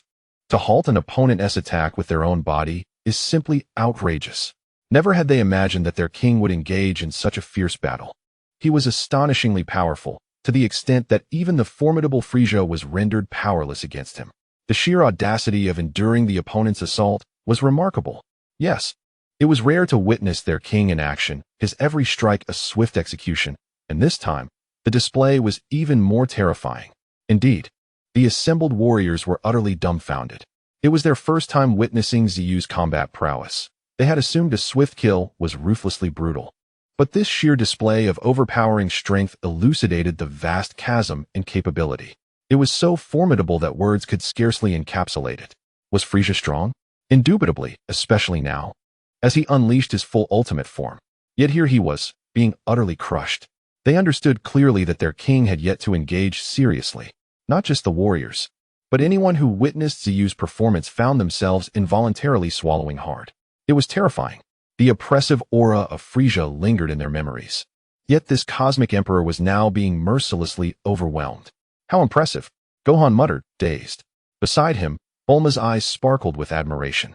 He was the epitome of a man, handsome, powerful, and exuding an enigmatic aura. Was he not the perfect candidate? If not for the fact that he was currently battling the detestable Frieza, Bulma would have rushed forward to get acquainted.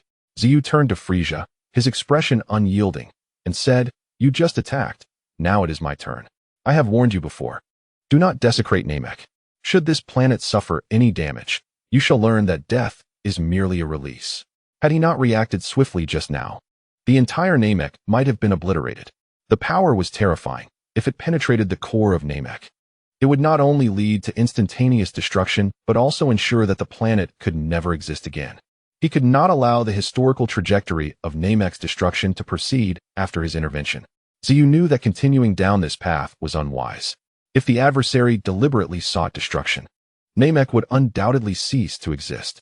Bringing his hands together, he forcefully pulled them apart, manifesting a golden energy ring that expanded as he separated his hands.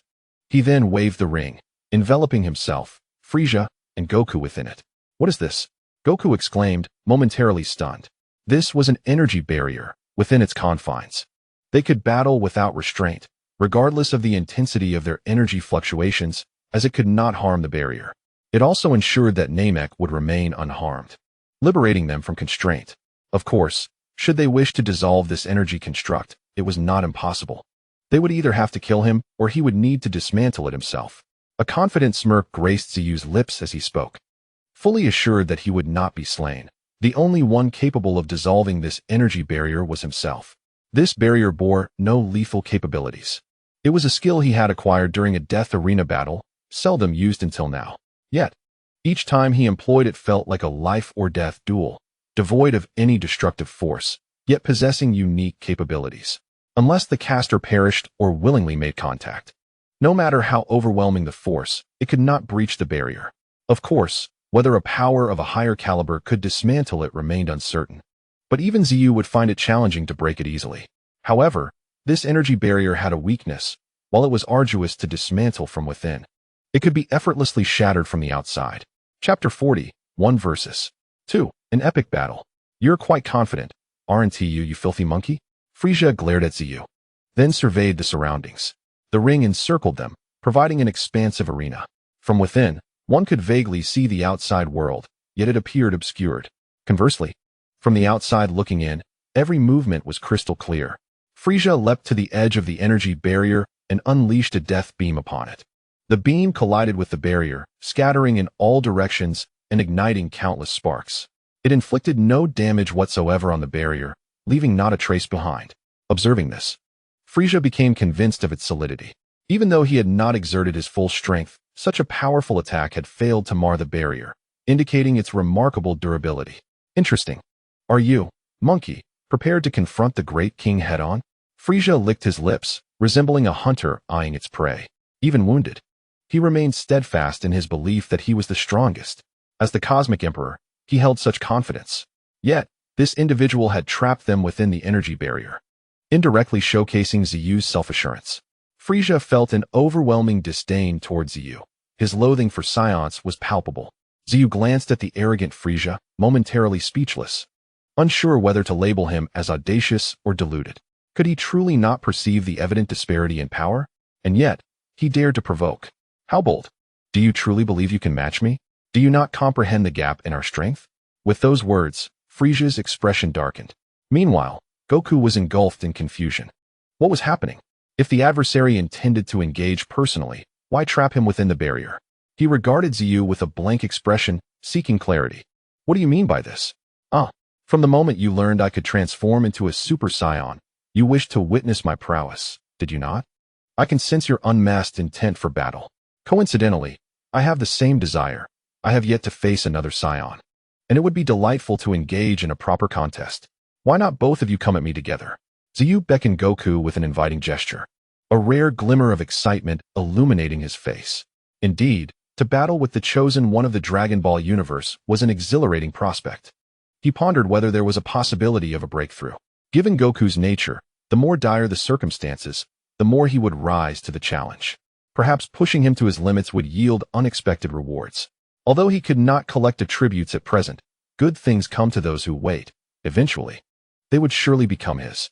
Frieza and Goku exchanged incredulous glances, astonished by Zeyu's brazen demeanor. The notion of a one-on-two confrontation is audacious enough. Yet he dares to challenge them both single-handedly. Such immense confidence is truly remarkable. Indeed, Zeyu has demonstrated considerable prowess, even to the extent of being formidable. However, this does not justify his audacity in facing them alone. Your arrogance is palpable. You shall soon discover whether my confidence is unwarranted or not. With a base combat power of 80 million, Zeyu, harnessing the might of the great ape, amplifies his power tenfold, propelling his strength beyond 800 million. Even combined, Frieza and Son Goku would be no match for him. His words are devoid of exaggeration. Nonetheless, from Frieza and Goku's perspective, this is undeniably brazen. How dare you be so arrogant before me? You are the first and will surely be the last. With a thunderous roar, Frieza lunges forward with astonishing speed, conjuring a terrifying wave of energy that clears his path, swiftly arriving before Zeyu. The energy wave crashes against Zeyu, followed promptly by Frieza's fist. The resultant impact resonates violently, creating a sonic boom. Yet, contrary to Frieza's expectations, Zeyu remains unscathed, absorbing the energy wave and taking Frieza's punch without flinching. He stands there, smiling serenely, an expression that sends chills down Frieza's spine. Before Frieza can react further, Zeyu seizes his hand and lifts him into the air, then teleports behind him, forcefully driving Frieza's tail into the ground. A tremendous crack appears in the earth, a faint golden light flickering, an energy barrier. This barrier not only envelopes the surroundings, but also protects the ground, allowing Zeyu's fierce strike to merely leave minor damage. The sudden onset of battle momentarily stuns Son Goku. After a brief reflection, he too joins the fray, targeting Zeyu. Goku distinctly senses Zeyu's overwhelming strength, perceiving Frieza as a formidable adversary, yet Zeyu can effortlessly toy with him. It is terrifying. The ability to withstand the opponent's attacks so effortlessly reveals an astonishing level of defense. If they do not unite, they will surely face dire consequences. Goku is invigorated. The prospect of battling a stronger opponent excites him immensely. Once Zeyu is dealt with, Frieza will be next. Kamehameha. Goku unleashes a Kamehameha wave into the distance, utilizing it to enhance his speed. As he nears the battlefield, he veers sharply, redirecting the Kamehameha wave toward another direction, aimed at Frieza and Zeyu. You two detestable apes. Frieza's fury ignites upon witnessing the Kamehameha wave. Even amidst battle, Goku does not relent. Frieza retaliates with a death beam. But as he fires it, a fist the size of a sandbag slams into his face, propelling him like a cannonball against the energy barrier. The barrier remains undamaged, resonating with a metallic clang. Zeyu dismisses the Kamehameha wave effortlessly, and as Goku charges at him, Zeyu counters with a swift strike, sending Goku flying. Chapter 41. The Dominance of the Fury-Fueled Super Saiyan. You are no match for me. I haven't even exerted half my strength, yet you cannot inflict any harm upon me. Is this all you've got? Zeyu regards the two, arms crossed, a subtle smile gracing his lips. Ever since his arrival in the Dragon Ball world, Zeyu has relentlessly pushed himself to grow stronger, to become powerful, to dominate his own fate, ensuring he would not be powerless against the original story's antagonist. Yet now, his strength exceeds all expectations. This is merely a glimpse of his potential. Should he transform into a Super Saiyan, he could dispatch both with a single hand. Enough of your chatter, let us fight. Goku disregards Zeyu's words, charging in with an elbow strike. Frieza seems to echo the call, attacking from another angle. They converge on Zeyu from both sides, yet he remains unfazed, adeptly handling one while appearing to toy with the other. The battle is fierce. Zeyu engages in a defensive dance, effortlessly parrying their relentless onslaught without altering his stance, merely using his hands to block. Push harder. Give me more. Frieza roars, attacking with all his might. With his combat power surging to 1.2 billion, he begins to adapt to his own terrifying strength. Yet, frustration brews within him. If not for his previous neglect in training, how could he be humiliated by these loathsome apes? As the Emperor of the Universe, finding himself unable to best even a single Saiyan ignites a fury within him. Goku's assault does not wane, yet against an opponent whose power far exceeds his own. Each of Goku's strikes feels futile, akin to striking a cotton ball, ineffectual and harmless. This realization stirs a sense of inadequacy within him. Zeyu swiftly evades their attacks, delivering a powerful uppercut that sends both crashing to the ground, blood spilling from their mouths as they descend slowly. Why? Why is this mere Saiyan so vastly superior to me? Frieza's mind spirals into despair. The overwhelming pressure exerted by Zeyu leads him to question everything. Goku, too, is not spared from this realization. Transforming into a Super Saiyan has bolstered his confidence. Yet this newfound assurance is swiftly shattered by the overwhelming might of Zeyu. If his opponent can also transform into a Super Saiyan, the implications of such power are truly terrifying. What manner of monster is this? Inside the energy barrier, they are utterly dominated. Outside, onlookers are left in shock. Who could have anticipated that when Zeyu took action, the tide of battle would shift so dramatically? To all observers, both Frieza and Goku appeared to possess unparalleled strength, not to be trifled with. Yet, within the barrier, these once mighty warriors are reduced to mere jesters, incapable of inflicting even the slightest harm upon their adversary, and instead subjected to relentless torment. This is true domination. Is he truly that formidable? Even my father cannot contend with him. Together, my father and Frieza cannot even scratch him. He is too powerful.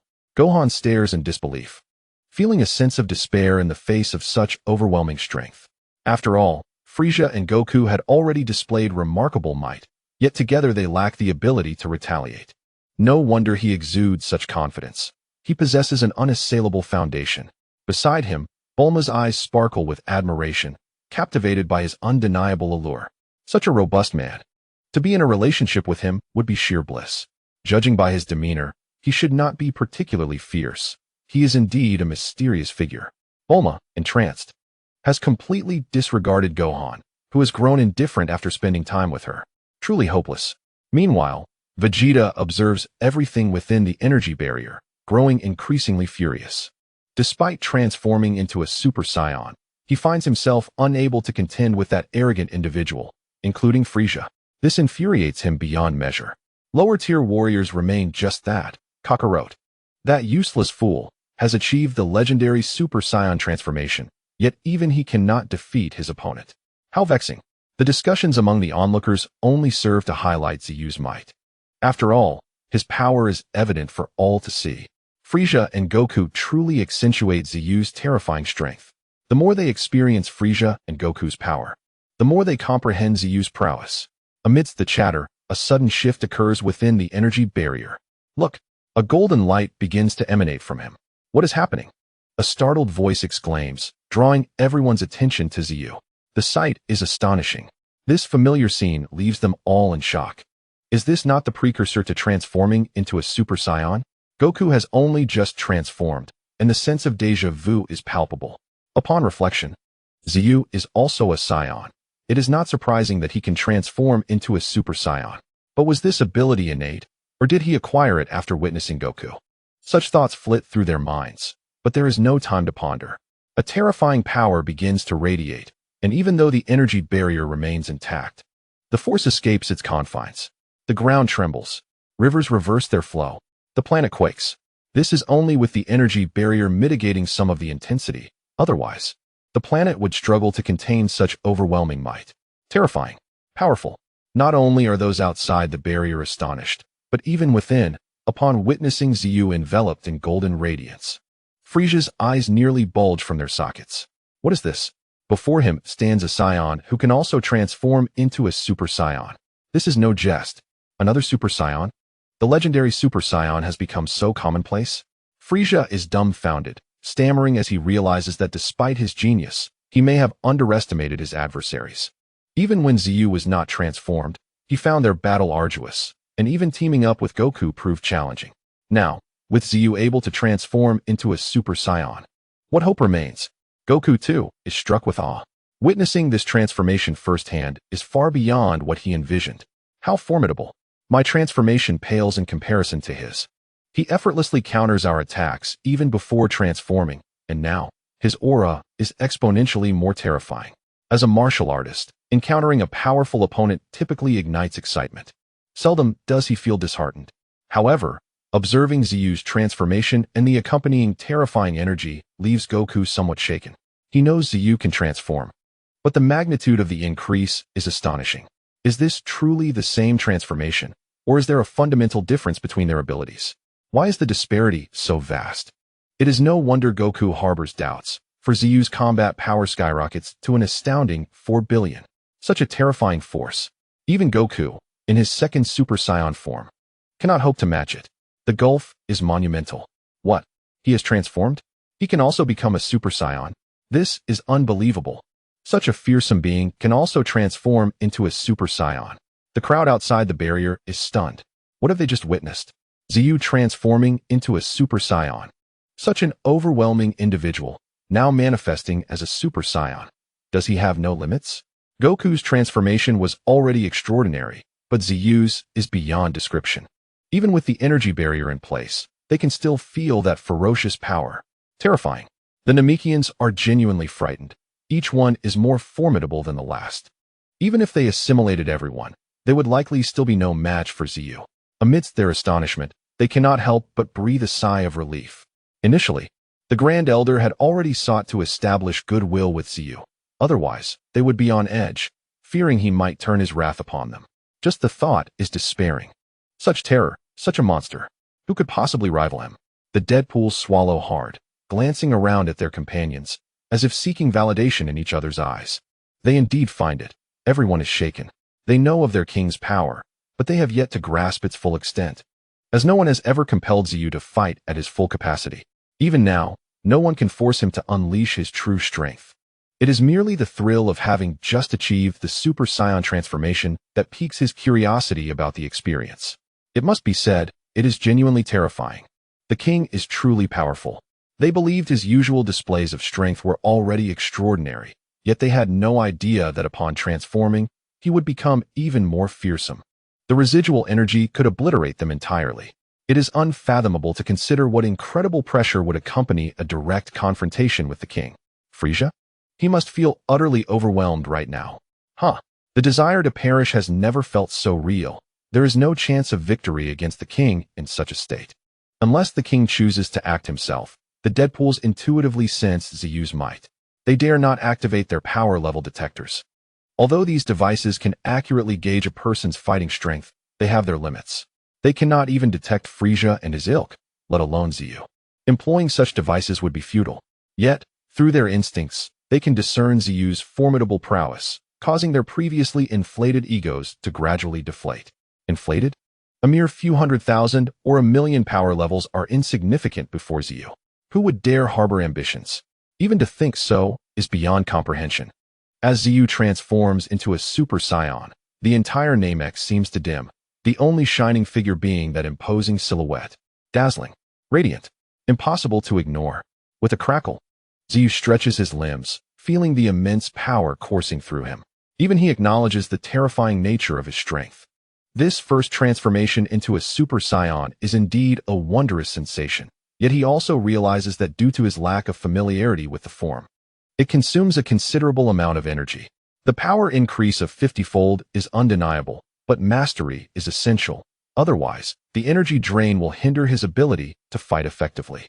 Yet, overcoming an opponent proved to be a trivial task. After experiencing the surge of power within, Zeyu gradually shifted his gaze towards Frieza and Son Goku. His eyes swept past Goku and settled on Frieza. The Galactic Emperor?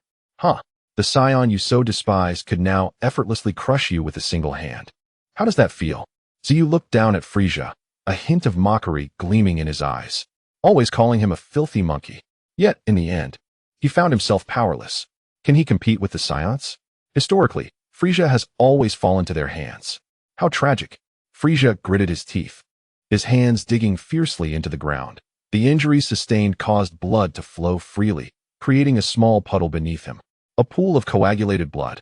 How does it feel? Is it humiliating? When you meet your demise at my hands, your suffering will only intensify. However, if you are willing to become my subordinate, the ninth death messenger, I may spare your life. What say you? Observing Frieza's demeanor, Zeyu entertained thoughts he ought not to have had, for Frieza possessed certain talents and strength. Should he choose to submit, it would undoubtedly be a significant advantage. As for the potential threat he posed, that was non-existent. Frieza possessed abilities that Zeyu also had, and he had skills that Frieza lacked. Training? Zeyu could certainly do that. Moreover, he believed Frieza harbored hidden attributes yet to be discovered. A gradual accumulation of strength is the wisest course of action. Chapter 43, The Fall of the Galactic Emperor. You wish for me to submit to you? Ha ha. You filthy monkey, what audacity. Frieza let out a sharp, derisive laugh, and the air pressure around him suddenly dropped, distorting the atmosphere. Then, a concentrated beam of death shot towards Zeyu. Zeyu slowly extended his hand, grasping the death beam firmly, and with a slight exertion, it burst like a water-filled balloon in his grasp. Refusing to heat a toast only to drink punishment. If so, then your existence is rendered unnecessary. Zeyu showed no mercy to Frieza. In an instant, he appeared before Frieza, gathering a powerful energy wave in his hand, pressing it firmly against Frieza. For the first time, Frieza exhibited a flicker of fear upon sensing the threat of death. No, you cannot kill me. I am Frieza, the Galactic Emperor. I still have my uses. Frieza attempted to dissuade Zeyu, but Zeyu had lost his patience. The energy wave erupted violently. The surrounding space warped as the colossal energy wave enveloped Frieza's head, cleaving his body asunder. He was dead beyond resurrection.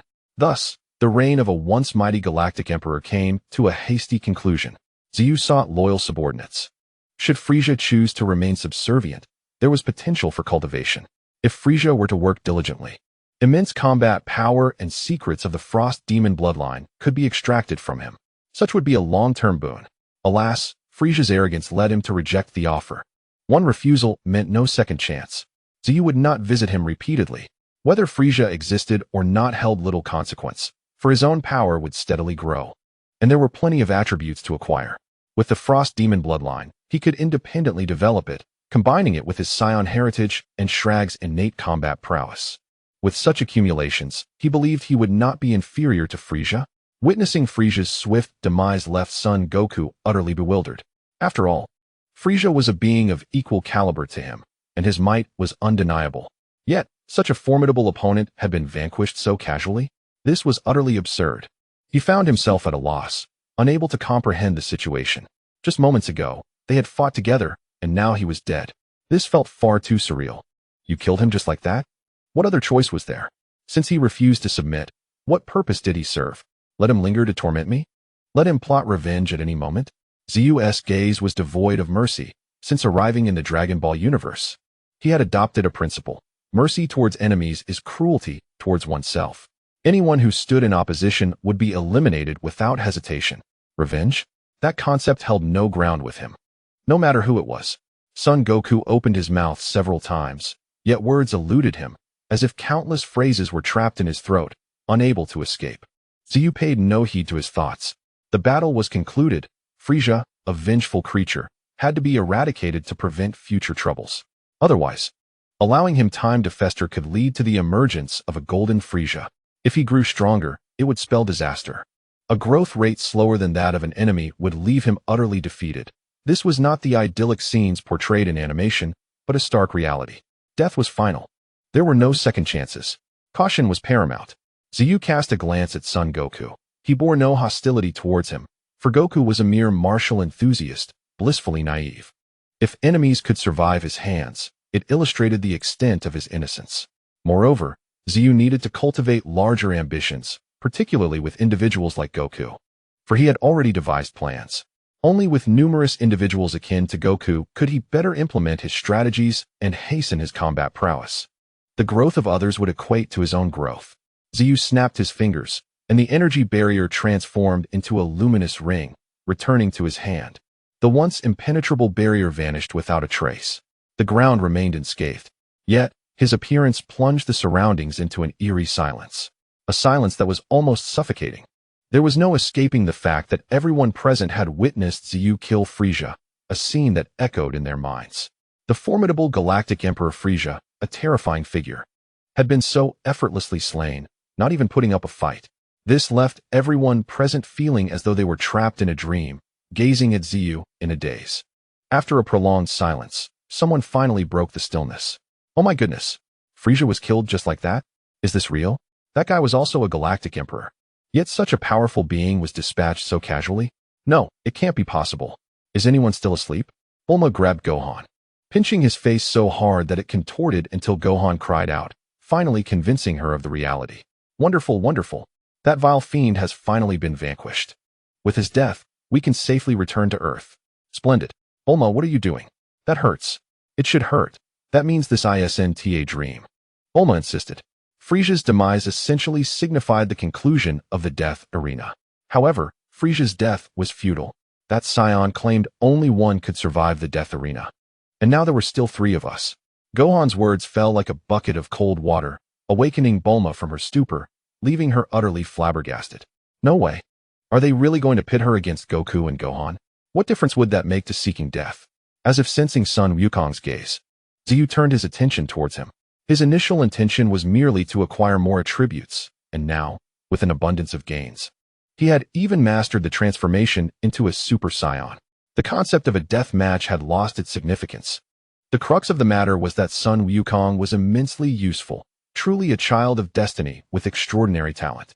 With his presence, there was no need to worry about attaining the 2nd level of Super Saiyan.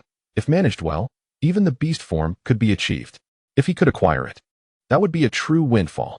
Confronted by the sudden gaze, Sun Wukong and Bulma were momentarily startled.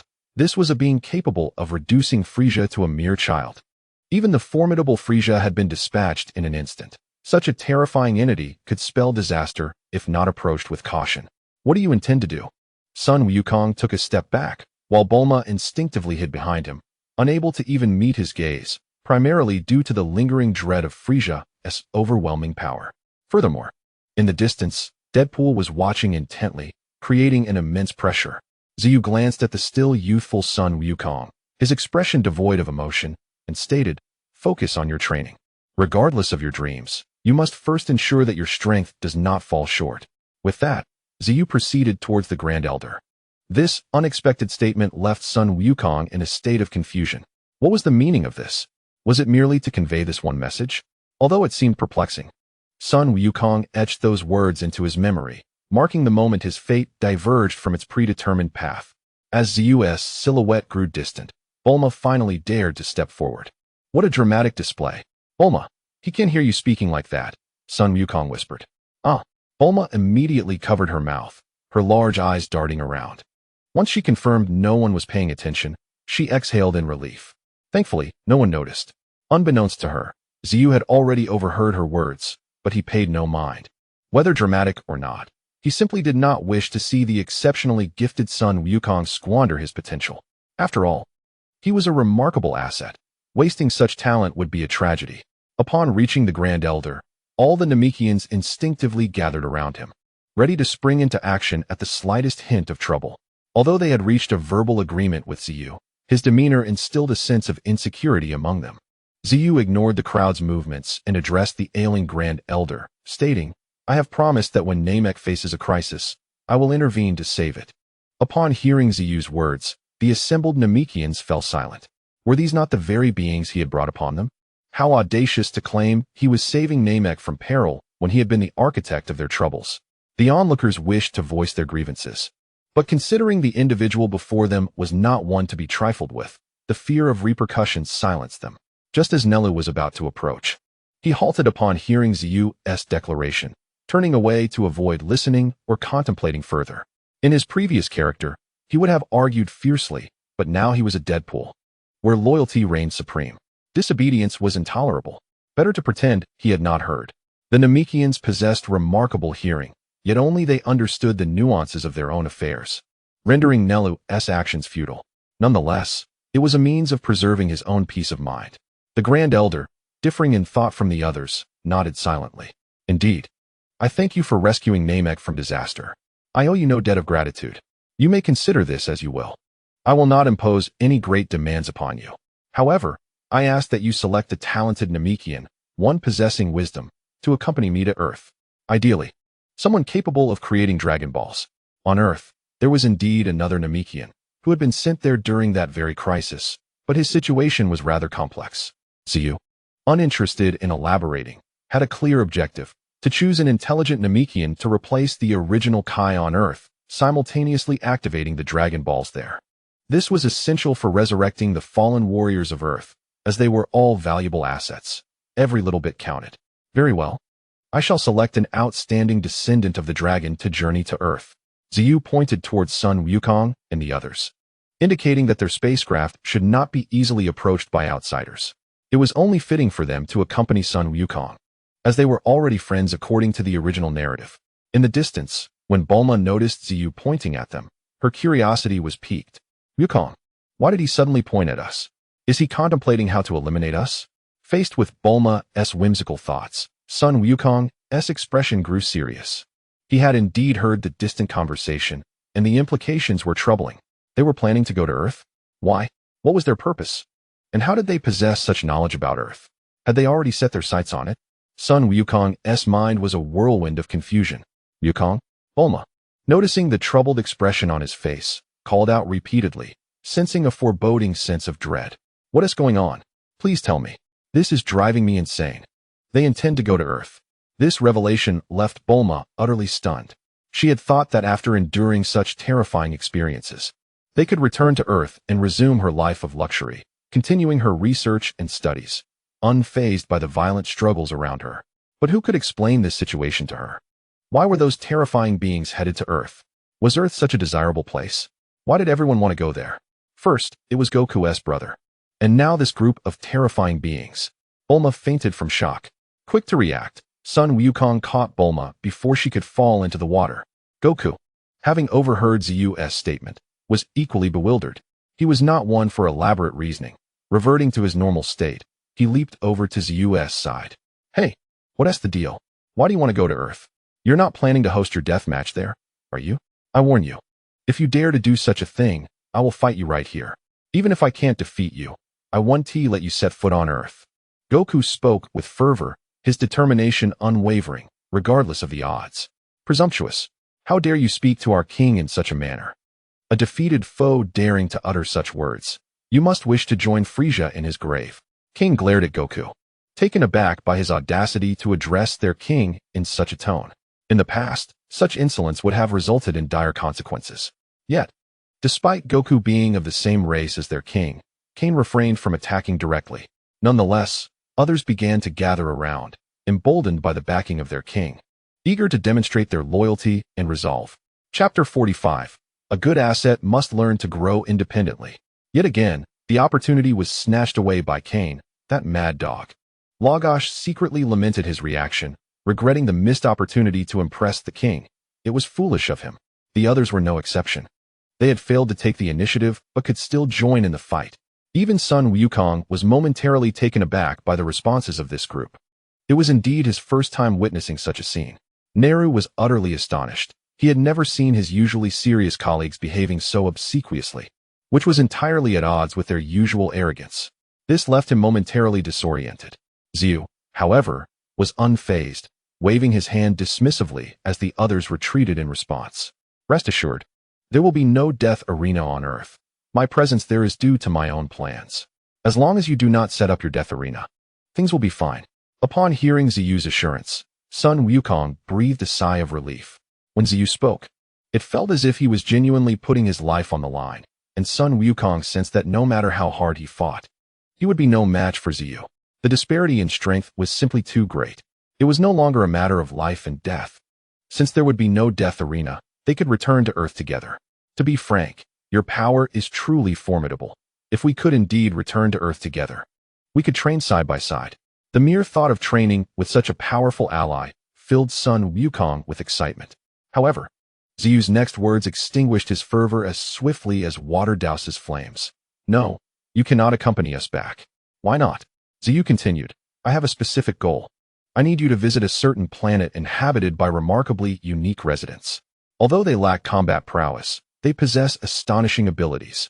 I believe you could learn a great deal from them, which would aid in enhancing your strength. Huh. Sun Wukong was taken aback, completely unaware that his itinerary had been predetermined. What was going on? Zeyu showed no concern for Sun Wukong's thoughts as he elaborated on the peculiar skills of the Yadlit people, seriously indicating that if Sun Wukong wished to defeat him, he might find better solutions on that planet. This revelation thrilled Sun Wukong. Great. I will go. Once I return from this Yad planet, we can have our match. However, he lamented, I have no idea where this planet is. Sun Wukong scratched his head, looking quite embarrassed. He was inherently directionally challenged, especially in the vast cosmos, and he feared he might end up lost among the stars. Fortunately, there was no need for concern. The location of that planet was already known aboard Captain Ginyu's spaceship, as it was their next target for attack. Having secured Sun Wukong's agreement, Zeyu smiled with satisfaction. He was indeed a valuable asset. If Sun Wukong did not learn instant transmission and fusion, Zeyu would have to make a special trip. He certainly did not wish to waste time and preferred to persuade Sun Wukong instead. Although there were changes, as long as Sun Wukong acquired the necessary skills, he would ultimately become an asset to Zeyu. Instant transmission. This was a rare and invaluable skill. With instant transmission, Zeyu could host death arenas across the universe, making travel much swifter. After resolving matters with Sun Wukong, Zeyu called for the others to board the spaceship, preparing to head to Earth. There awaited numerous attributes for him to acquire. As several spaceships ascended into the sky, aside from Sun Wukong, everyone else had their sights set on Earth, as if they had forgotten someone. That someone was Vegeta. Ever since Frieza's attack, his presence had diminished. After all, his strength could not keep pace with the new version. He was indeed powerful, yet he was unable to defeat anyone. He could only seethe in frustration on the sidelines. Now, witnessing the two surviving Saiyans transforming into Super Saiyans filled the proud Saiyan prince with intense anger. Damn Kakarot! How dare he disregard this prince? Very well. Do not think that only you can become a Super Saiyan. I can as well. We shall see. Vegeta nonchalantly boarded a spaceship, soaring into the sky to catch up with the main group. He was also bound for Earth, North Kai's planet. Since Sun Wukong and the others simultaneously arrived on Namek, the North Kai had felt an unsettling strangeness, but he could not quite grasp what was amiss. He did not participate, instead watching as an observer. Yet, the more he observed, the more something felt off. He could have merely watched, but he relayed everything he saw and heard to the Earth warriors, causing them great concern. Now, seeing the North Kai's peculiar expression, Yamcha and the others became quite anxious. North Kai, what is the matter? Please, speak up. You've been wearing that expression since the beginning. Has something happened? Could it be that Frieza and Sun Wukong have jointly defeated that Saiyan? Or did that Saiyan emerge victorious? The group speculated, piecing together the information they had received, but the specifics eluded them. Piccolo had not engaged in the conversation, yet he was already itching with curiosity. After all, that was his home planet, inhabited by many of his kind, but he could not even catch a glimpse. While the others pressed the North Kai for answers, he was all ears, listening intently. After a long pause, the North Kai finally collected himself. Frieza has been killed. What? Yamcha, Tien, and Kaiatsu exclaimed in unison. Even Piccolo in the distance widened his eyes in disbelief. Frieza was killed? They had learned from the North Kai that he was the cosmic emperor who had mercilessly slaughtered them. Even Vegeta was but a mere plaything before Frieza. One could only imagine how terrifying Frieza truly was. During the commencement of the death arena, the North Kai had been broadcasting live. But the events that unfolded afterward were too shocking, and he had not informed the Earth warriors present. Now hearing this, my heavens, Frieza was killed? Could it be this outrageous? Is it real? Of course, it was real. But what about Sun Wukong? What happened to Sun Wukong? What about the others? Aside from the fact that Frieza was killed and his entire army annihilated, it seemed that nothing else had transpired. That was a relief. The group sighed in relief. Although the news of Frieza's demise was astounding, as long as those who traveled to Namek from Earth were safe, it was fine. However, that Saiyan was heading to Earth. Boom. The North Kai's words left the Earth warriors utterly stunned, their minds buzzing with disbelief. Chapter 46. Arrival on Earth. Is this Earth? As the meteor-like spaceship drew closer to Earth, the Deadpools had long since ceased their training, craning their necks to catch a glimpse of what Earth was like. According to Zeyu, Earth was a wondrous place, filled with miracles. Yet, to their eyes, it merely appeared to be a beautiful planet. There did not seem to be anything particularly different. But to be fair, this planet was indeed stunning, far more beautiful than the area they inhabited. Home is such a beautiful planet. The native residents living here must be incredibly happy, Manoros remarked softly. His home planet was desolate, with scarce resources, and people often fought to the death over the slightest resources. He had grown up in such an environment, which was why he had managed to survive until the end in the death arena, becoming the champion of that round. As he gazed upon the earth, a deep yearning welled within him. Zeyu patted his shoulder, offering a comforting remark. This planet may soon become our abode. Let us savor the experience. Manilos's eyes sparkled with excitement, and anticipation flooded him. Meanwhile, the spaceship had already traversed the Earth's atmosphere, descending at a remarkable speed. Boom! The spacecraft landed on a vast desert. The inhabitants of Earth paused to make wishes upon the beautiful meteors streaking across the sky. With a hiss, the spaceship's hatch opened, and Zeyu, accompanied by a cadre of mercenaries, stepped out. To their astonishment, they were greeted by a figure riding a blanket, a charcoal black creature. Who else could it be but Mr. Bobo? Greetings, esteemed guests. Lord King of the North has briefed me on the situation. Allow me to escort you to the Temple of the Gods, where you will find the finest environment and air conducive to your training and rest. We shall await the return of Goku and others there. Once the new god arrives, the Dragon Balls will be able to resurrect, and our defenders of Earth will return. As he spoke, Mr. Bobo's eyes glistened with tears. The thought of the warriors who sacrificed themselves to save Earth, including the gods, moved him deeply. The rest of the group, apart from Zeyu, appeared bewildered. Who was this charcoal-headed being? They exchanged glances, unsure of how to address him. Zeyu scrutinized Mr. Bobo, noting how he seamlessly blended into the darkness. It was no wonder he had not sensed Bobo's aura earlier. This revelation made him regard Mr. Bobo anew, and memories of past discussions surfaced in his mind. While Mr. Bobo was recorded as a servant of the gods with a combat power of merely 1030, his exhibited abilities far surpassed that. In the original narrative, Mr. Bobo had engaged in combat against Piccolo and even Goku, ultimately holding his own against the transformed Super Saiyans Gohan and Trunks. At that time, neither of them realized Mr. Bobo was a friend of Goku's. Their combat was fierce. Yet Mr. Bobo handled it with remarkable ease. It was essential to note that those two children were capable of rivaling Android 18. Given all indications, Mr. Bobo was anything but ordinary. Shaking off his thoughts, Zeyu smiled and introduced Mr. Bobo to the group. Before you stands the esteemed servant of the Earth gods, a figure of great significance who possesses unique combat techniques worthy of our study. Mr. Bobo, it is an honor to make your acquaintance.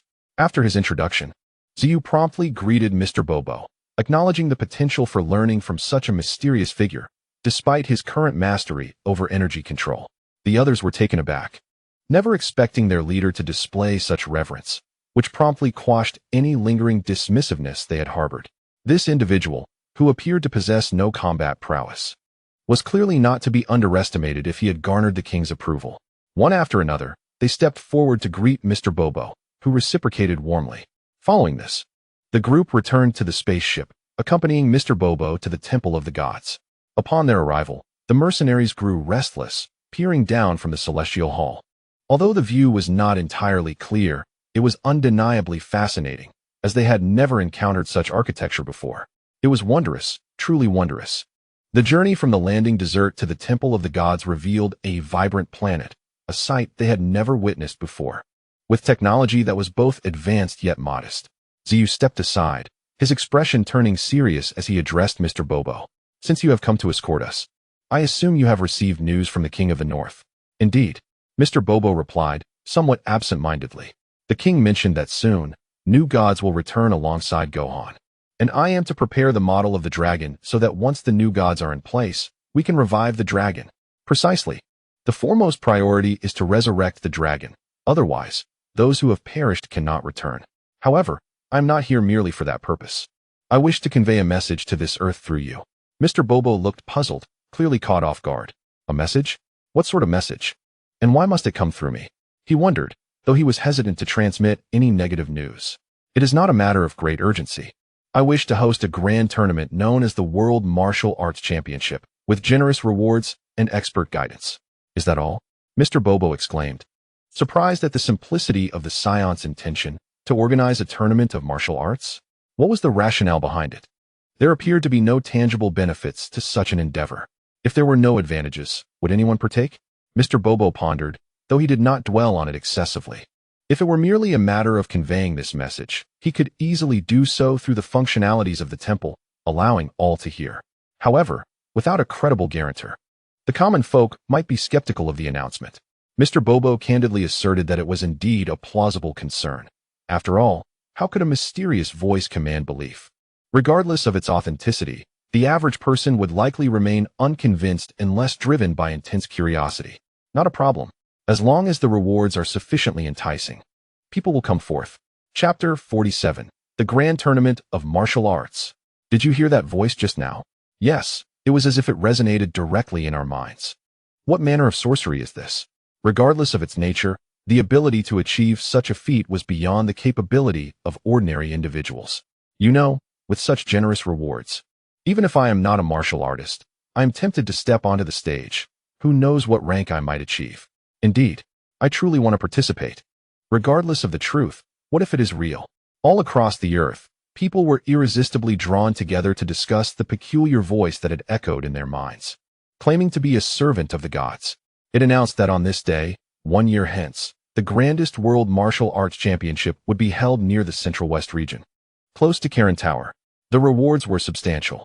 The first place winner would receive 10 million, the second 5 million, the third 2 million, the fourth 1 million, and the fifth 900,000, continuing down to the top 10. Moreover, the top 10 would receive invitations to train at Karen Tower, with the first place victor granted access to the Temple of the Gods for their training. Every participant would also receive a 10,000 participation prize. Just imagine, anyone could earn money simply by participating, which would excite anyone, especially since it did not require one to be an elite martial artist. Zeyu cleverly harnessed the allure of greed to orchestrate this World Martial Arts Championship. Anyone with aspirations would undoubtedly join, and their enthusiasm would likely draw on those around them. They need not be martial artists. Merely participating in the World Martial Arts Championship would compel them to engage in combat, thereby allowing Zeyu to reap the attributes he so desired. What attributes he does not disdain? Is it merely a bit of money? He can afford it. With the sale of a few rare items, acquiring wealth would be effortless. Money, in fact, is the most inexpensive commodity. However, for an ordinary person, this represents an exhilarating and rare opportunity. While common folk pursue profit, martial artists seek fame. Among them are those aspiring to ascend to the Karen Tower or the Heavenly Temple, casting several lines to summon all the gifted individuals on Earth. Zeyu's calculations were astoundingly sharp. A singular piece of news ignited a fervor across the planet. The previously tranquil order was utterly shattered. Anyone with a modicum of power, regardless of their likelihood of success, yearned to partake, including many exceptionally talented individuals. At the Kame House, a gathering of people awaited news, as Goku, Gohan, and others ventured to a distant planet to rescue Piccolo. Unexpectedly, they received an odd piece of information. While others might have questioned it, they did not ponder for long. For indeed, it was the voice of Mr. Popo.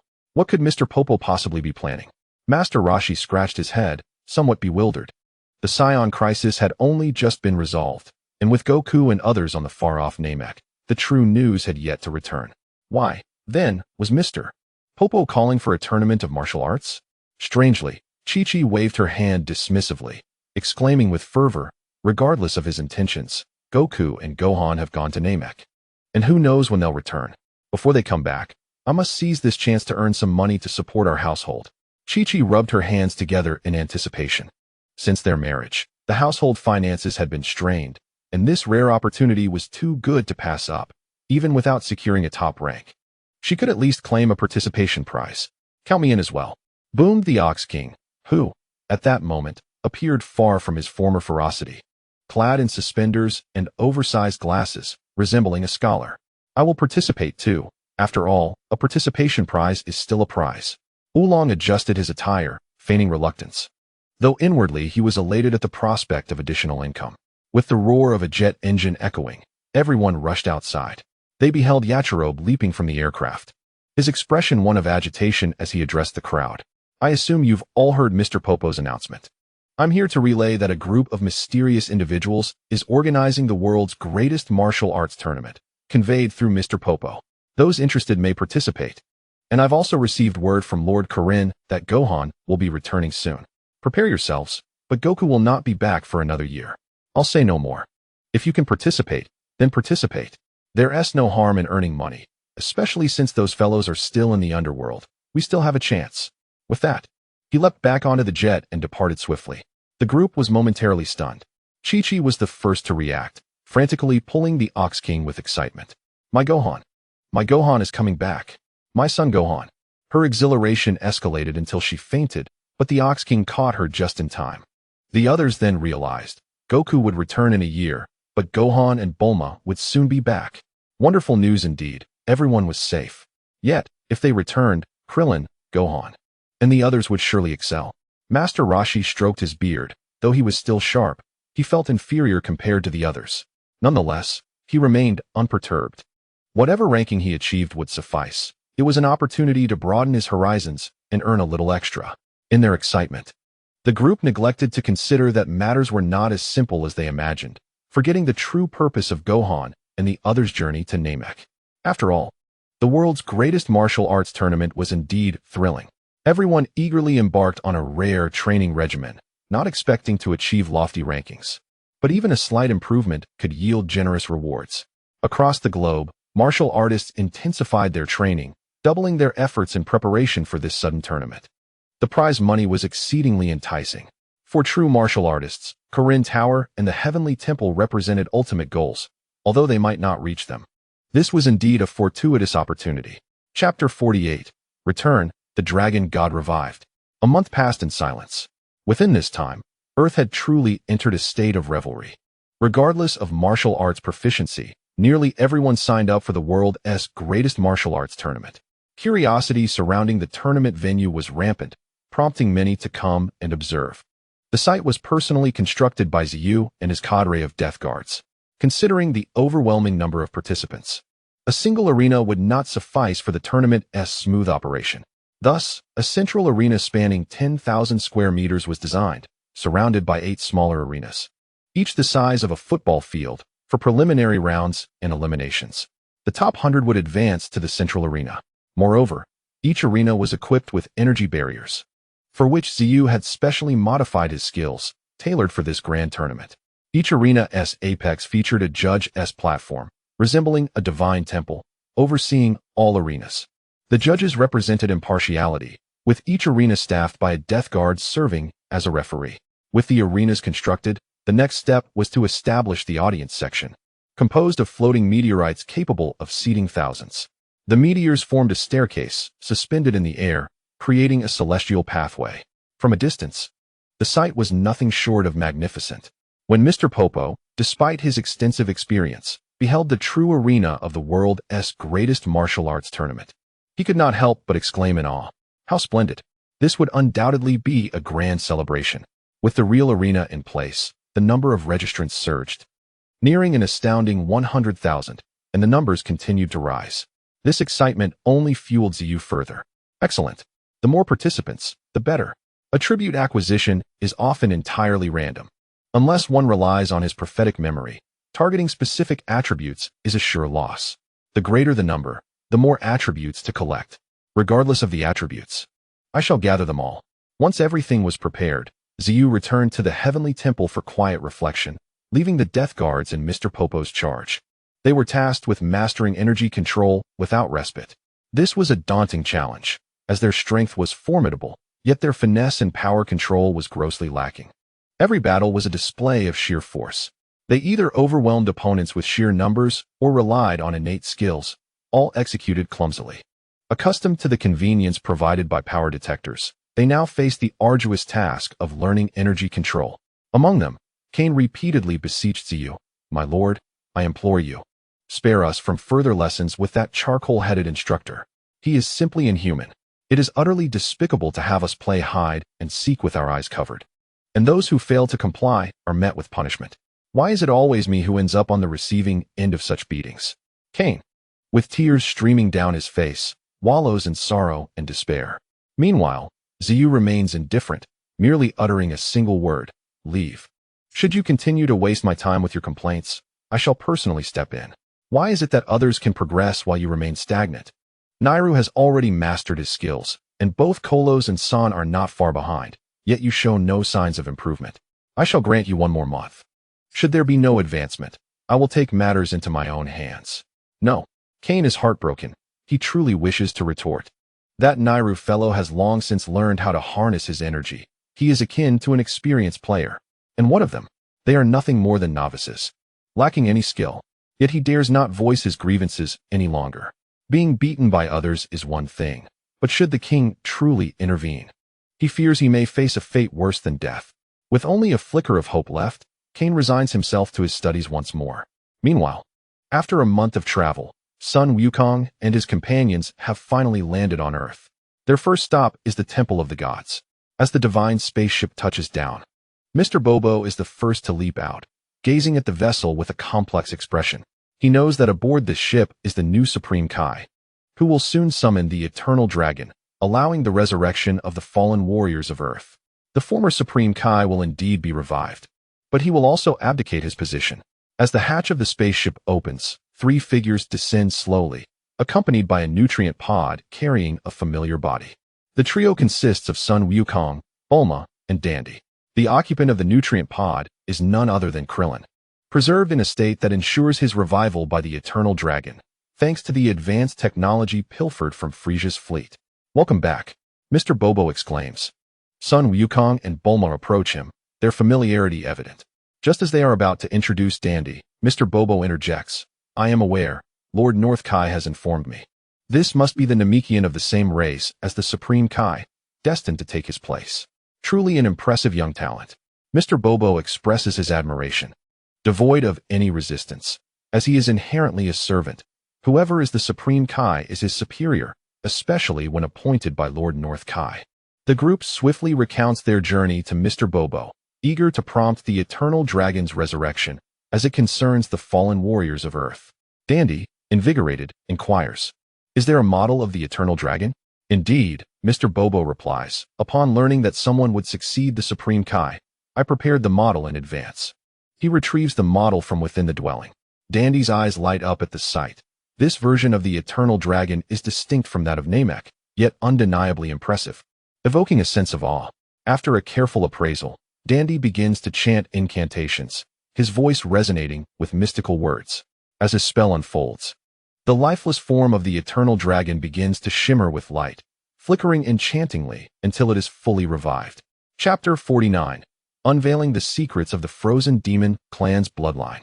The commotion outside has captured the attention of the deadly warriors, and with their coach Mr. Bobo also present, they find themselves liberated. Gazing at the Eternal Dragon overhead, they are filled with wonder. This dragon, although not as imposing as its Namekian counterpart, is nonetheless magnificent, leaving them in awe. Is this truly the Eternal Dragon of Earth? It is indeed different. It is said that the Eternal Dragon of Earth can grant only one wish, its powers slightly inferior to those of the Namekian dragon. However, the mere existence of a dragon capable of granting wishes on a planet is a stroke of fortune.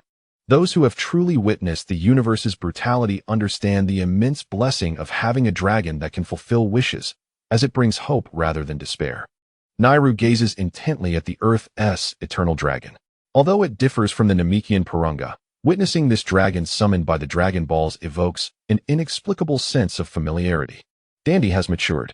Nairu observes Dandy reviving the Earth's Eternal Dragon, feeling an unexpected sense of pride. He had thought Dandy still a child, yet here he is, capable of bringing the dragon back to life. Truly, a genius among the Namekians. Thank you for granting me life. You may now state your wish.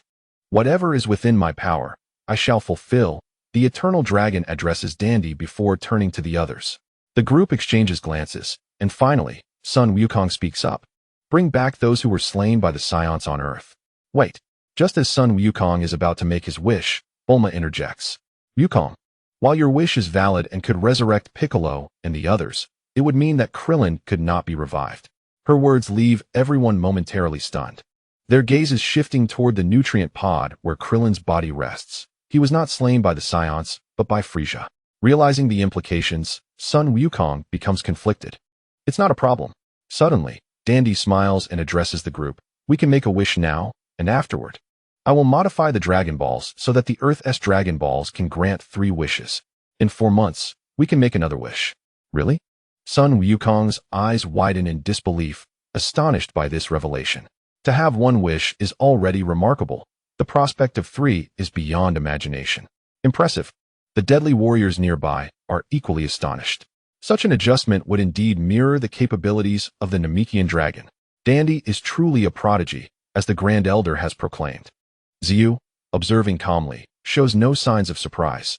After all, in the original narrative, Dandy was always capable of such feats. San catches a glimpse of Zeyu's demeanor, noting the king's calmness and lack of astonishment, which surprises him momentarily before he finds solace in the realization that the king is knowledgeable, composed, and omniscient. Dandy's confirmation alleviates Sun Wukong's concerns. As the eternal dragon prepares to grant their wishes, Zeyu quietly departs, for his time is indeed precious. The resurrection of the Earth Warriors injects a powerful surge of new life into the upcoming World Martial Arts Tournament, an event he eagerly anticipates in November. However, before the tournament commences, he has even more pressing matters to attend to, unearthing the secrets of the Frozen Demon Clan's bloodline. With his current combat prowess, the effort to gather attributes feels disproportionately unworthy of his capabilities. Thus, grand competitions are more aligned with his gains. Yet each such event is accompanied by a considerable passage of time. Relying solely on the acquisition of attributes renders him excessively passive. This led him to seek the secrets of the Frozen Demon Clan's bloodline. Originally, Zeyu's innate talents were not particularly formidable, yet he had amassed an abundance of meaningful attributes, among which Shrag's battle talent greatly benefited him, elevating his abilities to several tiers. Returning to the chamber, Zeyu meticulously reflected on all the knowledge he possessed regarding the Frozen Demon Clan's bloodline. Frieza, a prodigy among the Frozen Demons, was immensely powerful, yet due to his laziness, he never contemplated controlling his own strength. This prompted him to devise an unorthodox method. By suppressing his power, he gradually learned to harness his latent abilities through transformation. This was one of his significant downfalls. In the original narrative, after enduring a series of setbacks, Frieza underwent a profound transformation, not only achieving his golden form, but ultimately breaking through to the unprecedented black gold form. This was undeniably Frieza's moment of glory. Particularly, these transformations did not consume excessive time, giving the impression of effortless mastery. However, this was far from the truth. Even with the bloodline of the Frozen Demon Clan, it would not guarantee such high achievements for another individual. Frieza, indeed, was an anomaly. Much like Broly among the Saiyans, both were exceptionally extraordinary beings. To reach Frieza's level is undeniably challenging. Achieving the golden form in just 4 months during his initial training seems implausible. Yet, if one were to stride towards the golden form, what kind of transformation could be attained by combining it with Saiyan blood? Zeyu felt a sense of anticipation. Thus, he began to meticulously analyze the bloodline of the Frozen Demon Clan. Little did anyone know, someone with strength akin to his was fervently training, merging 2 such extraordinary bloodlines together. Time passed quietly, and before he realized it, 10 months had elapsed. On this day, a thunderous explosion suddenly erupted within the Divine Temple. Boom! Half of the Divine Temple was obliterated. Simultaneously, a surge of violent energy permeated the air, causing everyone to feel breathless upon sensing this ferocious power. What was happening? What on earth occurred? That seems to be the king's training chamber. Surely, nothing has happened to the king? The group of death warriors glanced over, and upon seeing it was Zeyu's training room, their expressions turned grim, filled with an urge to rush over and investigate. However, the aftershock was too strong. Even they dared not approach. Chapter 50. Ice Flame Super Saiyan. The astounding explosion, which had even destroyed half of the Divine Temple, naturally attracted the attention of all those training within. Among them, the resurrected Earth Warriors arrived, each bearing expressions of astonishment. The destructive force was terrifying. Half of the Divine Temple was annihilated. Is this the Saiyans training chamber? Tien Shinhan questioned, visibly puzzled, his mind flooded with questions. Who trains like this? Surely, this isn't a demolition project. Anyone aiming for intense training would typically distance themselves from the Divine Temple and the crowd, yet this inexplicable explosion left everyone bewildered. Although they possessed the strength to easily handle the situation, curiosity prevailed. What was Zeyu doing? As the smoke gradually dissipated, a figure emerged, partially obscured. After 10 months of rigorous training, Zeyu had not only stabilized his first-level Super Saiyan transformation, but had also fused the bloodline of the Frozen Demon clan with his own, carving a unique path. Of course, this was merely a prototype, not a complete form. At this moment, his entire being radiated with a golden aura, and his hair, intertwined with a faint blue glacial sheen, resembled flames wrapped in frost. His pupils shimmered with an icy blue light. Moreover, his muscular contours appeared more defined, cloaked beneath a layer of transparent ice patterns, exuding an otherworldly essence. Amidst the golden aura, hints of icy blue chill flickered, embodying the fusion of two powers. Behind him, not only did he possess the original Saiyan tail, but two ethereal icy blue tails followed suit. His entire demeanor underwent a radical transformation. Previously, when transforming into a first-level Super Saiyan, his emotions would often become exuberant. Even when he harnessed the Super Saiyan transformation, such downsides persisted. However, this new form not only rectified that flaw, but also significantly enhanced his combat prowess. Initially, his current state mirrored that of a fully powered first-level Super Saiyan. Eschewing the exuberance, he could maintain a stable emotional state and form for extended periods, displaying calmness in battle with dramatically reduced energy expenditure. During combat, he could effectively utilize the augmented 50-fold battle power. While this may seem a modest enhancement, only he comprehended the depth of this improvement. Previously, he could barely harness 50 or 60% of his combat power. Now, he could unleash a full 100. This was no jest. Zeyu tentatively named this innovative form the Ice Flame Super Saiyan. With the emergence of this new form, it was only a matter of time before the Divine Temple was inadvertently blasted apart. Gazing at the half-obliterated Divine Temple, Zeyu stood as if petrified. He was not posturing, but genuinely bewildered. How could this happen? Did he unintentionally destroy the Divine Temple out of excitement? This was far too careless. As Zeyu remained in a state of confusion, others had already caught sight of him, witnessing his true form. Their first glance elicited gasps of astonishment. The second revealed a celestial transformation. The third gaze uncovered an unprecedented transformation. Everyone was astounded. They had never encountered such a form, although they had seen Super Saiyans before. Having witnessed two on Namek, this was undeniably different. Yamcha pointed at Zeyu, his surprise evident as he glanced around. Could this be what you all refer to as a Super Saiyan? Goku could transform into a Super Saiyan? The recently resurrected Earth warriors had never seen a Super Saiyan and, naturally, were unaware of what a transformed Saiyan resembled, but they had certainly heard of it. Everything felt amiss. Piccolo and others scanned their surroundings, noticing the shocked expressions of everyone. He sensed something was off. Is this truly a Super Saiyan? No, it is not. This is undoubtedly not a Super Saiyan. Gohan snapped back to reality, observing Zeyu, who appeared utterly transformed from the last time he saw his father in his Super Saiyan form. He was profoundly astonished. The other's power was formidable, capable of transforming like his father into a Super Saiyan, and he could easily overpower his father. Observing Zeyu's transformation, it seemed he had further ascended. Incredible, truly incredible. Upon hearing Gohan's words, everyone stood frozen in shock. Not a Super Saiyan. Then what is this? A Super Saiyan possesses golden hair and radiates a golden glow. His father could transform into a Super Saiyan before, and so could he. Yet, this form bore significant differences from the one witnessed on Namek. With an even more terrifying aura, it was evident he had grown stronger. Sun Wufan's explanation left everyone present utterly astonished. How terrifying could this be?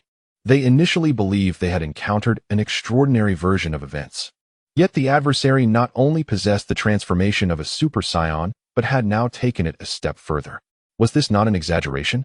The crowd instinctively clenched their fists, feeling the unparalleled energy. At that moment, they realized just how formidable this enigmatic Saiyan truly was. No wonder even Goku was no match for him. The strength was overwhelming. They felt a despair unlike any they had experienced before. Even when facing Vegeta, they had not encountered such hopelessness, but against Zeyu, they sensed no chance of victory. In comparison, the group of Deadpools, while shocked, began to exhibit admiration. Their king was indeed the strongest.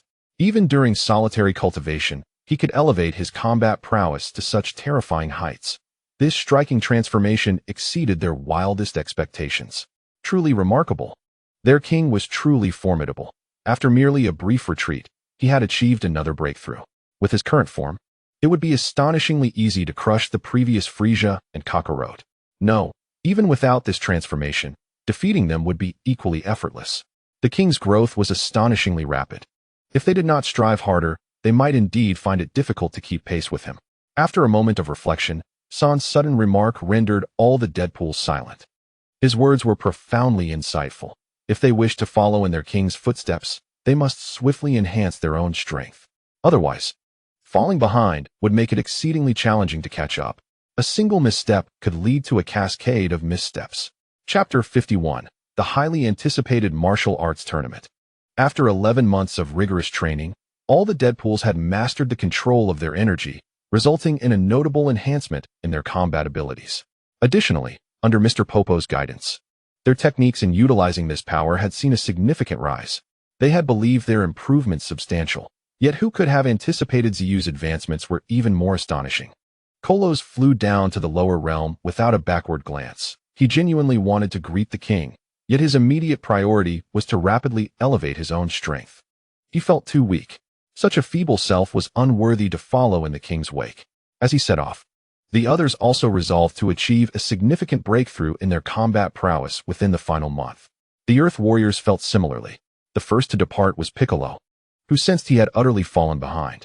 He once believed he could stand alongside Goku and the others through sheer effort. However, since their arrival on Namek, everything had changed. Piccolo could no longer keep pace, not just in terms of experience, but also in his own capabilities. This realization struck him deeply. When had he ever felt this way? The once proud warrior felt profoundly impacted. He needed to exert every effort in his training. With swift movements, the others departed.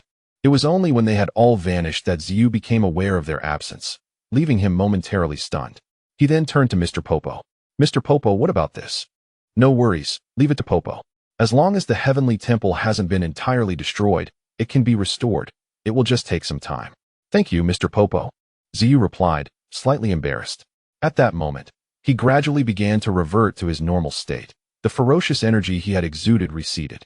Transforming into the Ice Flame Super Saiyan required not only 2 bloodlines, but also the ability to balance both powers, a skill that was quite challenging. Yet, once mastered, the output of power would become much more manageable. It was precisely through the balanced use of both powers that he could achieve the full capacity of the first stage of Super Saiyan.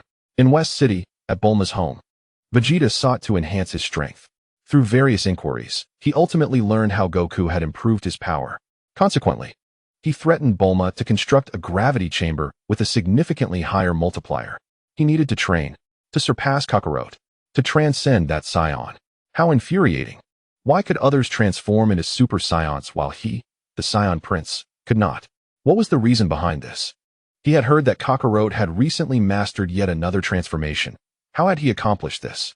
Inside the gravity chamber, Vegeta was drenched in sweat, repeatedly shouting in fury. The mere thought of the news he had received fueled his anger. An unknown Saiyan had not only transformed into a Super Saiyan before him, but could also effortlessly overpower Kakarot. Most importantly, the opponent had undergone another breakthrough, achieving yet another transformation. Why was this happening? Meanwhile, his own growth was exceedingly slow. After relentless effort, his combat power had only reached 3.5 million. While this seemed formidable, it was utterly insufficient to contend with those warriors, especially as he could not transform into a Super Saiyan. This was a profound humiliation for him. Outside the gravity chamber, a sneaky figure lurked, watching. Bulma observed the scene within the gravity chamber, her concern mounting. That fool Vegeta. Does he not understand the concept of moderation?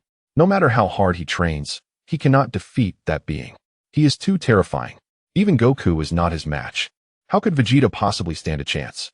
This self-deprecation will only lead to the complete degradation of his body. Bulma felt an immense frustration. Vegeta would not heed her advice. Training day and night. Even a robust body has its limits. Yet, she could sense Vegeta's pride. Stopping him was impossible. Witnessing such prideful determination made her want to assist him. and she was eager to see if Vegeta could achieve a significant enhancement under these circumstances. Everyone was diligently training. Not only the Earth Warriors and Vegeta, but even the Deadpools, who served as referees, dared not relax for a moment. As time progressed, the day of the World Martial Arts Tournament finally arrived. On this day, the long-lost Deadpools emerged. They ascended to their respective arenas, solemnly gazing downwards, their auras evidently transformed. They had all experienced some growth. On the main stage, Zeyu, who had been meditating with closed eyes, surveyed his surroundings and noted the significant changes in all the Deadpools. Their combat powers had notably increased, and their control over energy had matured further. Well done. It seems you have not been slacking off lately. I was considering that if you had been negligent, I would cast you down to participate in the World Martial Arts Tournament with the others. If they could not handle you, I would personally step in. Upon hearing Zeyu's words, all the Deadpools turned pale. They were relieved they had been diligently training. Otherwise, they would inevitably become the king's punching bags. The mere thought sent shivers down their spines. The king's terrifying combat power could easily obliterate them. Yet, if they did train, the king would always use his weakest combat power to torment them, leaving them in a state of despair. Despite possessing more power than the king, they could never win, each time being overwhelmingly suppressed. Not only were their bodies battered, but their spirits were also profoundly wounded. Under the dual assault on body and spirit, anyone would feel a sense of despair. Yet at this moment, they felt fortunate to follow in the footsteps of the great king. We dare not show any signs of slackness. If there exists even a sliver of opportunity, we shall devote ourselves to training with fervor until we catch up with the king. With a sincere expression, San spoke, his words devoid of pretense. As the first to become a death servant, his loyalty was undeniable. The others echoed his sentiments. As time passed, the audience gradually increased in number, not only with spectators arriving, but also with contestants making their appearances. The martial arts arena, once relatively quiet, was now teeming with people. Spectators filled the stands, while participants gathered around the ring. Earth warriors, such as Vegeta, alongside renowned martial artists from near and far, all congregated with a singular purpose: to take part in the grand martial arts tournament. Some observed, some scrutinized, while others gathered intelligence on their opponents. Yet, many were fixated on the floating judges' podium. The figures there exuded an air of mystery, akin to deities, gazing down upon the throng below. Chapter 52. The opening ceremony of the martial arts tournament. Zeyu surveyed the entire arena, and at a glance, he beheld hundreds of thousands of spectators. A sea of heads densely packed. Among them, representatives from various martial arts schools had gathered in unprecedented numbers. The scene was extraordinarily grand. Ladies and gentlemen, welcome to the Grand Martial Arts Tournament organized by me. Zeyu's voice reverberated through every corner of the venue, its clarity akin to a whisper in one's ear, leaving everyone in awe. Such technique was remarkable. The crowd exchanged glances, their anticipation heightened. Zeyu's lips curled into a smile as he absorbed it all. Not to mention the myriad of peculiar skills, he had amassed an unimaginable wealth from each death arena, be it in combat prowess or various abilities. His versatility was beyond imagination. Those present were either drawn by the allure of riches or the pursuit of martial excellence. Regardless of their motives, I can help you achieve your desires, but you must ascend to the pinnacle. Zeyu's voice seemed imbued with an irresistible allure, igniting excitement within the hearts of all. Elation, aspiration, passion. This moment overflowed with fervor. As Zeyu's words faded, a staircase constructed of massive stone slabs began to rise, step by step, revealing a celestial-like ascent. At the top of the staircase, 10 thrones were arranged, each one higher than the last. The highest throne was encircled by 2 dragons, as if seated upon their backs, their mouths clutching dragon balls, exuding a regal presence as they gazed down. The spectacle was nothing short of magnificent. This was not mere design, it was entirely Zeyu's creation, unknown to anyone else. Witnessing such a sudden and grand display left not only the audience, but even the death servants wide-eyed in astonishment. This scene was utterly breathtaking. Initially, they were merely focused on the prize money and climbing the Karen Tower, but this opening ceremony stirred within them a competitive spirit. Who wouldn't want to sit upon the throne? Who wouldn't desire to become the one in that exalted seat? My word, what a spectacle! What on earth does this fellow intend to accomplish? Clint stood aghast at the unfolding scene. He never anticipated that the Grand Martial Arts Tournament could be so lavish and impressive. Even he felt his blood boiling with excitement, despite knowing his chances were slim. In such a moment, who wouldn't he wish to give their all? With a stroke of luck, perhaps he could indeed ascend to the highest throne. Once atop the throne, riches and beauty would be within easy reach. Clint glanced around and noticed everyone's eyes wide with fervor, brimming with a burning desire to leap into the arena. At that moment, he could feel the collective enthusiasm surging even higher, certain that once the tournament commenced, chaos would ensue. He felt nervous. What a display. Meanwhile, Vegeta, arms crossed, regarded the spectacle with disdain. Such frivolity.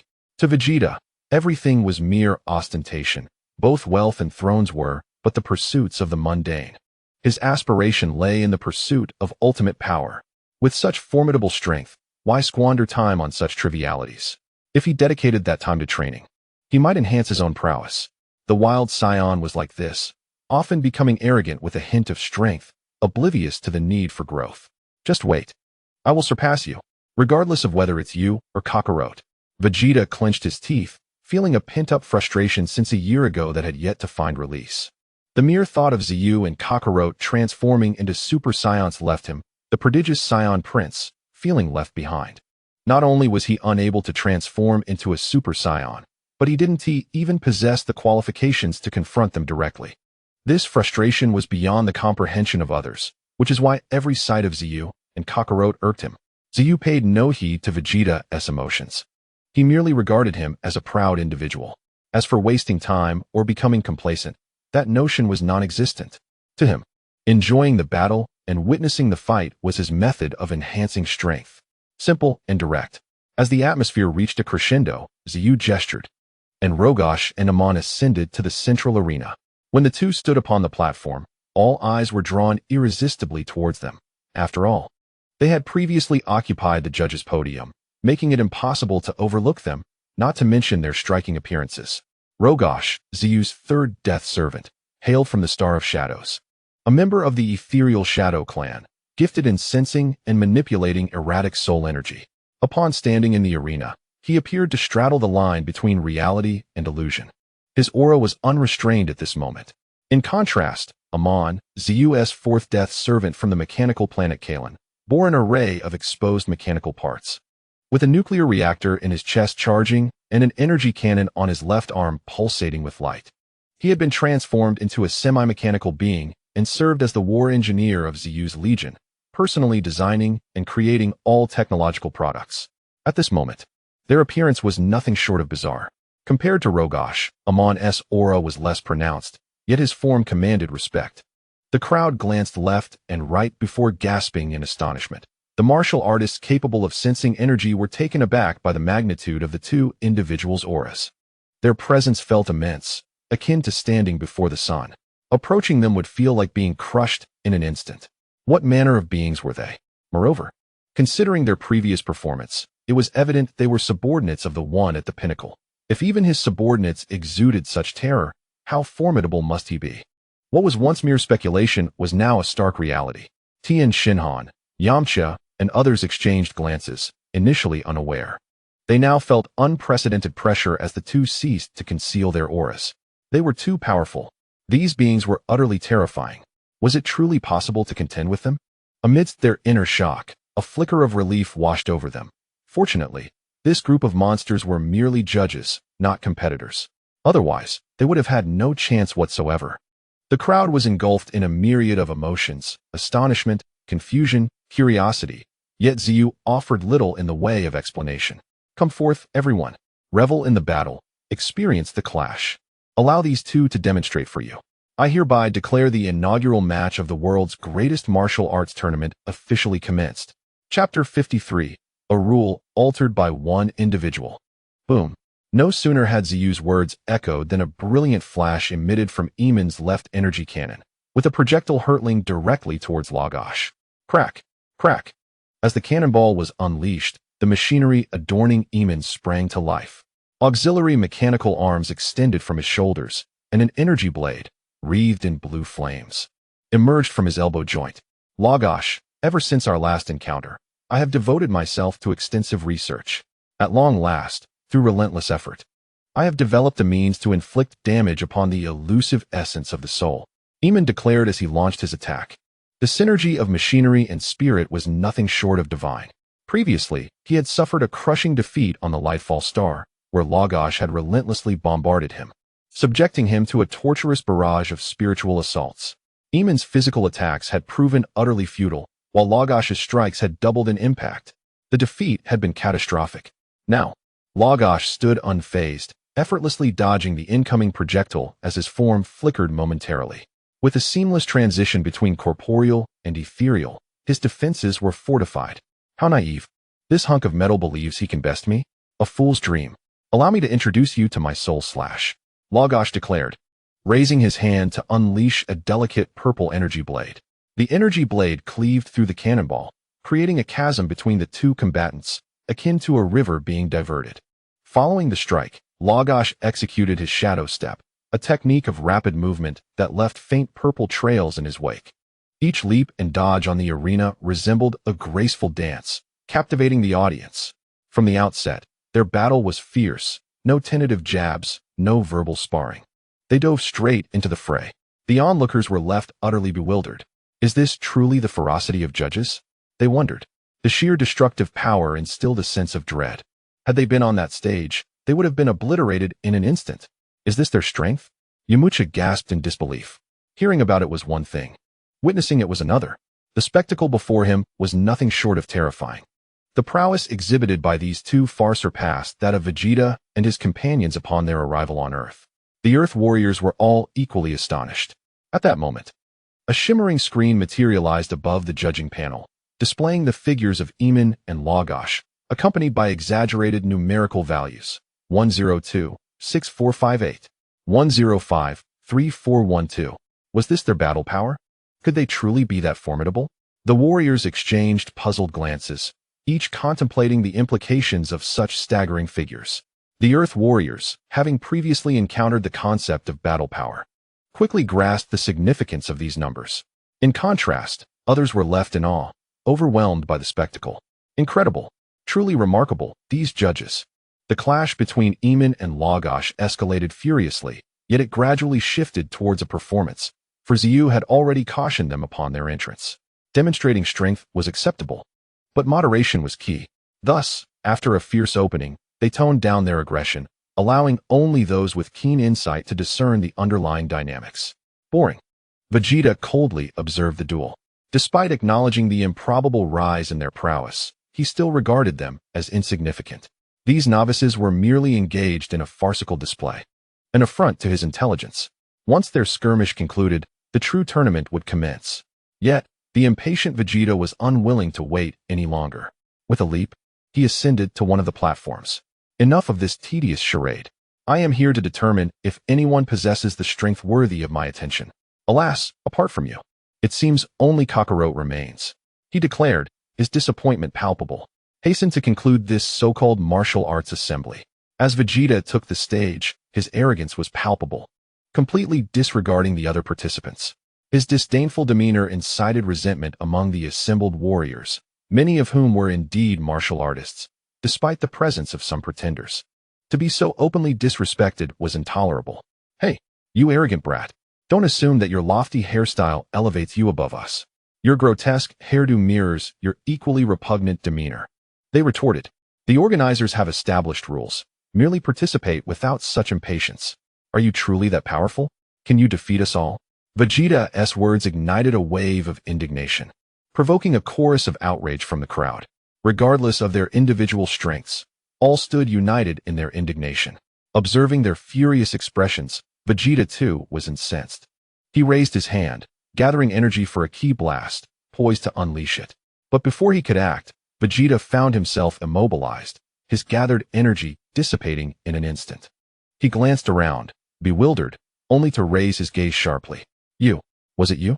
Zeyu cast a casual glance at Vegeta, recognizing the disruption he posed to the proceedings. Were it not for the necessity of his attributes, he would have dealt with him swiftly. Since you insist on such matters, let us amend the rules. 8 platforms will host simultaneous matches, with the reigning champion on each platform facing challengers. The victors will advance, culminating in the final 8. This abrupt decree silenced the crowd, who had anticipated a lengthy series of eliminations. Now, the arena transformed into a more ruthless battleground. A murmur of astonishment rippled through the spectators, yet none dared to protest. Zeyu and his cohorts were not known for their leniency. Before the audience could fully comprehend the change, figures began to ascend the platforms rapidly. Chapter 54, Vegeta's Opponent. With the rules altered, those quick-witted enough swiftly took to the stage. Their objective was not merely to defend the platform, but to gain recognition. In the present day, the martial arts arena is not merely occupied by participants and spectators. It is also teeming with numerous media personnel. Any hint of exposure can elevate one's career to new heights. At the 5th stage, a muscular man fervently beat his chest, and with a rip, he tore his shirt apart, revealing his formidable physique. I am the master of the Monster Dojo. If you aspire to sculpt a physique like mine, come join my dojo.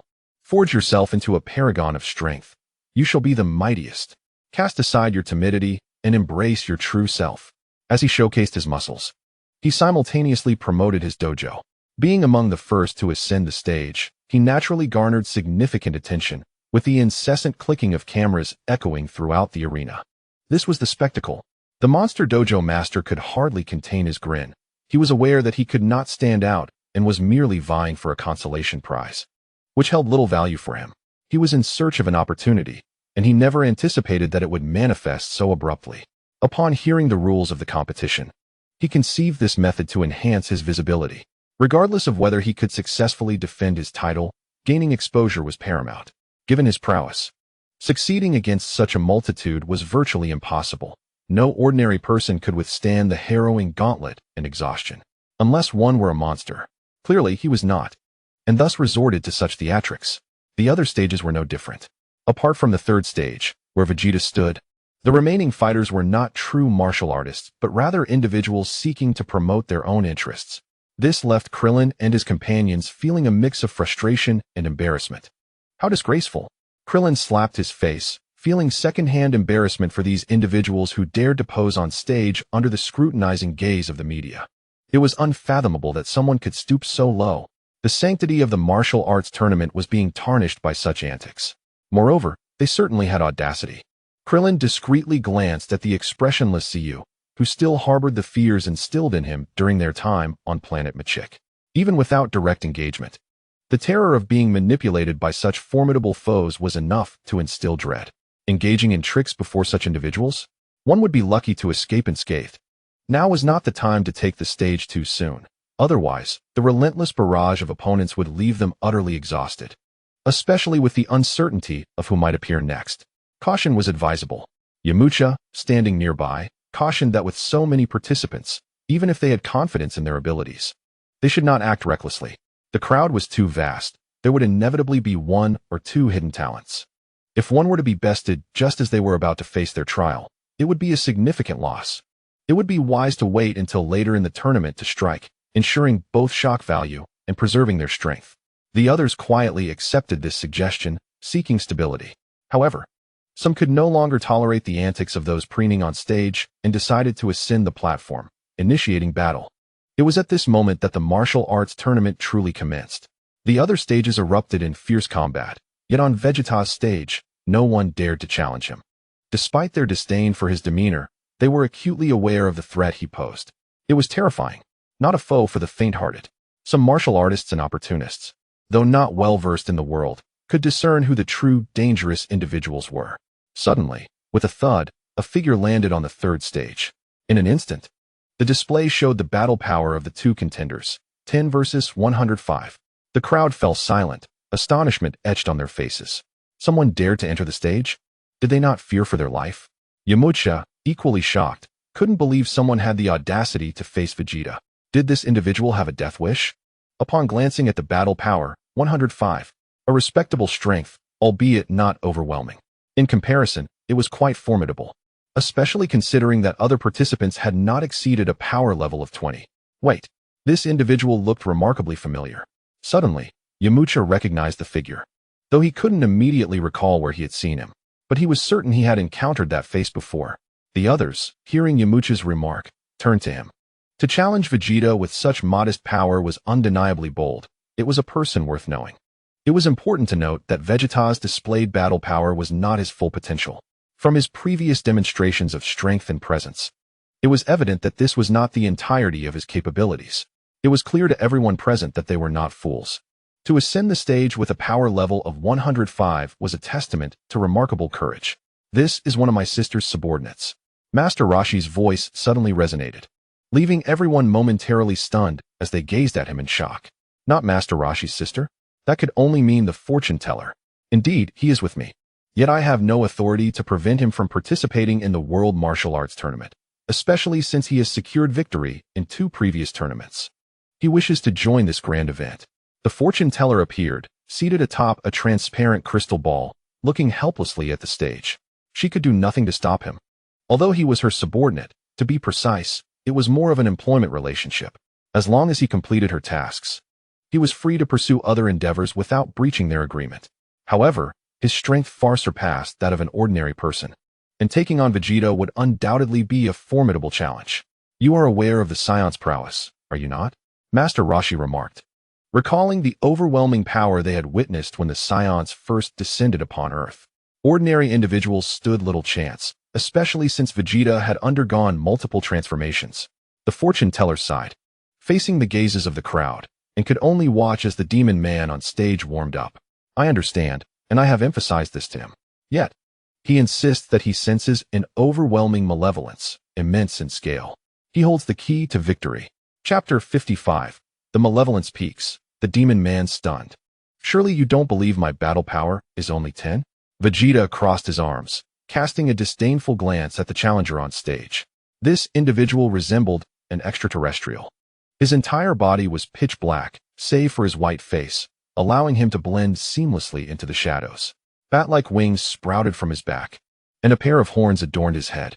As Vegeta sized up the alien-like demon man, the latter appeared to admire him as if he were a work of art, occasionally covering his face with his hands in sheer ecstasy. Oh, it's simply perfect, an absolute culmination of perfection. Never have I imagined that one could harbor such profound malevolence. Extraordinary. Malevolence? Vegeta raised an eyebrow, then burst into laughter. Ha! Indeed, as a proud warrior race, the Saiyans harbor no goodwill towards anyone. Upon sensing my malevolent intent, what emboldens you to ascend the arena? Vegeta's expression shifted dramatically, a terrifying aura beginning to envelop him, his combat power soaring from a mere 10 to astronomical heights. The speed of this escalation was astonishing, leaving behind mere afterimages on the display. This terrifying spectacle caused all present to gasp in astonishment. From initial confusion to a clear understanding of the significance of the numbers on the screen, most spectators realized that these figures represented an individual's strength. The greater the number, the more formidable the power. Vegeta's combat power surged from 10 to over 1,000,000, and it continued to rise. This horrifying scene left the audience utterly astounded. It was still climbing. Still climbing. My heavens, how can he be this strong? More terrifying than the judge. Exclamations of awe filled the air. The rate of increase was unprecedented. Even the ordinary martial artists present, including Krillin, could not suppress their astonishment. It was utterly terrifying. When Vegeta first descended upon Earth, his power barely exceeded 10,000, yet now he had shattered the 1,000,000 mark and showed no signs of slowing. Does this fellow have no limits? Could it be that Vegeta is on the verge of transforming into a Super Saiyan? Yamcha, with a grave expression, realized that without experiencing it firsthand, he could not comprehend the true horror of that immense aura. Feeling it in person left him drained. This was a force beyond the capacity of ordinary beings to contend with. Having believed that after training with King Kai, he could somewhat keep pace with these monsters, it now seemed he was falling further behind. Goku was another story altogether. Even those around him had surpassed his strength. In that moment, he could not help but question whether he still needed to strive along this path. Regarding Yamcha's concerns, Gohan replied, "That's not true. No matter how much his power increases, he cannot transform into a Super Saiyan. Transforming requires intense emotional upheaval. I'm not entirely certain. But when Dad transformed into a Super Saiyan, he was filled with rage. Rage transformed him into a Super Saiyan. He shouldn't be able to do it, right?" As he spoke, even Gohan began to lose confidence. Truly, Vegeta was a genius, albeit one with a streak of bad luck. Amidst the murmurs of the crowd, no one noticed Piccolo seemingly resolved. He took a deep breath and quietly departed from the throng. One could hardly deny the rapid growth of strength in a being of the same race as the king. It was a natural advantage. Who could argue otherwise? After all, they were warriors of the Saiyan race. If they could not achieve even this level of prowess, they would hardly be worthy of kinship with the king. This terrifying potential was indeed enviable. A group of mercenaries gazed at Vegeta's escalating combat power, consumed by jealousy, even though their talents were not insignificant. They could not compare to Vegeta. They had employed every method imaginable, whether through external assistance or their own efforts. Even training under Mr. Popo had yielded some improvement. But none had ever reached such exaggerated heights as Vegeta. From combat powers in the tens of thousands, in just a brief span, he had achieved figures in the millions. Outrageous. Absurd. It defied logic. Perhaps it was reasonable to consider that he belonged to the same race as the king. That made it all too understandable. While Vegeta's power continued to skyrocket, everyone remained in a state of shock, except for one individual who exhibited remarkable composure, the demon man on the stage. He seemed unfazed, continuing to fixate intently on Vegeta. As Vegeta's power reached its zenith, the demon man raised his hands to his temples, tracing a semicircle before pointing, unleashing a spiral of purple energy from his fingertips. The purple wave was weak, almost negligible, devoid of any apparent threat. Vegeta disdainfully regarded him, not even bothering to evade. Witnessing this, the demon man struggled to contain a smirk. Oh no, it's the demon man's demonic beam. Those in the audience who understood the demon man's signature move watched intently. If anyone harbored the most tremendous malice, it would surely be Vegeta, who frequently threatened planetary destruction. Upon arriving on Earth, he had indiscriminately annihilated countless celestial bodies. Logically, his malevolence would rank just behind Frieza. Should he be struck by the demonic beam, it would likely be disastrous. Yet, the emotions within the crowd were tumultuous, a blend of relief and anticipation, mingled with a touch of regret. If the demonic beam struck Vegeta, his overwhelming aura faltered, and a wave of terrifying malice surged forth from within, shrouding his once white aura in darkness. The aura transformed into black. As the black energy enveloped him, a terrifying presence radiated, and the relatively normal Vegeta morphed into something else entirely. His malevolent intent surged skyward. Under the demon man's expectant gaze, Vegeta opened his eyes. Just that gaze caused the demon man to stagger back several steps, his face a mask of terror. No, it's impossible. You clearly possess immense malevolence. How can you still be alive under my demonic beam? You should have exploded like a volcano, yet here you stand. The demon man was stunned. His infallible technique had failed, and he was bewildered by Vegeta's expression. Chapter 56. The Saiyan Prince Breaking Free from Chains. Vegeta wore an expression devoid of joy or sorrow. Aside from the black aura, his pupils had undergone a transformation, shifting from their original hue to a light purple slit. His hair began to change as well. Once pure black, it now bore a hint of light purple as Vegeta opened his eyes, creating an ethereal interplay of black and purple, shrouding him in an air of mystery. Within the black aura, flashes of purple lightning intermittently crackled.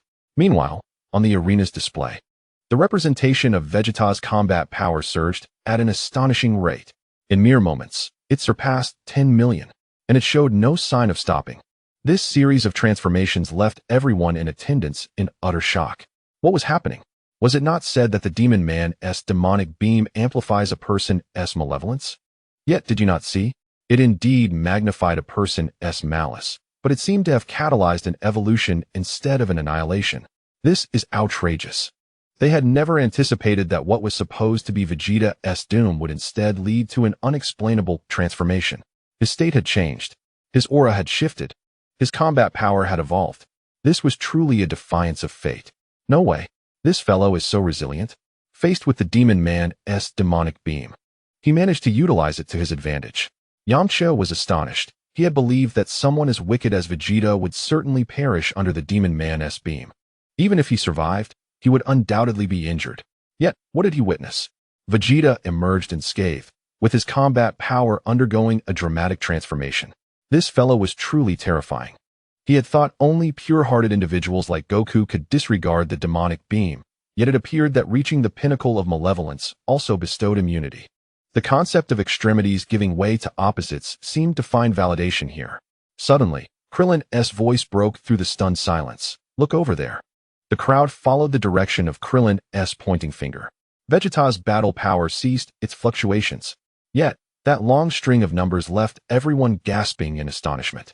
This was, without a doubt, the most terrifying figure they had ever witnessed. 245,000,000. 245 million. This was not merely a number, but a tangible manifestation of battle prowess. Originally, Vegeta's power level was a mere 3.5 million, but after being struck by the demon man's demonic beam, he shattered his former limitations. In an unprecedented transformation, he became an alternative Super Saiyan. His battle power surged by an astonishing 70 times. Who could remain composed upon witnessing such a horrifying number? What was once a few million had suddenly escalated to over 100 million. Was such power even attainable by a mere mortal? Terrifying. Frightening. Could it be that he had transformed into a Super Saiyan? How else could one explain such a staggering increase in power, multiplying by several tens? This was utterly illogical. No way. Gohan was dumbfounded, while others made valid points. He knew full well that his father's transformations had never been like this. The amplification was never so extreme. Most importantly, the appearance during the transformation was different. When his father previously transformed into a Super Saiyan, he radiated a golden light, and his hair turned golden. He was the Golden Warrior. But Vegeta's transformation was entirely dissimilar. Gohan strained to recall his father's transformation into a Super Saiyan, and upon comparison, there was not merely a lack of similarity. There were no commonalities whatsoever. No, there were similarities, namely, both exhibited terrifying amplifications. Goku's transformation represented the conventional first stage of Super Saiyan transformation, boasting a mere 50-fold increase, which was already terrifying for anyone. However, from Vegeta's displayed base power, it was evident that he had achieved a full 70-fold increase. The more he pondered, the more astonished he became. Such an amplification was too dreadful. Upon the arena, Vegeta observed his own hands, distinctly feeling the surge of his battle power. Although he did not transform through extreme emotions like Goku, his transformation was equally extraordinary, magnifying his malevolence through the demonic beam, activating and amplifying his S cells. Consequently, Vegeta transformed. He became a Super Saiyan. Though somewhat unconventional, his battle power had indeed risen, and it exceeded that of others, which greatly satisfied him. Ha ha ha! Vegeta laughed heartily, disregarding the astonished gazes of those present. His laughter echoed throughout the venue. Finally, this prince has also transformed into a Super Saiyan. You are all inferior to me, Kakarot, and you. In the presence of my Super Saiyan form, you are utterly insignificant. After transforming into a Super Saiyan, Vegeta exhibited an incredible arrogance. His transformation was unlike that of anyone else, boasting even greater amplification than Goku's and Zeyu's. The surge in power instantly restored his confidence. This caused Zeyu to roll his eyes. The perennial second-place contender would always be the perennial second. Was he so forgetful? A mere 200 million battle power was hardly sufficient for him. Zeyu could easily crush him, even without transforming into a Super Saiyan. Merely utilizing the power of the great ape would suffice. Who instilled in him the audacity to challenge Zeyu? Are you initiating a duel with me? In the face of Vegeta's provocation, Zeyu calmly uttered these words. The previously arrogant Vegeta instantly calmed down, a stark contrast to his former self. He was indeed powerful, even stronger in his Super Saiyan form, albeit an unconventional one. Yet that other fellow was even more formidable. His base battle power was already shockingly intimidating, not to mention that he could also transform into a Super Saiyan. Once transformed, anyone else would be rendered insignificant. Vegeta's transformation elicited a slight smile from Zeyu. Despite Vegeta's haughty demeanor, he was still somewhat aware of the situation, or he would not have endured such humiliation under Frieza for so many years. Vegeta cast a glance at the terrified demon man, without hesitation raised his hand, unleashing a wave of energy that utterly obliterated the demon man. Unable to defeat Zeyu, could he not handle you? Thank you for the gift. Had it not been for you, this prince would not have been able to transform into a Super Saiyan. Rest in peace. Vegeta addressed the ashes with a tone of sincerity, yet had he not raised his hand to slay the demon man, one might have truly believed him. Burned out? Oh, a chapter. Chapter 57. Let us have a grand fireworks show. Killed. As the first to ascend the arena. The martial arts tournament had altered its rules because of him, so Vegeta's prominence was unquestionable. Now, the first victim had emerged. The crowd was filled with terror. Once a single person had been slain, there would undoubtedly be a second, a third, akin to opening Pandora's box. This was certainly grim news for the ordinary participants who merely sought consolation prizes. In an instant, noise erupted. Those aware of their lack of strength no longer considered taking their chances. Who knew if they might encounter a malevolent martial artist? If given the chance to step onto the stage, yet no opportunity to surrender, they would surely face death. Those with self-awareness began withdrawing from the competition. On the arena, the previously boisterous monster arena owner now wore a green pallor, truly unprepared for the possibility of death occurring at the World Martial Arts Tournament. Did the organizers not care? If so, he felt unsafe himself. Just moments ago, he had been incessantly advertising. Anyone with even a hint of temper would likely find him displeasing, especially since he also had enemies.